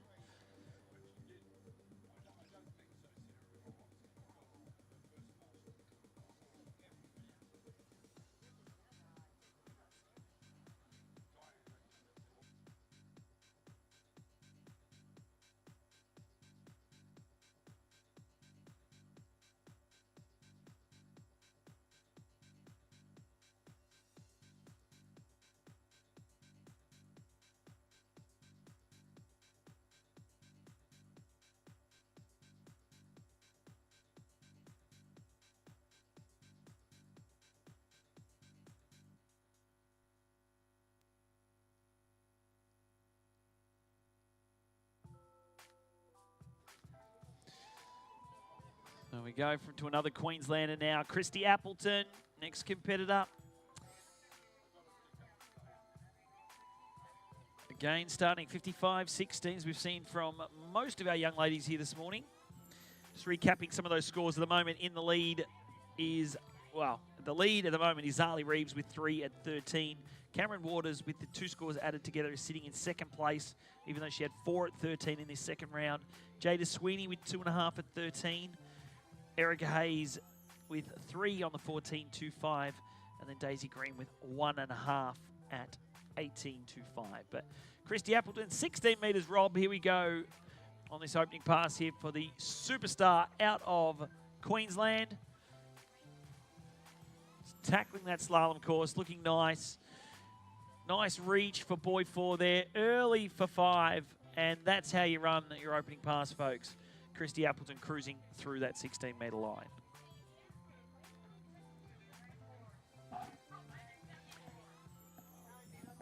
I'd agree with you there, Jared. That is exactly how you run that opening pass on the streaming and the streaming screen, where you're seeing replay.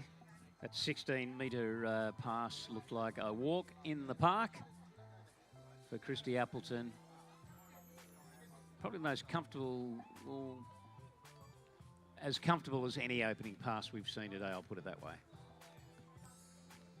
Yeah, totally agree with that one. But we'll shorten her up to the 14, see how she goes, see how she can tackle these tough conditions. If you're just joining us on the webcast, welcome into the commentary booth. Bringing to you this Junior Girls Slalom Round 2. And then, of course, we will continue on with the Junior Boys. Who is going to be that Junior Boys champion? That's going to be a tough battle between these boys. But then we'll continue on with also Junior Women's and Junior Boys jump as well to round things out for our junior competition. Good time of the it's a good time of the day to be, if you're over in the United States, to be watching in. Fantastic time. Yeah. I think it's 8 p.m. on East Coast Thursday night, no, on the East Coast. 5 p.m. in California, and somewhere in the middle. Yeah. Beautiful.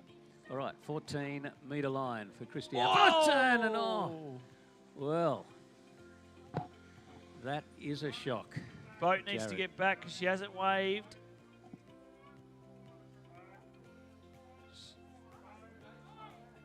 Needs to get back there.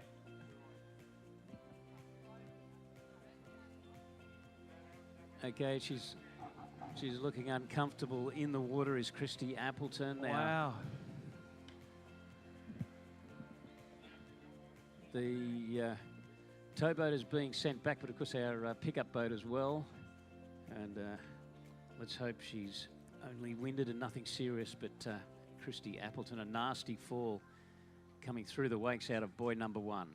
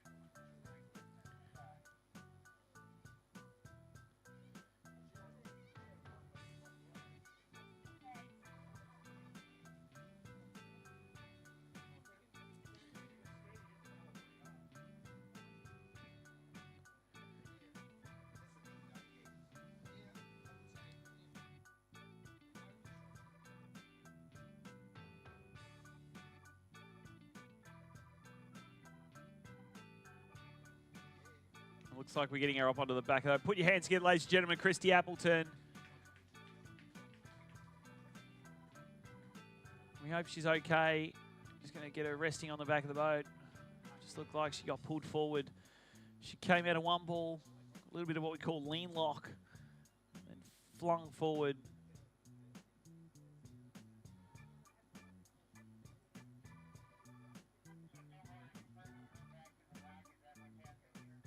we just have a look at that, go back and have a look at that replay there, and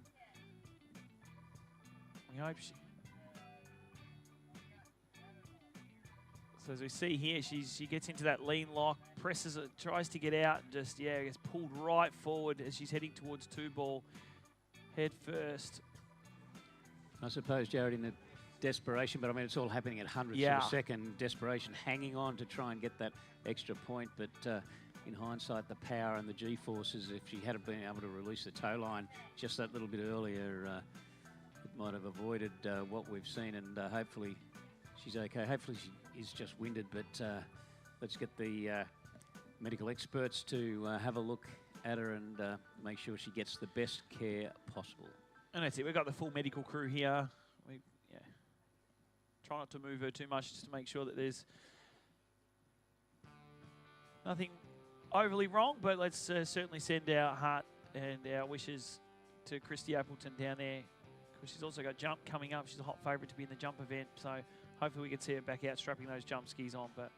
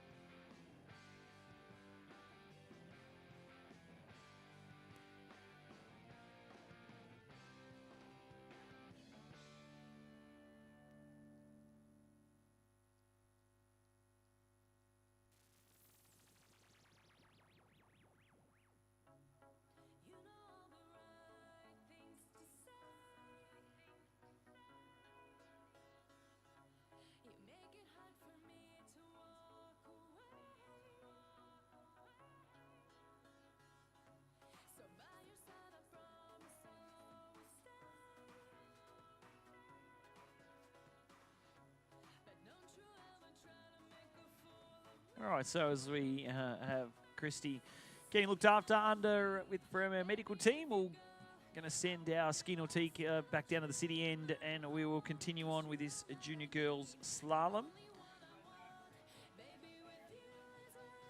We're heading to the top 4 now, Rob. This is where the podium could potentially come from. All of these young ladies all skied onto the 12-metre line yesterday. We've got Valentine Morel of France with half at 12. We had Alexia Abelson with again with half at 12. Christiana Diosma with half at 12. And then your 3-boy lead at the moment with the 2 scores added together is going to be Danielle Kretschmer of Chile. Podium's going to come. One of these girls, it looks like they will miss out on a podium. Again, still got to run the pass. At the moment, our best score from today is held by USA, and it's Cameron Waters, our 3rd competitor, off with 4 at 13. So conditions pretty tough out there on the arrow here in this second round.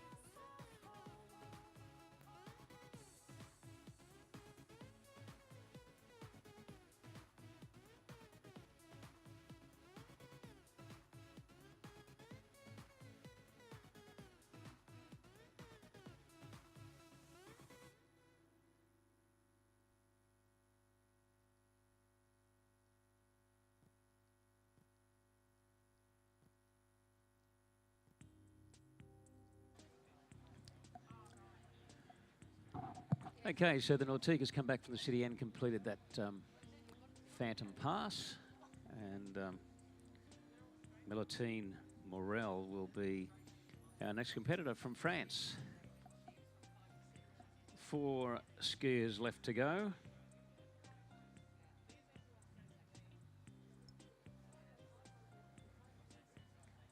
Just double checking their scores from the first round. I think they all half. All with half on the 12. On the 12. So it's really throw the old, I don't know, whatever it is you colloquially throw into the air and see where they fall. Well, it's anybody's race. It's almost like a heats and final scenario. Yeah, exactly. Yeah. It really starts today as far as the best young lady today will take out the event. Which kind of makes the event more interesting in terms of somebody having a 2-boy buffer and then they've got to win by You got Daniela Kretschmer's got a 3-boy buffer. Yeah. So it's going to be nice and easy. The podium's going to come from either of the next 3 skiers. And then it's really Daniela Kretschmer's to lose this title. But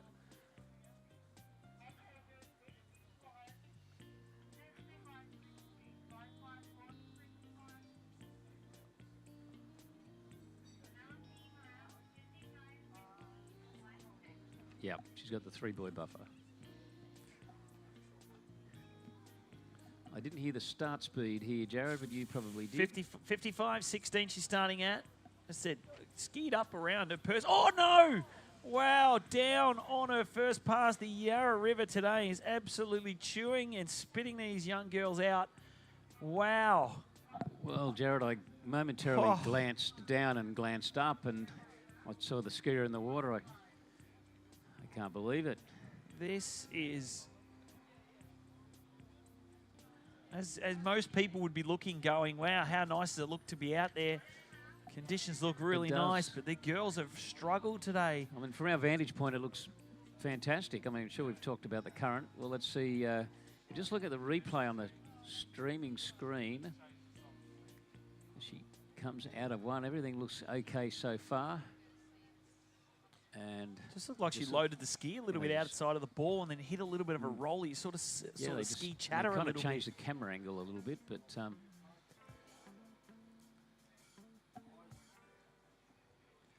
either way you look at it, very unfortunate for that young lady from France. 1.5 on the opening pass. Now we're going to go to Alexia Abelson, our next competitor from the USA. 3 competitors still to come.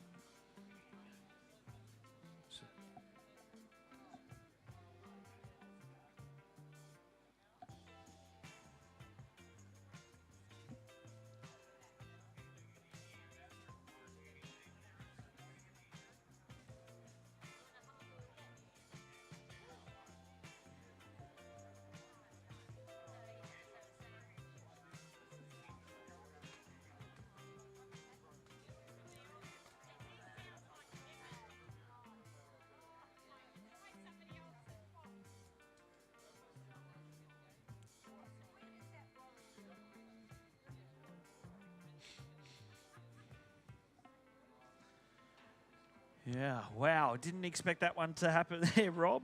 And so that means at the moment, at the moment, Zali Reeves is still holding on to the lead.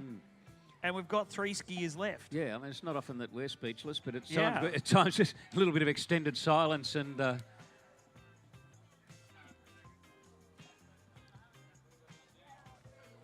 Yeah, it's not something that we thought was going to happen, especially after the way these girls skied yesterday. But, yeah, conditions are tough out there.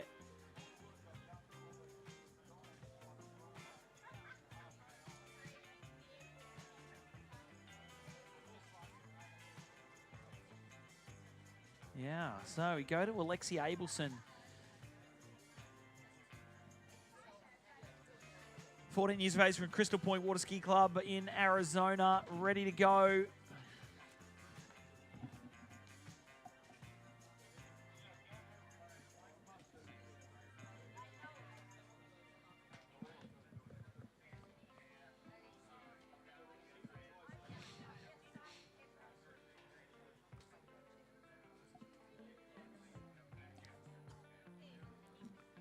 So just hearing some words from the Chief Judge that what we're going to do, we've had a little bit of a delay.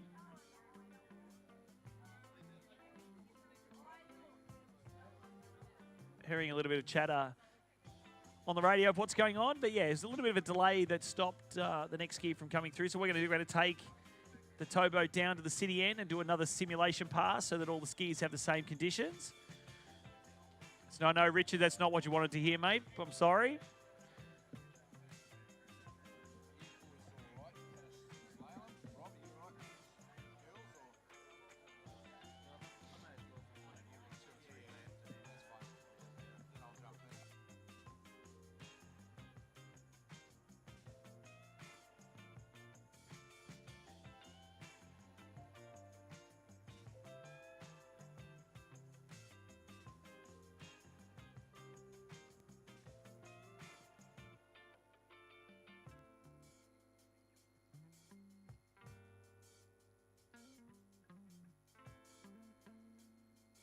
All right, so we're going to do the simulation pass and we'll continue on. Yeah, just a little bit of a delay, I think. A little bit of a stop because Valentine Morale may have hurt her elbow as well on that 2-ball.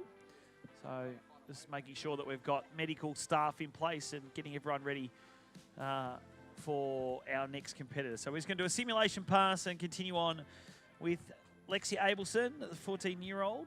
We'll get her back. All she needs to do, basically, Rob, is to ski the 14.25. She can run the 14.25 and get a couple of boys at 13, just guaranteeing herself on the podium.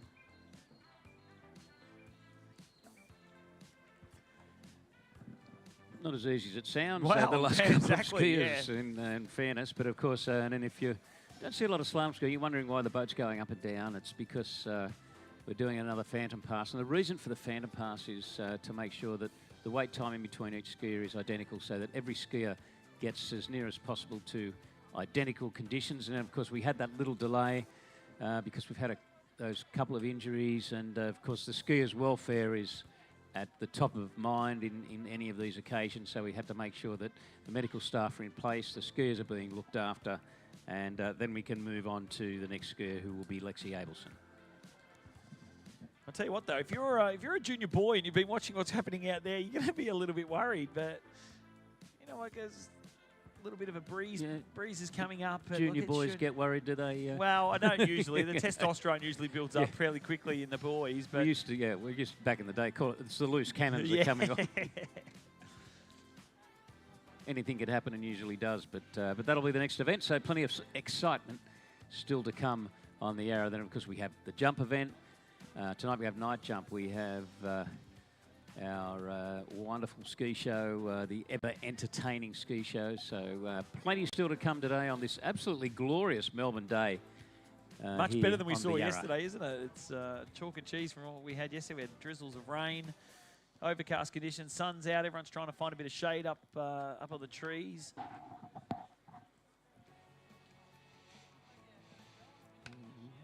But as we sort of get through, as we move through the afternoon, as yesterday the Moomba Festival will start from 4 p.m. We'll start to get all those carnival rides happening and a bit more of a upbeat atmosphere with a lot of the crowd starting to make their way down to the banks. Because this year, apparently, Kings of Moomba, is it Sushi Mango? Yeah, The Kings of Comedy are the Kings of yeah. Moomba. If anyone hasn't checked out Sushi Moose, you can try and get them up here. Yeah, we should get them up here. Get the nonnas up here and... teach them how to concrete. Yeah, do a couple of things. Yeah, do a couple of things. Now, I don't want to... No, I nearly was going to say I don't want to overstep the mark, but I was going to say something, but I'm not going to say it. So let's forget that one.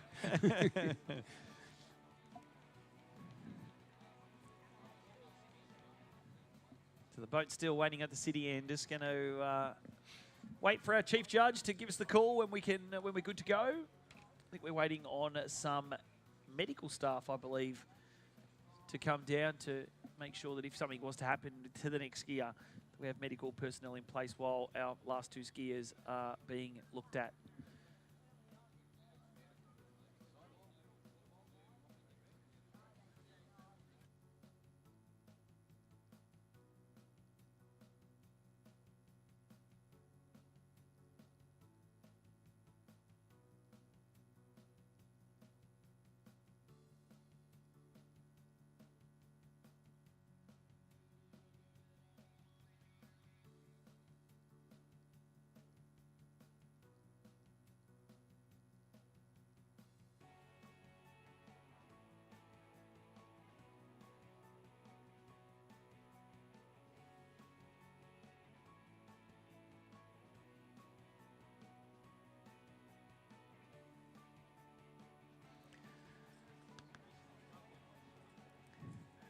Yeah, of course, as I mentioned earlier, the welfare of the skiers is paramount, but I was just going to say this phantom pass is pretty phantom because they disappeared at the city end, but here comes the Ski Nautique 100-year anniversary of that company, incidentally.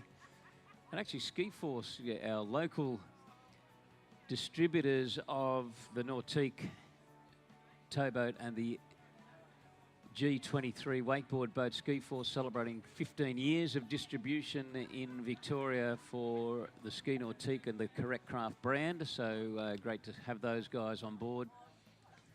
So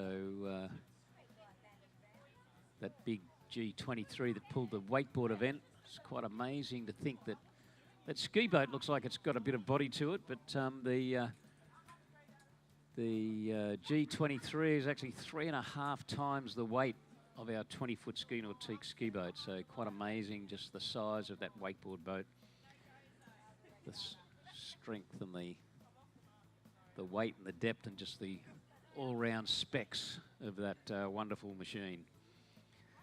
So Lexi Abelson from the US should be on course very shortly. 3 skiers to come, and then we will know who will be the under-17 girls slalom champion for the Moomba Masters for 2025.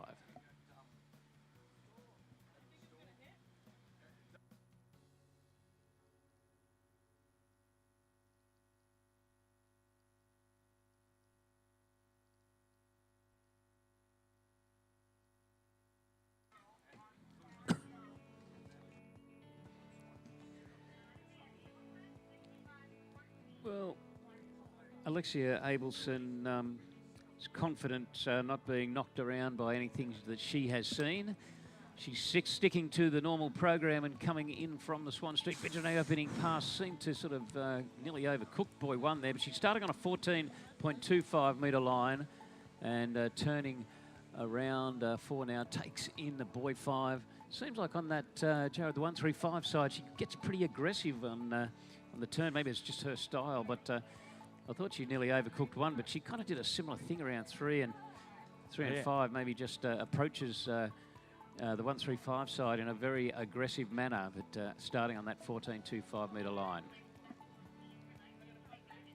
A bit of Hardy mouth stuff. She came into 1 ball there, but yeah, run the pass nicely. That is the 14.25, Rob, as you said. So she'll have these 13 head current. You know, I think that may have I think she may have started at 14 yesterday as well. We always say, Moomba's very hard to judge what the score is, what the winning score will be. With two scores added together, but she knows that she needs to get coupled down this pass. She's going to guarantee herself a medal, but she needs to still be able to put pressure back on Christiana Diosma and Danielle Kretschmer, because if she doesn't do that, it's going to be a bit of a walk in the park for our two final competitors. But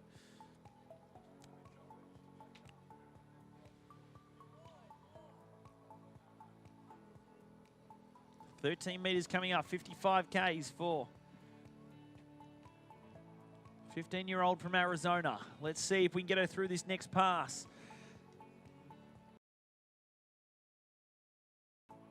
She's going to pull out wide on the towboat.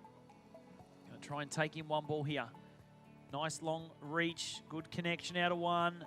Yeah, she's on it here at 2. Line stays tight, angles nicely as well. Works hard. Oh no, handle up high though at 4 ball, and she's going to be inside 5. So 4 at 13. It's going to be the score. There'll be people around the world, Rob, that would be going, this is unbelievable. Where in the world would you have the top female junior athletes out here and we're not seeing them run past 13? No.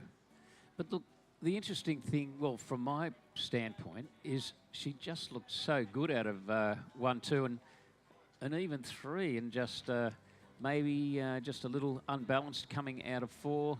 On the back of a ski there, lost a little too much ground, and just skied inside 5. Bit surprising, really. I was thinking, as you were calling it, that just how good she was looking at that 2 and 3 area of the course, and then next thing you know, it's pretty quickly came to an end. Must have been something you said. Maybe. But that does push her into top spot, so he's going to guarantee her a medal so far. But yeah, 2 ball looked, yeah, she's connected out of 2 ball okay. We're a long way away from the screen that we can see the replay on. And again, 3 ball didn't look too bad. It's just 4 ball, just handle came up quite high.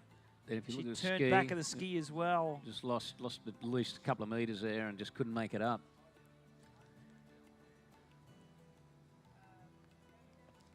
Yeah, now we're down to the last 2.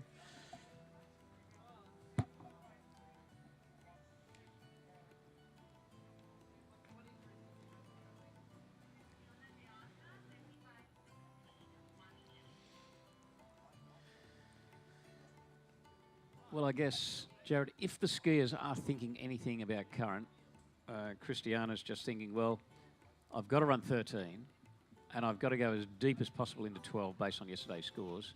So I've got to start at 16, run the down current 13, throw caution to the wind, and try and have a crack at 12, because that's the only way she's going to win the event. Yeah, you start looking at those. Krishna. Yeah, you start looking at those sort of tactics, and yeah, if she's going to start at 16 to give herself the 13 tail current going the opposite ways, a lot of skiing still to be done. And as we're seeing most of our competitors struggle on that second pass. And she's made her way nice and comfortably down that. She's the defending MOOMBA Junior MOOMBA Masters champion, and also Junior World champion. Yeah. So look, she's got the credentials. But even if she runs 14, there's a lot of work to do then to run the tail current 13.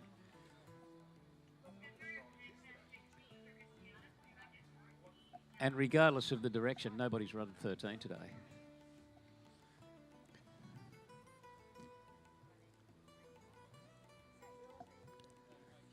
So there's a million scenarios in this tangled web of a slalom event.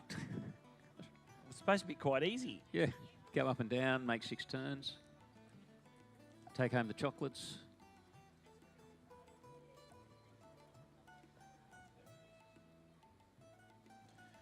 Christiana Diosma, 16-year-old from Lima Marina Club over there in Peru.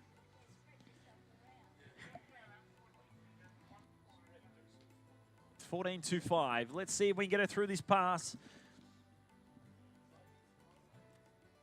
Challenge for that lead. She'll need at least a couple at 13 to get her onto the podium. Pulls out nice and wide. Gain that head current. It's going to stop that ski as she does. So you got to make sure you stay on the handle a little bit longer. Snaps 2 ball, looking nice. Stands up nice and tall at 3. That's how you run this tail this head current. Early for 5. And that looks much nicer there. Christiana Diosma completes 14.25, Rob. Yeah, so Jared, when you said that's how you run it, the thought came into my mind, that's how you run it, with consummate ease and absolute perfection there on that 14-metre pass. But still, we've seen plenty of 14s run today. The next one is the real testing rope length.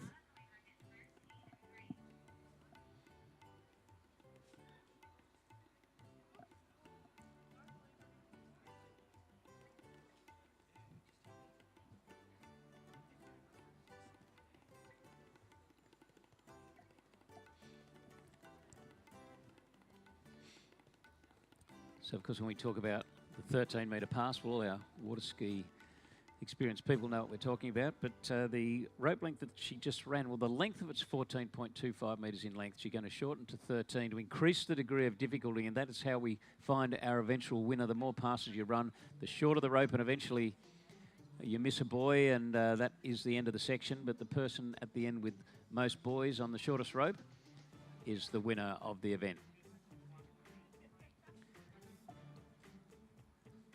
Well, this surely will be a test that hopefully Christiana Diosma can pass with flying colours, a 13-metre rope length from the Swan Street Bridge end. We haven't seen a girl run 13 in this event today thus far. Saw a bit of it yesterday, but things must be a little more difficult today.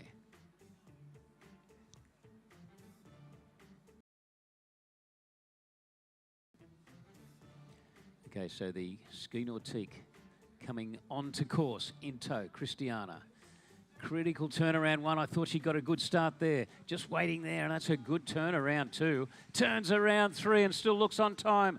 Hooks the turnaround 4, and this is not looking all that difficult because she takes in 5 and 6 and runs that 13 metre. We talked about the tail current. It's almost as if it wasn't even there, Jared. What a fantastic pass there, Christiana Diosma. That's just why she's your defending MOOMBA Masters junior champion, why she's the world junior slalom champion.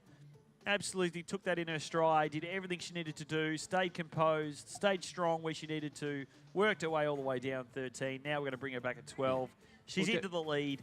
She was but just still, she needs to make up 3 buoys on Daniela Kretschmer. Well, she came into buoy 2, and I thought she was early just waiting for 2. She was so smooth out of 2. Then, in a way, maybe because a lot of the girls haven't run 13, I was waiting for something to happen, and not hoping for something bad to happen, but waiting for, you know, what could have, what's the next shock on the list, and of course running it, looking so good and so solid on that 13-metre pass.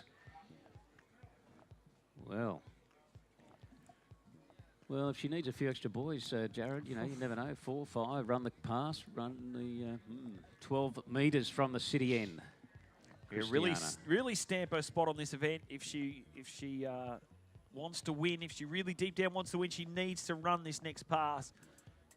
Then all the pressure goes back on Daniela Kretschmer. But here we go, Melbourne. Look down. Here she comes.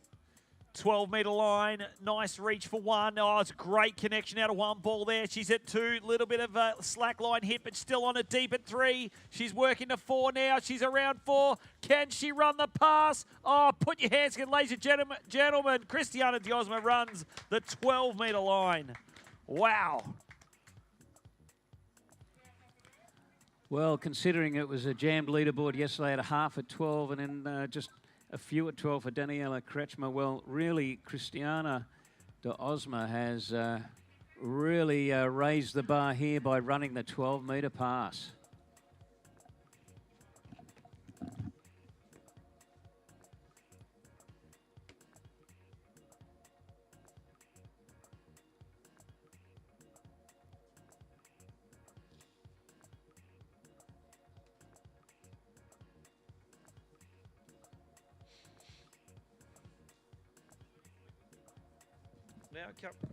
Now it comes down to this, Rob. And we go back to that replay. What a pass, 12 metres in these tough conditions. We've seen all of the girls struggle not only to run the 13, but now we've just seen Christiana Diosma run the 12, sorry. Now going to come back at 11.25. A record that has been challenged a couple of times over the years. Go back to 2017. The course record, the junior course record was 2.5, was set 2.5 at the 11.25 by Bailey Austin from the USA. Then in 2019 was equaled by the young Sadie Ferguson. That is now under threat with what we just saw there from Christiana Diosma. Needs more than 2.5 at 11. Yeah, 2.5 at 11. Here she comes, Rob. So she needs to get to 3 and back to the wake to equal the record. But let's see what she can do in this 11.25 metre line. Extremely short. Comes through, gets around 1, not the greatest of starts. So she gets to 2 and just gets around 2 and drops the handle. I'm not sure what score that's going to be.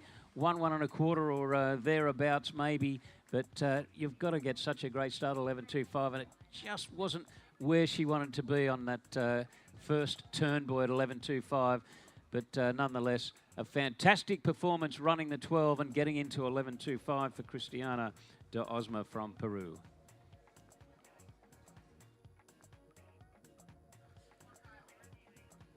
Just doing a review from our judges to give us an official score. Got a couple of different scores from, got a couple of a quarter, a couple of a half, 1.5. So, of course, she needs to have hold of the handle in a skiing position to give herself the quarter buoy. If she drops the handle out of 2 ball, we'll go back to that replay. Took in 1, was a little bit of a slack hit. Didn't quite keep the ski moving as she came out of 1 ball, but see it now, edge changing. And there you go. You can just see her go inside. Looks like she's gone inside of buoy 2. So official score there of 1 on the 12 metre line, on the 11.25, Rob.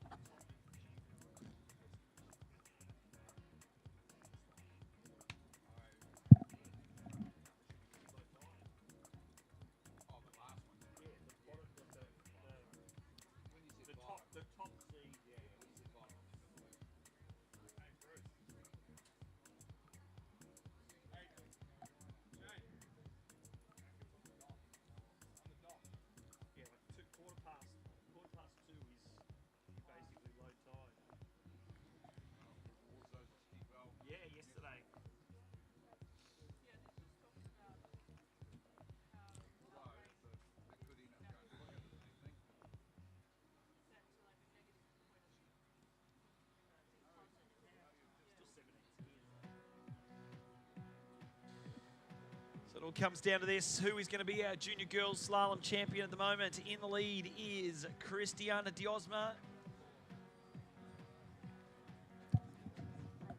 So for Daniela Kretschmer to win. Does she need, Jared, I'd like to call on your mathematical expertise to confirm, would she need 4 to tie and 4.5 to win? Yeah, exactly right. So 4 will be the score. So 4 at 12 is the score that she'll need to tie. To tie. Yep. And we'll have a run-off. Run-off for first place. 4.5 will be the score that... So once we get closer to it, I'm sure we'll elaborate a little bit. Basically, to the uninitiated, she's going to need, for the 4.5, she needs to get around buoy 5. If she gets around 4 and inside 5, that's counted as 4.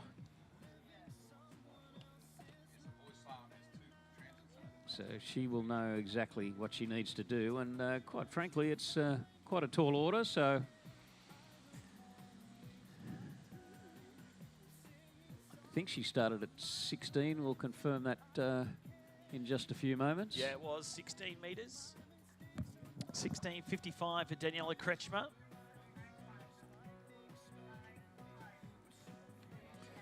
That's good. I'm not going colourblind or, or blind in any other way. She looked nice on that that opening pass, shortened to 14.25. A little bit of work to do before she gets down to that 12 metres, but just a call. We will be moving straight into the boys slalom, so don't go anywhere if you're joining us on the banks and you want to see some more slalom action. Going to be coming to you right here from the banks of the Yarra. If you're joining us on the webcast, welcome. Great viewing time over in the United States at the moment, heading into dinner time. You've probably got us on the big screen. If you do, send us a message. We'll give you a shout out wherever you are around the world. We've got some favourite skiers you might be watching. We'll certainly send out some messages of encouragement to them as well. So.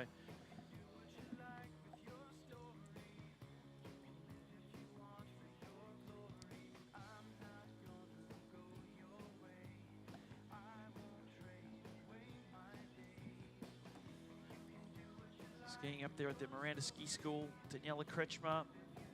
Seen Rodrigo Miranda floating around the MOOMBA side here in 25.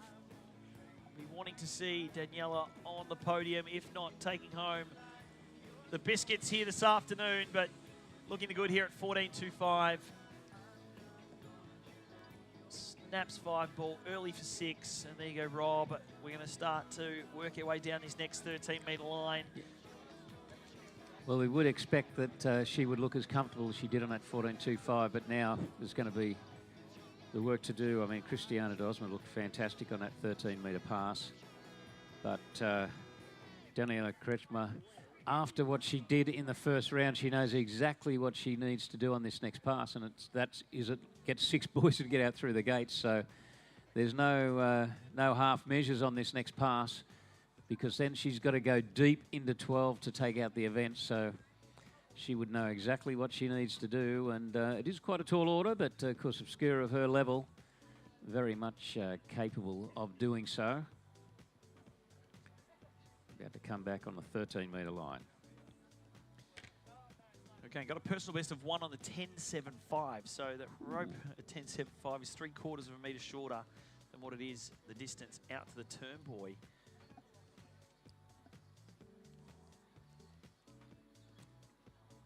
Can she do it? She set herself up. She gave herself every opportunity to win today. Just seeing Christiana Diosma, though, she didn't want to give it up. She wants to be the MOOMBA champion here in 2025 as well. Can Daniela Kretschmer run this next pass? 13 metres, Rob. Here she comes. All right, this is the critical one, but of course we've only seen one skier complete this pass today, and that was, of course, Christina Diosma. And here comes Daniela from the Swan Street Bridge end. A must run. Then she's got to get very deep into the 12. So the 13-metre line, 32 off. Comes through the gates now. She needs a good start. Gets a pretty good start around 1. Looks good around 2. Minute slack rope, but handles it pretty well. Gets around 3. Looking comfortable around 3. Turns around 4. Well, she's way still in the game. Turns 5, and well, nice and neat and tidy, Jared. That was an awesome-looking 13-metre pass. Didn't think she got the greatest 1 ball. Looked like the slack line sort of got her out at 1 ball, but you know what? She stayed patient. She waited for the line to tighten before she started to move across course. As we see here, see her sort of just wait and then leans on the line when it comes tight. And then once she got to 3 ball, I think she got a little bit more comfortable, and you saw her get a bit more into a bit more of a fluid flow motion. And Daniela definitely looking nice on that 13 towards the end of that pass. So, but it all comes down to this, Rob, final pass of this junior girls. She can let us use one of our favourite sayings. It was never in doubt, really, the way she, by the time she got, the way she came out of 3, and then by the time she turned 4, it was really, you'd have to think that it'd be the biggest boil over if she didn't run the pass. She was looking good. So 4.5 to take the trophy. 4.25 takes the trophy. It does too. Gets to 4, and we could potentially have a runoff. Of course, all of our scores up here in commentary are unofficial, but we'll see if she can run this pass. Get this crowd up off their feet and see if we can crown ourselves a new junior girls champion. Is the title going to go to Peru, or will it go to Chile? Here she comes, 55 Ks. 12-metre line, letting it hang out here. Turns for the entry gates. Starts at 1 again. A little bit of a slack line hit out of 1 ball, though. She turns 2. Looking now, boy 3. Nicely. Oh, breaks forward at 3, though. She's in trouble. She's going to get to 4. It could be a runoff from what we are thinking up here in commentary, We She think was- it's a tie. We she think was- it's a tie. she was 3 boys ahead. She's now 3 boys behind what we saw from Christiana Diosma. So I believe, Rob, we will see a runoff for our junior girls slalom title. Wow. That has come from, well, the chief judge thinks we have a tie and they're sorting through it. Well, I don't think they'll need to sort for too long, because if they're going to have a runoff, they're definitely that. Okay, so we're not having a runoff by the sound of it. Jared, you can explain. I'm sure you just heard what the chief judge said. Okay, so look, they're just double checking a few things with rope length and so on, but the way I'm hearing it is that we don't go to a runoff. We base it on the score of the second round, and the second round highest score was Christiana de Osma. This is all very provisional what I'm saying, but what we're thinking in the commentary position, the provisional winner would be at this stage Christiana de Osma from Peru. Yeah, that's Big what congratulations goes to her. That's what it's sounding like, Rob. Yeah, even though it's a tie, it goes to the second round score, is what is going to be that. The second round score goes to the tie-break score, and of course with Christiana scoring 1 on the 11.25, she will be your 2025 Junior Girls Slalom Champion. So congratulations goes to Peru. And Christiana Diosma, your 2025 Junior Girls Slalom Champion. So well done. Give you guys a quick short break, and then we'll be back with the Junior Boys Slalom round number 2. We're going to crown ourselves a Junior Boys Slalom Champion here from the 2025 MOOMBA Masters.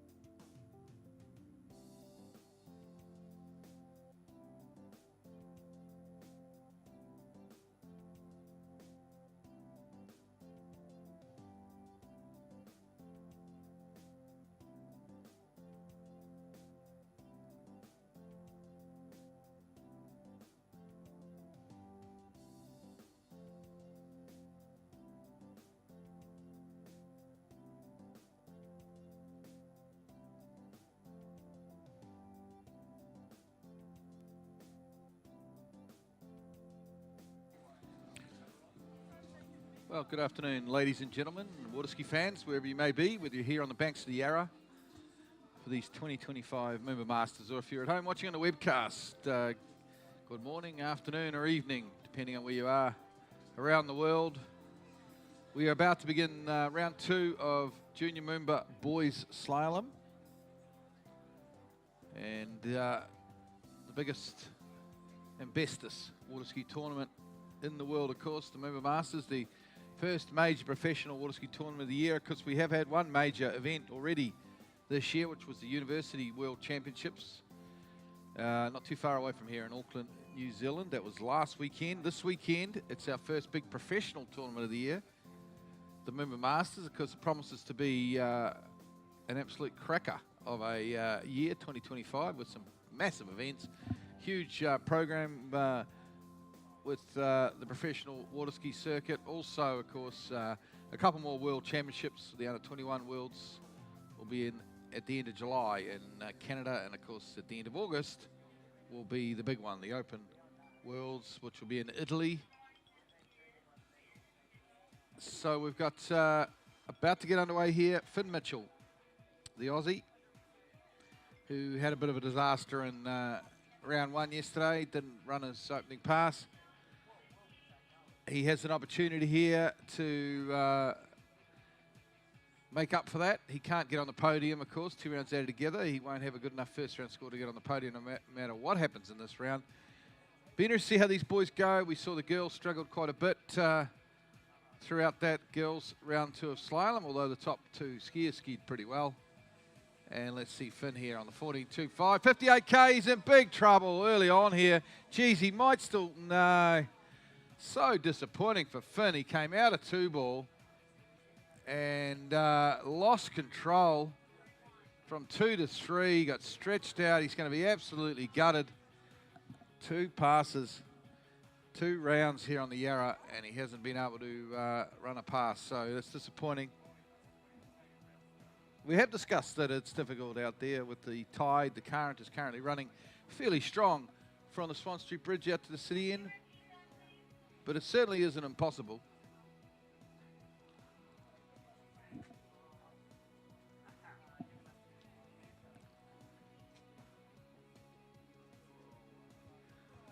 Well, that's disappointing for the youngster.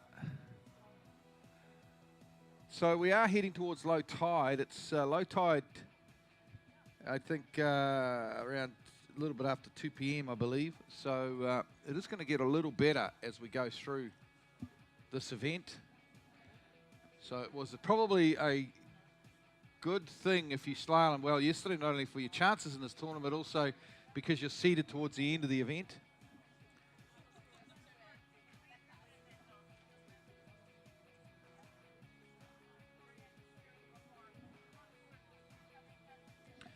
Well, actually scored 2 there on video review. I missed that. I thought he did go around 3. I missed that, but obviously not.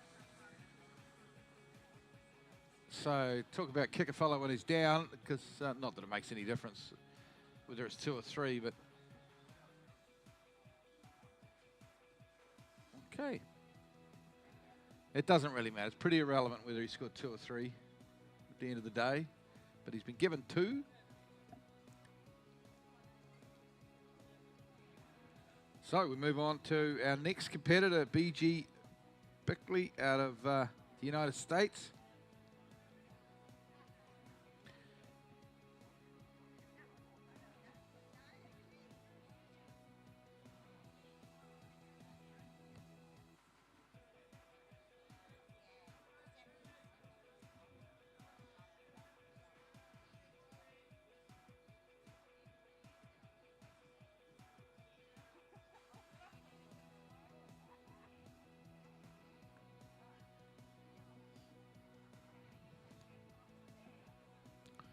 We do have a couple of transits in amongst this second round of boys slalom, so we will have one transit coming up after BG, and then another transit later on, I think around 2 p.m. So we'll sort of navigate that as we go through this event.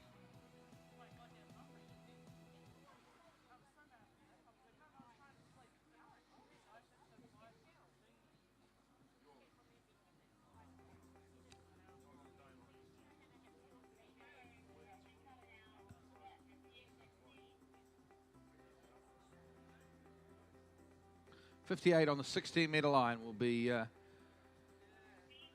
BG's starting line length and speed. He'll be hoping to stay alive out there. Staying alive, of course, is the name of the game for BG.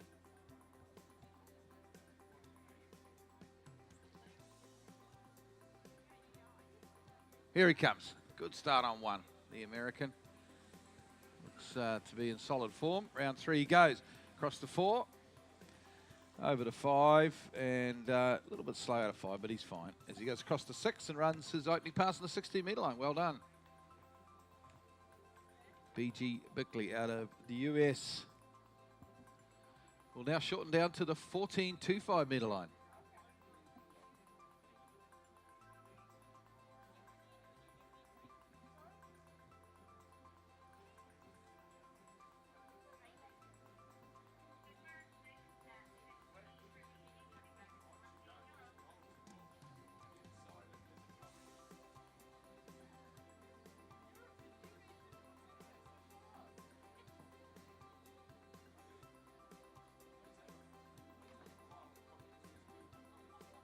Shut up, Noose.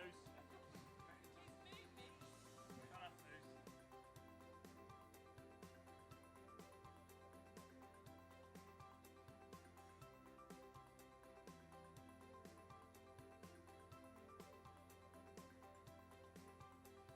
Okay, 14.25 from the city end now for BG.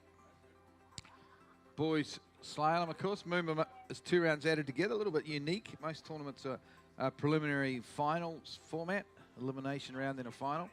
Sometimes a semi-final, but I know in men's slalom we have a last chance qualifier format. But here in junior MOOMBA, it's 2 rounds added together. And there's BG now, 14.25 metre line. Should feel relatively easy out there with that that head current coming from the city end. And a little bit of head breeze there around 5 ball. So good skiing on the 14.25.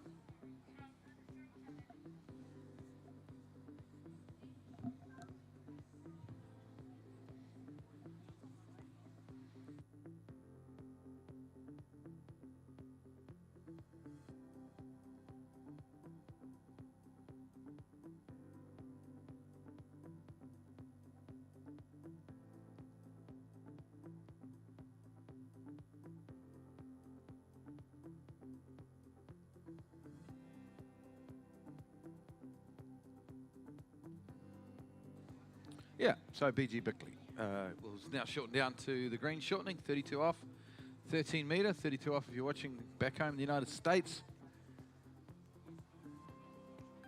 Around coming up to 6 p.m. on the western seaboard of the United States, California, and probably ticking up around up to 8 p.m.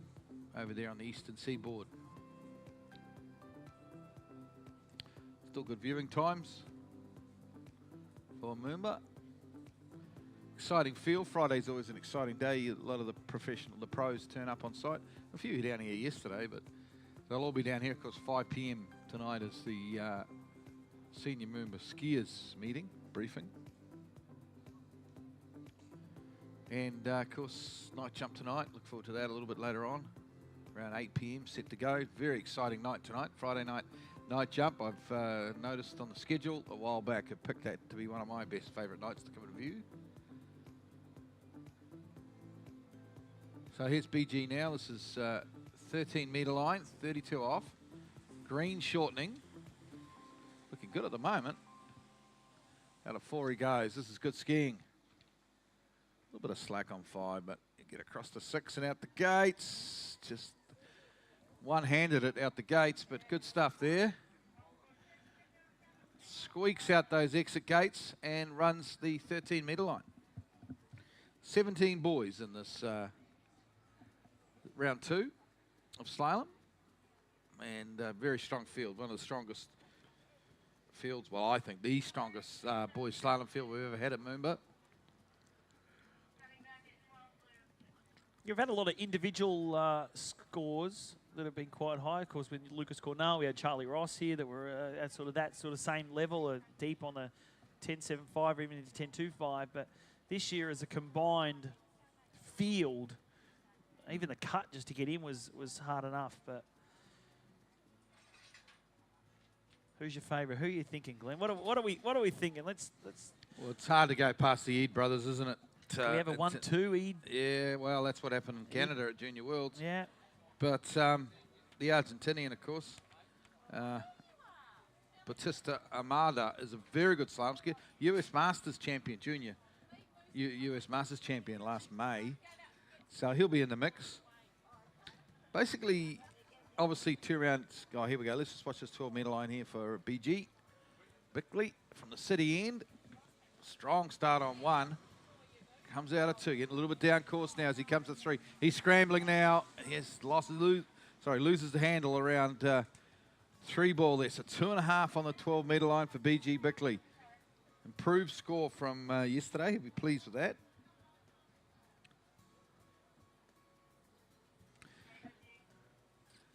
Okay, we do have a gate review though, so we're just going to have to check that for BG. But my understanding is now we're going to have another transit here. So we will be breaking now for 10 minutes.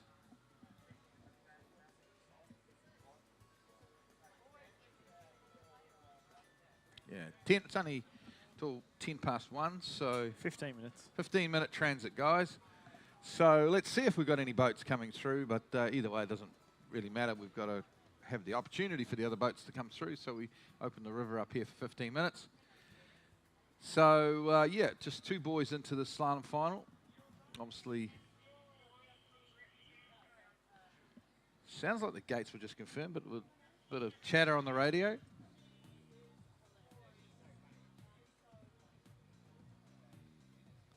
It sounded like it was the official. Yeah, there you go. So the official score there for BG Bickley, yeah, as you said, Glenn, 2.5 on 12-metre line. Looking there at the gate review on the replay. You've only got to touch the gate balls here at MOOMBA, so we're just going to pull that course out and back in 15 minutes, Glenn. We've got a couple of transit breaks, don't we, in this boys slalom? We do, actually. We've got another one at 2 o'clock. So a little bit of a stop-start affair, but the conditions are gradually getting better, as I mentioned before, as we get closer to low tide. So skiing later in this event is an advantage.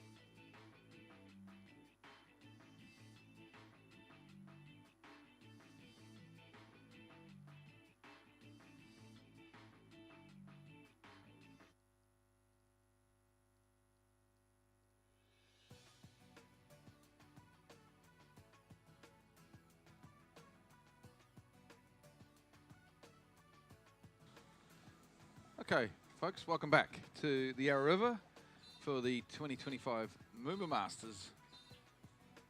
100 years of Nautique being celebrated, of course. 100 years of DeWalt being celebrated also. And we're watching the boys slalom, round 2, Junior MOOMBA. We've had 2 competitors so far in round 2. Finn Mitchell and BG Bickley. BG Bickley with 2.5 at 12. Finn, unfortunately for him, unable to run his first pass this afternoon. So the schedule now, we have slalom skiing until 2 p.m. So 50 minutes of slaloming, which probably means we might get through 10 slalom skiers. Maybe not quite, maybe 8 or 9 slalom skiers, depending on how we go. And then we'll have a quick transit again, and then we'll come back for those final skiers. So we still have 15 left to go in this slalom schedule. It's going to get exciting, folks, as we move our way through. Next competitor is an Aussie, Oscar McNamara. He'll be followed by Hayden Pickerton, Dylan Wright, so 3 Aussies in a row. Aussie trifecta, some might say. Zach Bainbridge, the Kiwi, will be out after Dylan. Francisco Georges, wonder if he's smarting a little bit from his jump crash last night. I'm not sure. He seemed to trick okay. Bryce Smith from Australia, Jacob Saddington of Australia, Landon Stisher of the United States, Fletch Green of Australia, Matthias Gonzalez of Chile, Sam Bainbridge of New Zealand, and then we get to our top 4. Jake Abelson of the United States, Bautista Amada of Argentina, Damien and Jaden Eade will be our top 2 seeds. So that's what we've got in store for us. Action-packed slalom skiing. Light tail breeze off the start dock end, the Swan Street Bridge and start dock end. Light tail breeze and a light current as well. So it's going to feel kind of hard coming on this first pass, I think, down from the Swan Street Bridge towards the city. As we get towards low tide, we're about an hour away from low tide, folks. So when we get to low tide, it should ski really well. So probably in 7 or 8 skiers' time, they're going to be getting the best of the conditions. And as we make our way through this slalom event. That was a 16-metre line start for Oscar McNamara. He completes that pass comfortably, and he'll shorten on to the 14.25.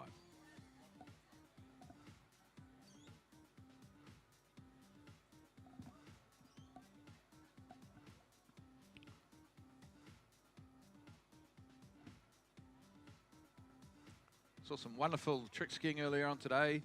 Some wonderful wakeboarding as well, in Junior MOOMBA wakeboard and trick skiing. We've had the women's slalom event. Oh, sorry, girls slalom event. Now we have the boys slalom.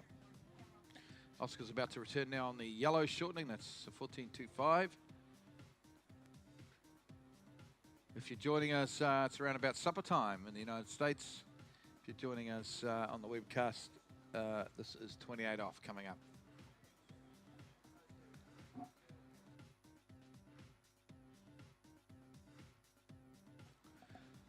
Beautiful blue sky day, sunny day here in Melbourne, Friday afternoon. Happy to be here, enjoying the best water ski tournament in the world. Here's Oscar now, McNamara, of course, the Aussie. Good conditions at the moment. And there you go, he runs his 14.25 metre pass.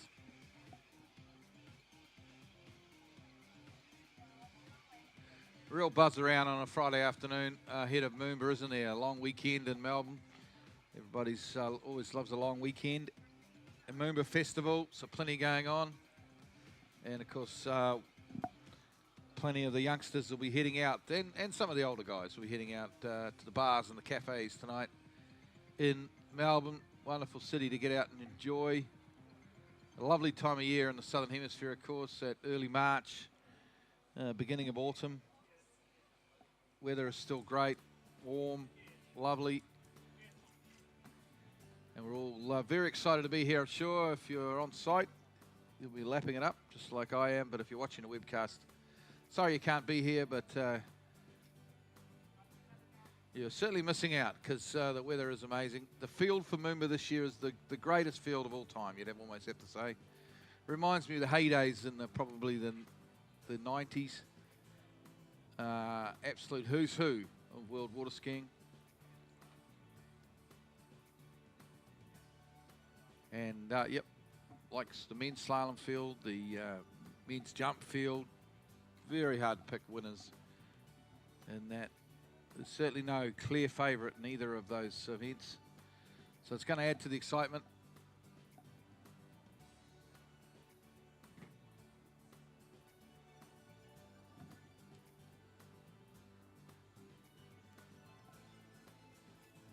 Good to welcome Jared Ferraro back into commentary.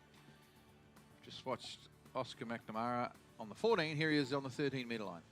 Yeah, Oscar, of course, is a Victorian skier. Oh, just takes a bit of three ball there. It stays on it, stays composed, working hard, though. He's going to pull long and hard for 6, Glenn, but completes the pass. Great heart-and-mouth stuff there at three ball, though. It certainly was, but he did well to keep his cool and run that pass, because it was everything would have been happening at 100 mile an hour out there with that tail current and tailwind. Stayed composed. So on to the 12-metre line. Yeah, good skiing from Oscar. He's disappointed the way he skied last year, and certainly an improvement, personal best of deep down this 12-metre line. So, as you mentioned before, I think you mentioned before, Glenn, it's this is the time where the atmosphere starts to build a little bit. We see some of our pro athletes starting to make their way down here to the banks of the Yarra.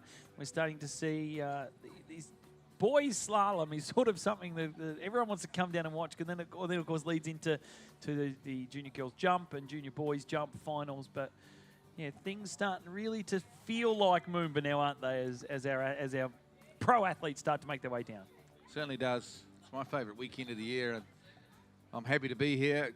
It's great to see top water ski action. This is the 12-metre line now from the city end. Oscar McNamara, the Victorian. Bit of slack line out of one ball. He's going to be fairly late for two. A big two ball. Geez, almost too big. A two ball. He's scrambling his way down this pass. Oh! Wow, that's a hard fall, Jared. He must have hit the 4 ball there, did he? Yeah. My word, he went down pretty quick. There was no wash between 4 ball and where he ended up landing. So, yeah, definitely would have hit it. But go into that replay, yeah. 1 ball was like, look at this 2 ball, though. Bang, snaps 2 ball. It was actually probably early for 3, which probably hasn't had for a while, being that early of 3 ball. But, yeah, just the front of the ski looked like it just clipped 4 ball, and you see it sort of bounce. You're hitting an inflatable object in the middle of the Yarra. Your ski's not going to displace it. It's going to bounce off the top of it. But yeah, he just pulled up a bit narrow with the, he's going into the current, so the head current. He just pulled up a little bit narrow. Just watch it again on the replay. He stood up a little bit early, a little fraction early out of off the wake. And there it goes. Bang, bang. Going down. But still solid score, though. 2.5 on the 12-metre line for Oscar McNamara. Sorry, 3. Yeah, 3 at 12 there. Solid score. The winning of this event, though, will be on the 11.25, and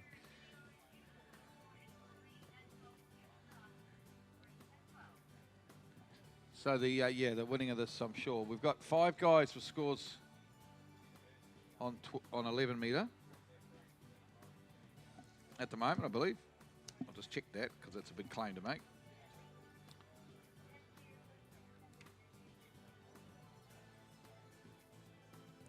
Yeah, 5 guys on 11.25, which really the podium will be the guys that can back that up again.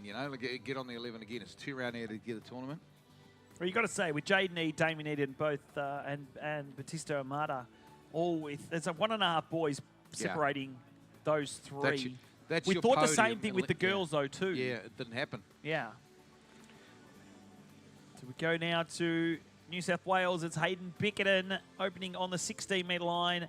58 kilometres an hour, and cruises through that pass there. Young Hayden. Yeah, so the podium should obviously be the 3 skiers that you just mentioned, unless one of them has a major hiccup. That should be where the podium comes from. Yeah. The interesting thing would be who wins out of those guys.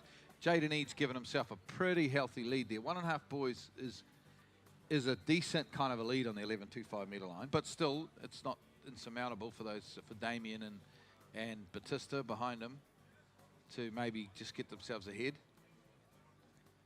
Because if we get a tie, it comes down to who skis the best this round, the second round.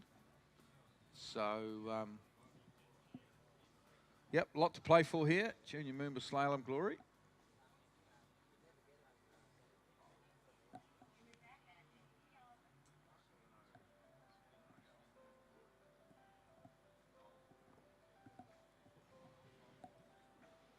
Coming back in now on the 14.25 metre line is Hayden Bickerton from New South Wales. Rob was saying on air yesterday, Jared, that the family are looking at building a water ski facility. Yeah. Up there, kind of halfway between Sydney and Brisbane, I think he said.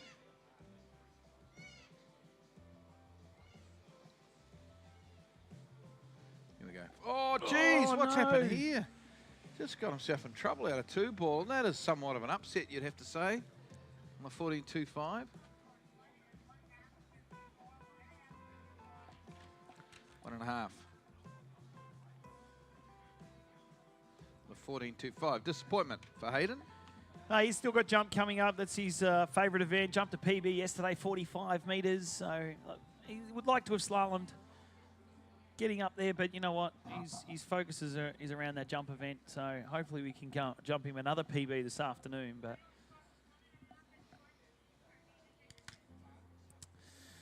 so we got Australia, New Zealand, Argentina coming up. Dylan Wright, next skier. Then we go to Zach Bainbridge, Francisco Georges, Bryce Smith, Jacob Saddington.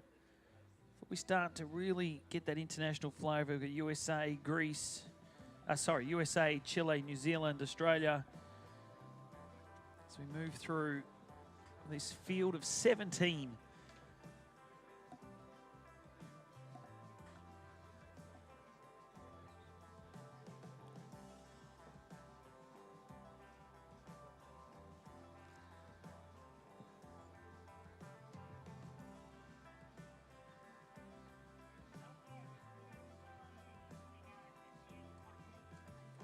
Okay, 58.14 will be the start and line length of speed for Dylan Wright.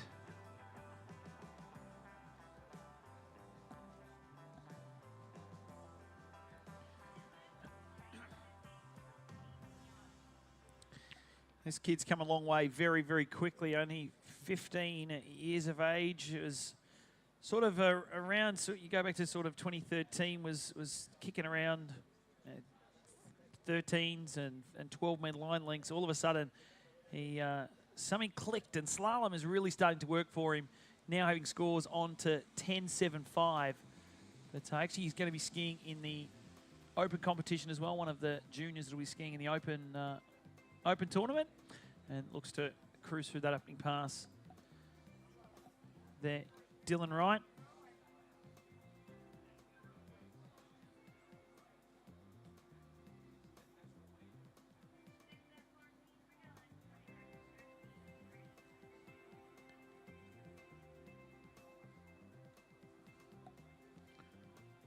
Yeah, I first came across Dylan, the Oz Kiwi, last year in February down in Wanganui. I think he was skiing in the Australian under-14 team at the time. Ran into the 11-metre line at that Oz Kiwi, which is a very good score. That age group. Is he, am I right in saying they're right up in North Queensland somewhere? Yeah, up at Babinda.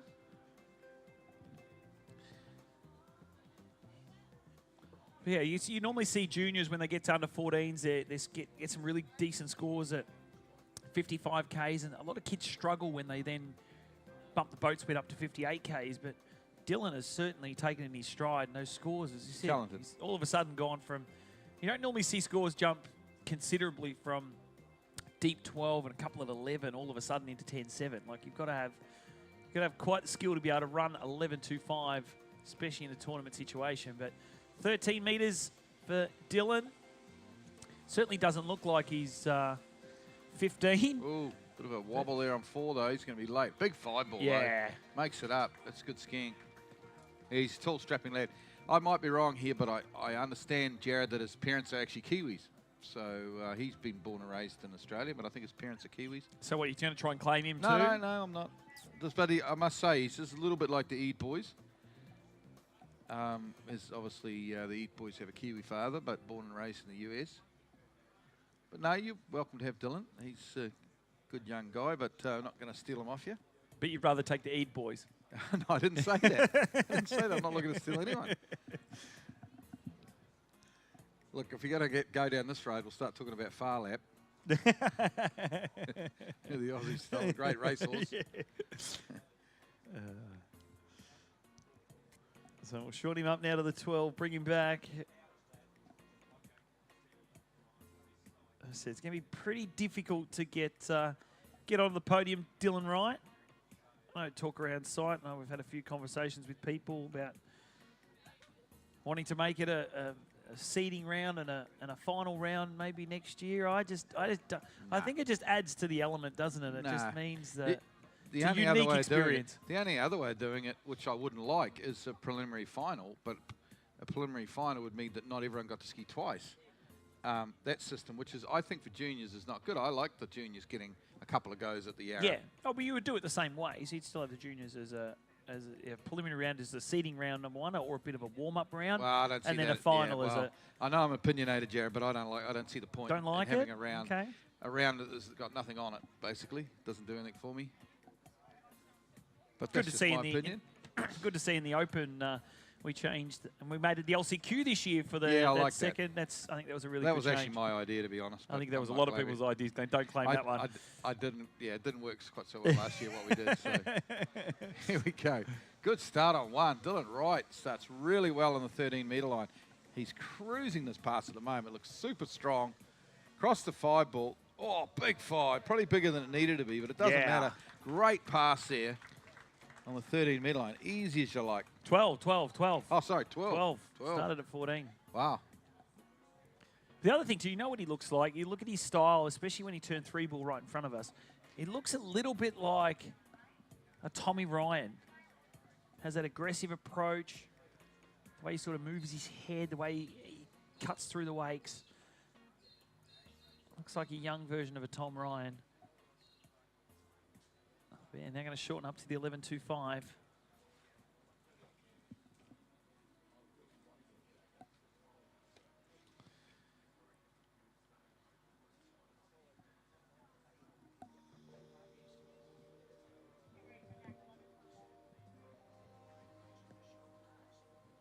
I think if I remember rightly yesterday, the 13-metre pass going back up towards the Swan Street Bridge is where he had a big 5 ball and then sort of got taken out a little bit too wide on 6.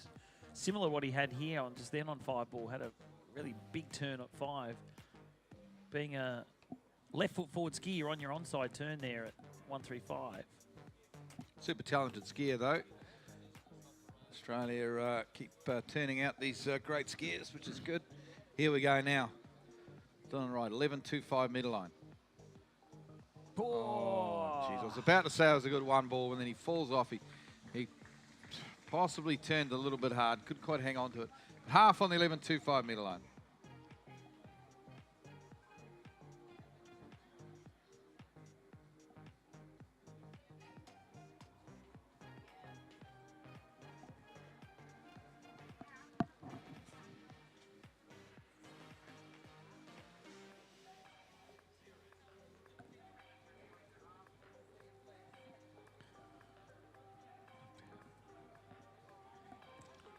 Just waiting for that official score to come through. But we look to, Glenn, one thing we love about Moomba is, of course, getting down towards the later stages. We've already had a full first round.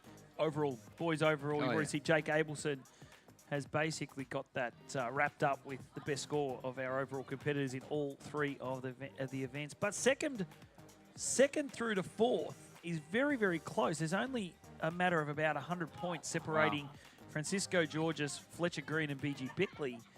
And then not that far behind again is Jacob Saddington, but his trick score was not where he would have liked to have been. So it's kind of dumbed his overall score back, but yeah, it's definitely going to be a tight race for the rest of the podium in the junior boys overall.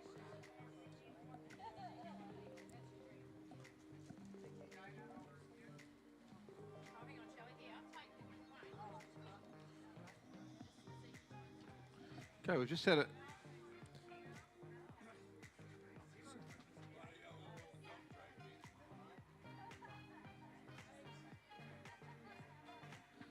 Okay, we've just had a final score come through of 0 for Dylan Wright, so we presume that's a missed gate on the 11.25 metre line.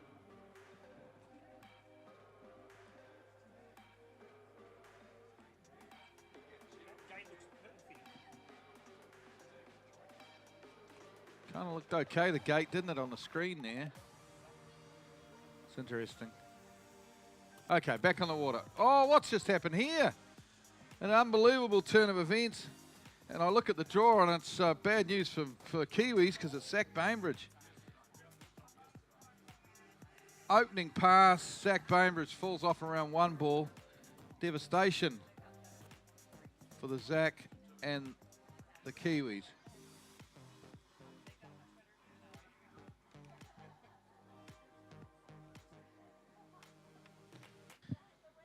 Well, there's got to be some reason why that happened. There's some sort of a rewrite situation, something here. Surely. That's one of our best junior slalom skiers, Zach Bainbridge. But we say it all the time. It happens, doesn't it? Maybe I do need to claim Dylan Wright for the Kiwis. Because that's disappointing for Zach, though. Yeah, he certainly, see there, just really overturned got the ski way in deep around 2 ball and just too hard. But wow, just going back to Dylan Wright, the score of 0 was not a gate. Gate was good. It was actually, they believe he went inside 1 ball. Yeah, look, from here it looked perfect. But it just shows you what the video can show up. Yeah. So a 0 for Dylan Wright. And then we go a half for Zach Bainbridge on the opening pass. So wow, boys are dropping like we saw from the girls earlier. So we've just had word from the chief judge. We're going to do 2 more slalomers, and then we're going to have transit again. So Francisco Georges will be next, and then of course Bryce Smith, and then we will have a transit. That's the word that we're hearing.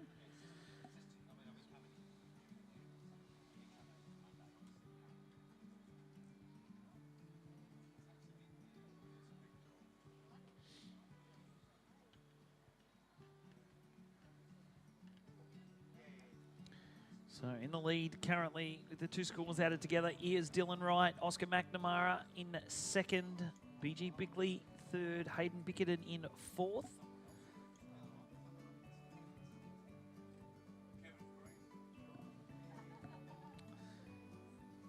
Francisco Georges, next competitor. Crazy scenes last night or yesterday afternoon, and the boys jumped. We had a horrific jump crash, but snapped his Goodman jump skis. Fairly new pair of jump skis too, by the look of it. Glad to see he's okay. He's not injured. He tricked this morning, seemed to go okay. He's about to slalom. Funnily enough, during tricks, I was in the pickup boat with Jason Appleton and Francisco Fallon. He said he did have a little bit of a sore neck.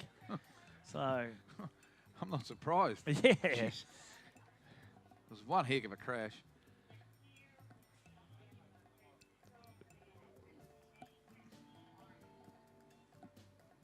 Starting on the 16-metre line. But yeah, some of these kids are made of rubber, it seems like. If you and I had a crash like that, mate, we'd be, I'd be in hospital. yeah, mate. that's we'd it. And I'd milk it too. I'd milk it for all it's worth. But yeah, he's bounced up again, and he's skiing again today, which is great to see.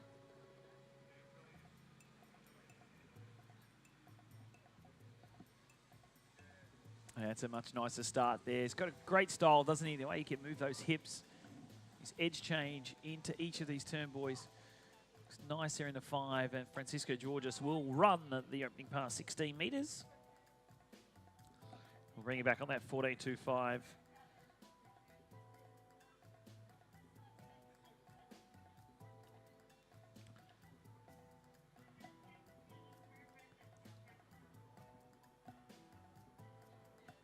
Incomplete pass there for Francisco on the 16-metre line.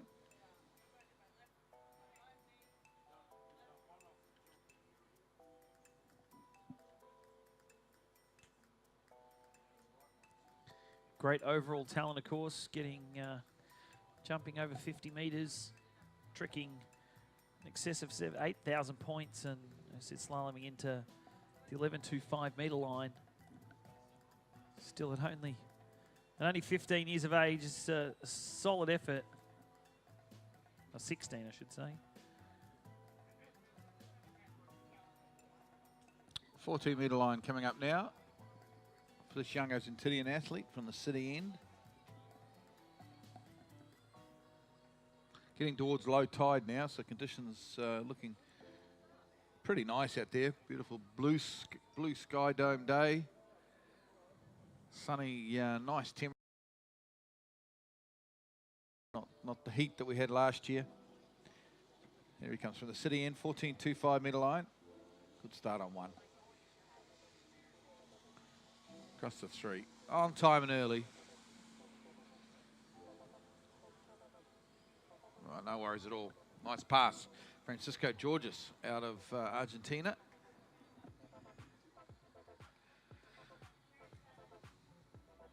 Sure, he'll be looking forward. He'll be having I think it might be his home site in Argentina. Easter next year, Junior World Championships. 16 now, so I'm sure he's still young enough for those Junior Worlds next year.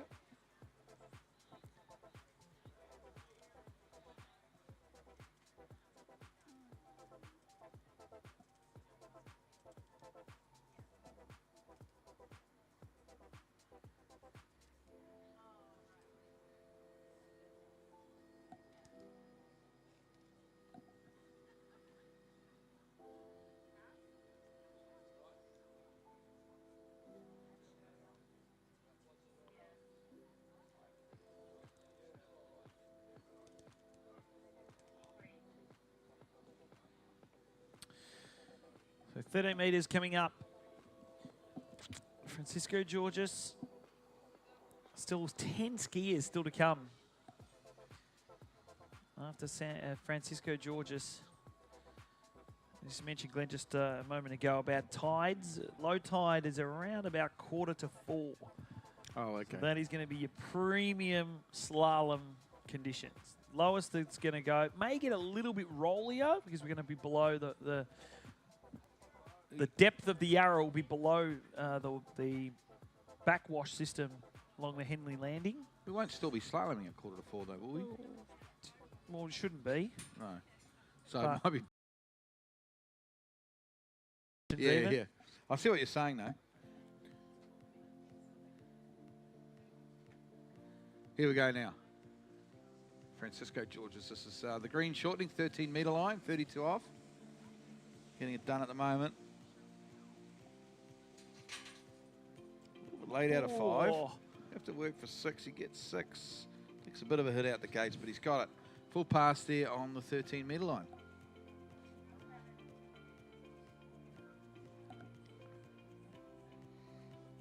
Actually, jumping in low tide here at MOOMBA can be interesting because there's not a lot of room out there. You get pretty close to the cobblestones, pulling out for your countercut and, you know, across to the side of the river as well.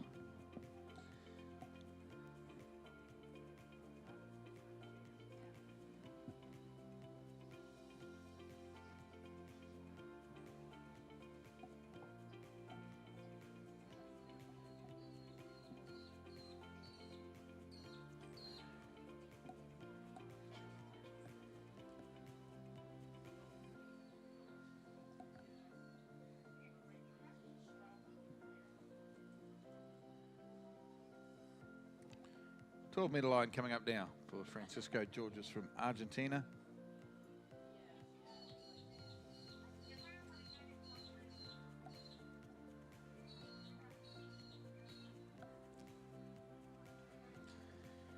Geez, give him every shot to run this one here, the way he run that, that 13. Let's get behind him, Melbourne. Francisco Georges, Argentina. Going to come in, dial up 58 Ks. That's At this 12-metre line, great start at 1. Edging slows the ski down just as a little bit narrow into 3 ball. Just lost a little bit of angle at 2. Unfortunately, it's going to be 2 at the 12. Yeah, just fighting into that current, surprising. If you pull up a bit narrow, don't quite ski wide enough on those short line lengths, you find yourself just slipping inside the boys. So be disappointed with this. Wasn't a great 2 ball, but sort of reared up on the back of the ski a bit on 2, which made it hard to get a full turn. But 2 at 12 for Francisco Georges of Argentina. That's his slalom score. Bryce Smith of Australia is up next.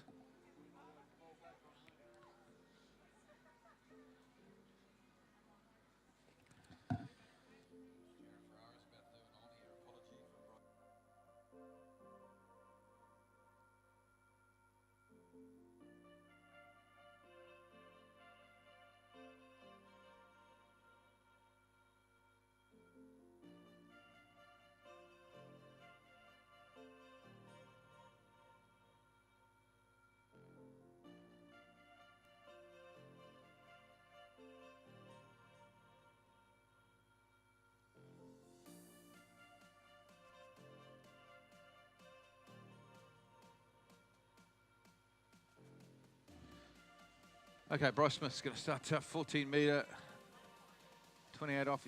He's built for slalom, really. He jumped not too bad yesterday, but he looks like a slalom skier to me. Big, tall, strapping Aussie.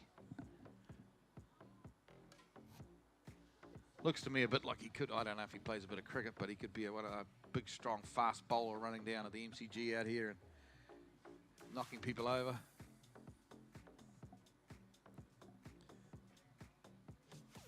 I only bring up cricket, Jared, because of course New Zealand in this final, I think it might be tonight actually, against India at the Champions Trophy, whereas of course Australia missed out, losing their semi-final. Here's Bryce Smith now.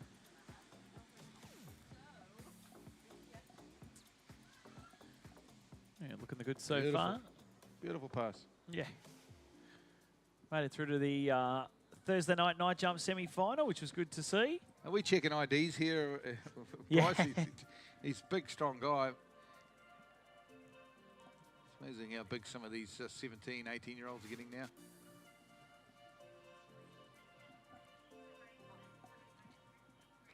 Yeah, nice pass. Of course, was that big log jam at the Junior World Championships, Glenn, for that 3rd place, everyone getting into 3 of the skiers getting down to 3 at 11.25 or 38 off, and unfortunately goes back to the first round score, and that's where Bryce ended up. Yeah, well, what a classic final that was. I watched, of course, in the early hours of the morning because obviously the Eade brothers were involved and for other reasons as well. But it was a magnificent Junior World Slalom final.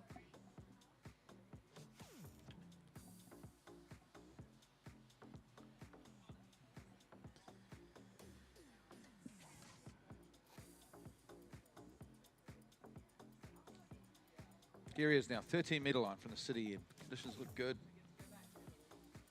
Good start on 1. Round 2 he goes. He's on time and early, getting it done. Big Bryce Smith, the Aussie. Across the 6. Good pass, full pass here. The 13-metre line.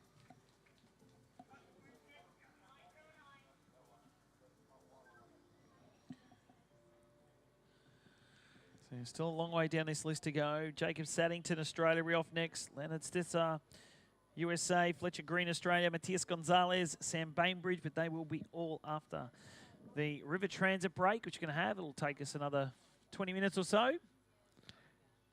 Good to see the traffic flowing very quickly up and down the Yarra. We actually so quick we don't get to see them as they go up and down the Yarra. And of course we've got to let all the boat traffic that went up the Yarra or upstream come back now. Yeah.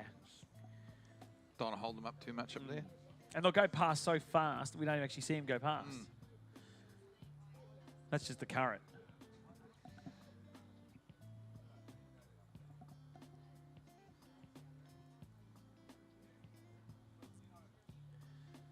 all the riverboats are tied up at the moment because all the riverboat captains are down here watching the water skiing, sitting on the banks of the Yarra.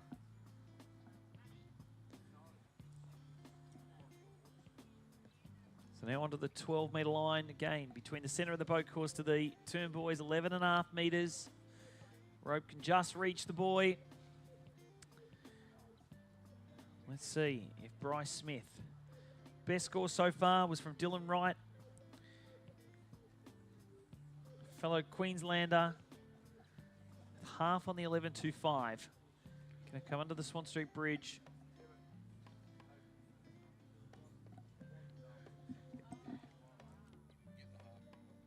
Oh, yeah. Okay, here's Bryce Smith now. This is 12-metre line. Good start on 1.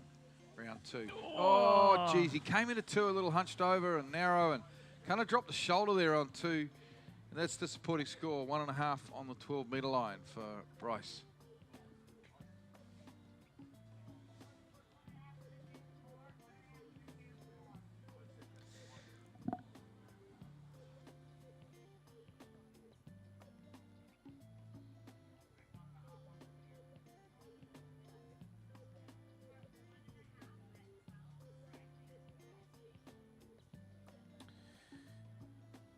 So sorry, Glenn. I did. It was 0 on the 11.25 there for Dylan Wright. That's your current lead score in this second round. 0 on the 11.25 was Francisco Georges with 2 at 12. Oscar McNamara had a 3 at 12. We had a 2.5 at 12 for BG Bickley, and then we had a couple of scores at. We had a score at 14 from Hayden Bickerton. So. And that is going to hit. Yeah, we're going to go to transit break there, Glenn. It's working our way through this junior boys slalom, round number 2. We'll give you guys a bit of a break, and we'll be back at 2:10. So give us 30 minutes if you're watching us on the webcast, 30 minutes, and we'll be back with the final few skiers. Final, what do we got? 8 skiers to crown ourselves a junior boys slalom champion here from the 2025 MOOMBA Masters.